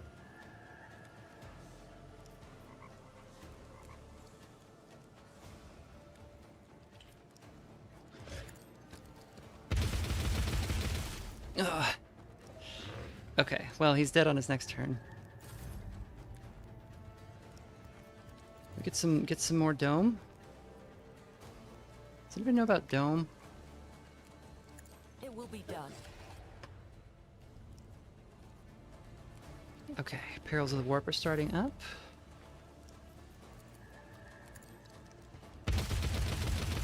Alright, does that give us a victory? No, not right away.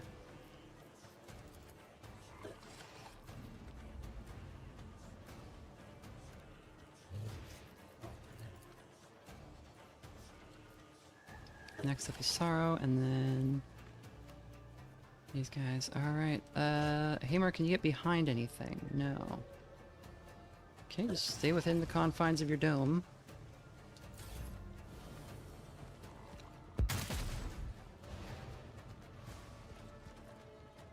The Kroot fear the dome.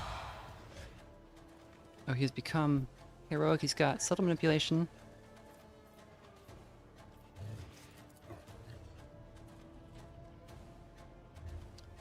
Alright, what we need is to set more people on fire.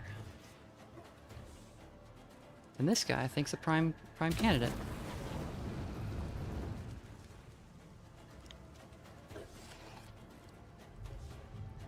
Is that it? Is that your turn? Guess so.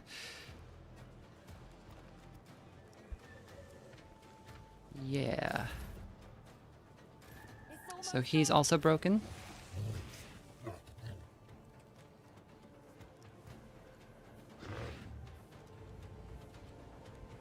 Epion will get shot if she stays there, and she doesn't have a good way to return fire.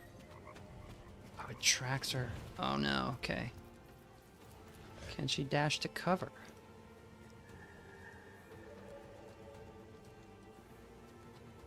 Not quite. Yes, okay, I think she outranged it.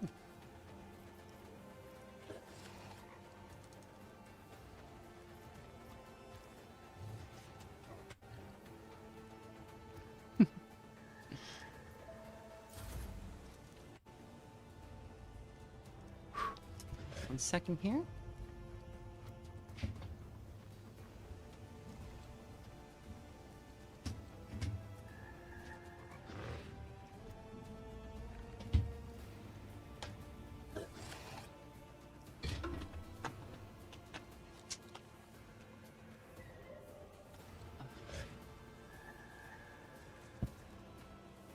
Alright, where are we? We're here.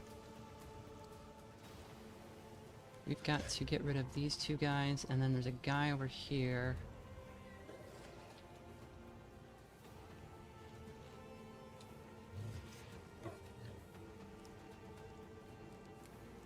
Okay, I feel like this guy needs to go.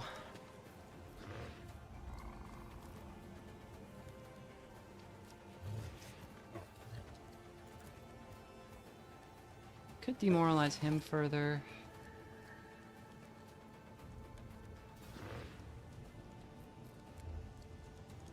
I think I'm gonna try the Warp Peril risk here. There we go, yeah.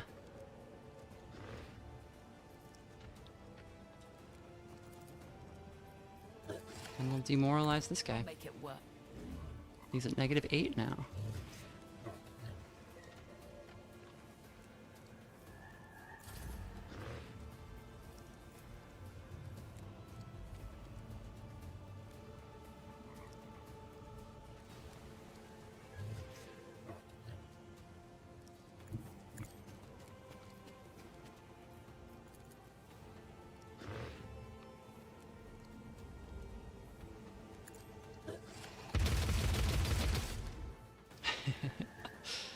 Good enough. I'll take it. Oh, he burned to death. Okay. Get out of harm's way!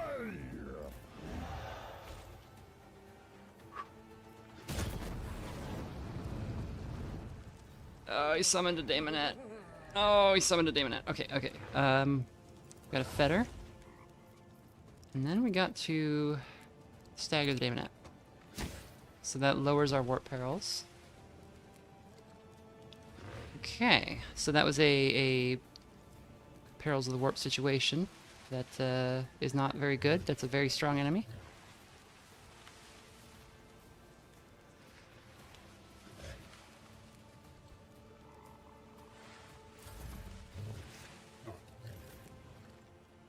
Luckily, she's staggered.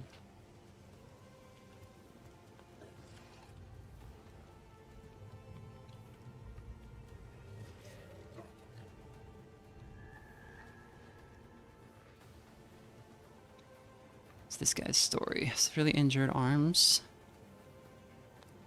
Severely injured torso. Disarmed. Shattered.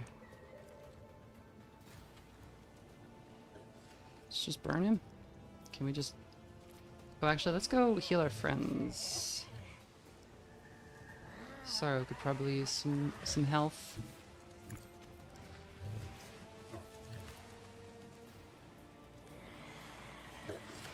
Can you just never use this on anybody? Like, what's the story here? Okay. Here we go. Here. Take that buff too.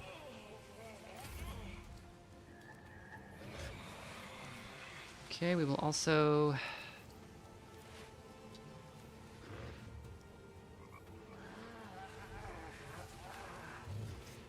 go ahead and show her our Inquisitorial seal. And then we'll demoralize her by yelling at her and calling her stupid. And then we will fed her and hit her with another shove. And that, again, reduces perils of the warp. And we can tell Hamar to bring it down.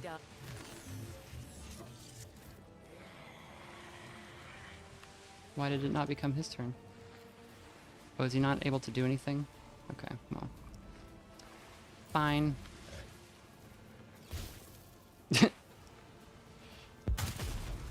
Okay, so we're just down to those two. The veil is tearing. The Imperium seeds. Okay, stop just berserker hitting her with all of your powers, please. That's counterproductive.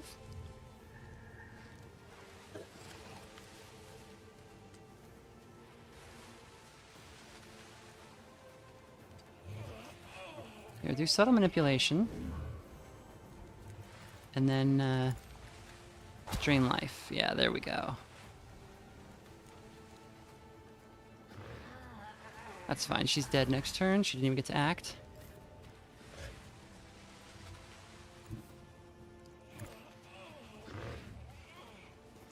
Your flamer can barely reach that far. Oh no, it cannot. Alright. You don't need to do it twice.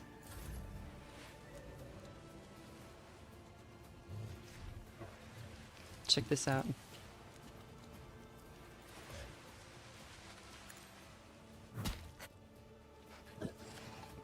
Bonk.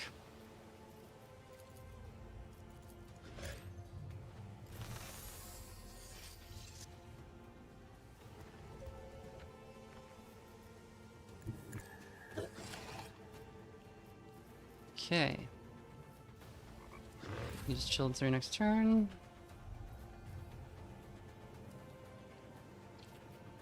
Can we yell at him some more? Nerd. Enemy surrenders. Okay, we did it. And we saved the guy and the Krutox. You have crossed the boundaries of the Rootstone. Lower your weapon, or I will strip your soft skin, and my blood will devour your flesh. Dozens of gleaming eyes watch you from strange dwellings, from high cliffs, from the shadows. Kroot, carnivorous Xenos, renowned for their mercenary prowess. At your feet lie many of their fallen kin, but even more surround you. Every one of them is a warrior. Every one of them carries a rifle, lethal claws, and a sharp beak.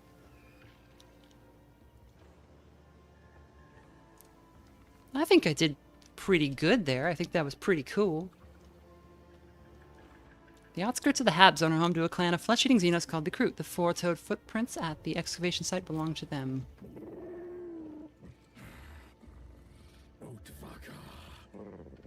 You heard my words. You saved Grektar. I will forget that you trespassed in the roost. The kin band will not tear you apart. For now. Okay, raise our hands in a conciliatory gesture. I came to talk, not to fight. Your kin struck first. The time for words with soft skins has passed. Now, we speak the language of strength. To defend the vein from invaders. To survive. Take my brother's words as you would a storm, Softskin. He walks the path of blood and battle, and you have come at a difficult time. I am Uertic, flesh shaper of the Tick vein. Croactic is the war shaper. He is the strongest among us, but he does not trust outsiders. Even so, the Tick vein is grateful for your aid against those maddened of my blood. They lost their connection to the roots. They could no longer hear the commands of the Shapers. And now, their flesh will rot. Their strands will decay. Today, madness seized the roost. I sense it.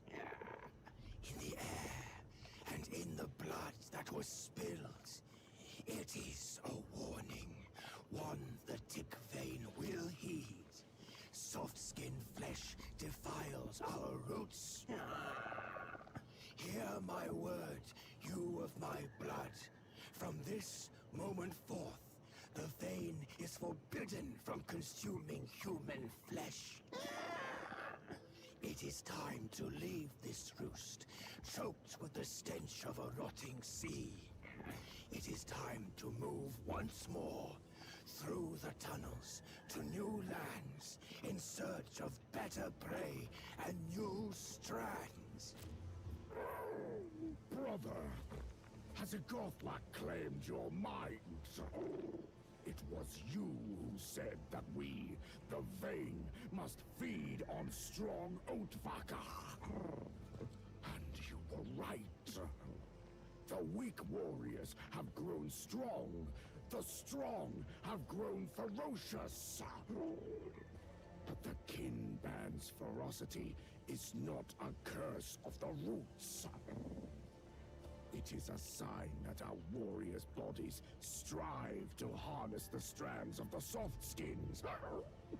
The strong will survive. The weak will nourish the kin band.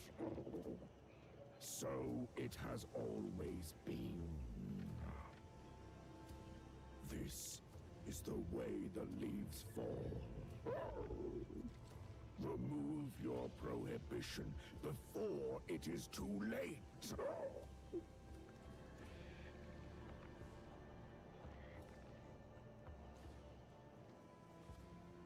Something is coming.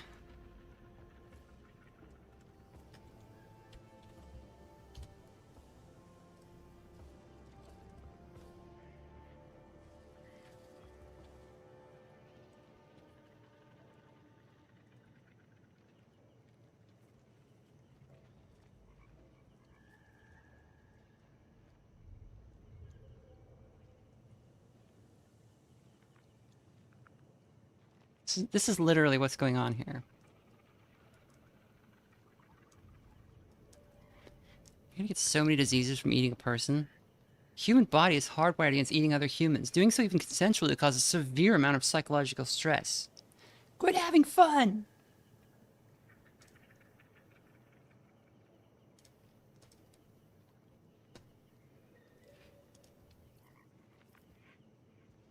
Does this mean no one else here intends to attack me and we can talk now? As I said, the Vein will forget that you trespassed in the roost. You helped. You survived. Now, stay out of the way. My brother and I have matters to discuss. I say, the Vein must must remain here and continue to absorb strong flesh. Better to fall in battle against the Oathfucker than to let those of my blood slowly rot from hunger in the tunnels again. Even before the battle, we both saw it. The ancient root is breaking through in one of our warriors. That means the time has come. We will conduct the awakening ritual. Help him remember. And then he will judge our dispute. Until then, the vein will not move. One more mistake, and we will be nothing more than decaying leaves beneath the feet of outsiders. The vein is about to witness the awakening of the great root, which will mend the woes of these times. I must prepare for the ritual. You may remain in the roost until then. The rabid ones are gone. No one will strip the flesh from you or your pack. That is my decree. But remember this. When the awakened one emerges, you will leave the roost forever. Thus speaks Flesh Shaper Owlcat.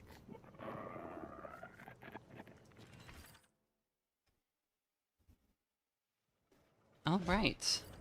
That was pretty cool. Now we got like a little Kroot town to explore. But it is pretty late. We have gone on for quite a long time. So I think this is a good place to jump off. Sorrow has... Okay, so Sorrow is like injured until we can fix it.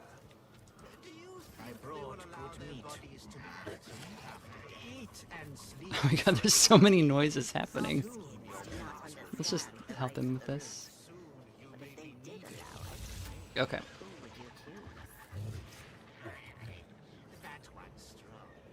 So next time, either I think it's gonna be Thursday. I might pop in tomorrow.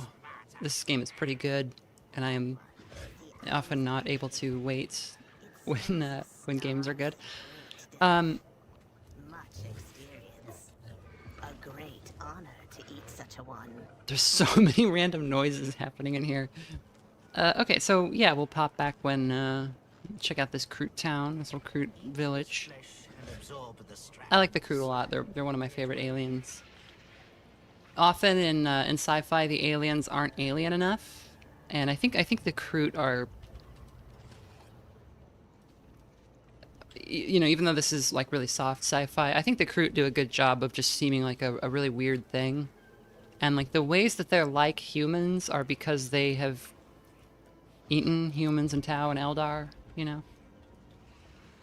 So you got to see them as like they're this entire like ecosystem. Like this guy is, even though he's not a Kroot, he is kind of a Kroot.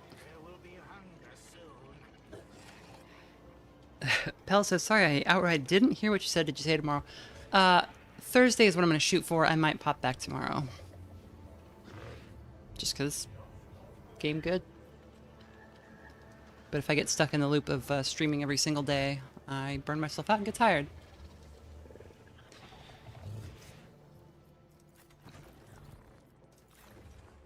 So that was only the second battle of the of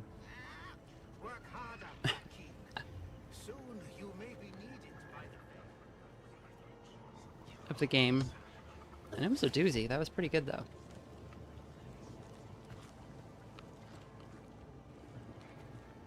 They are very loud.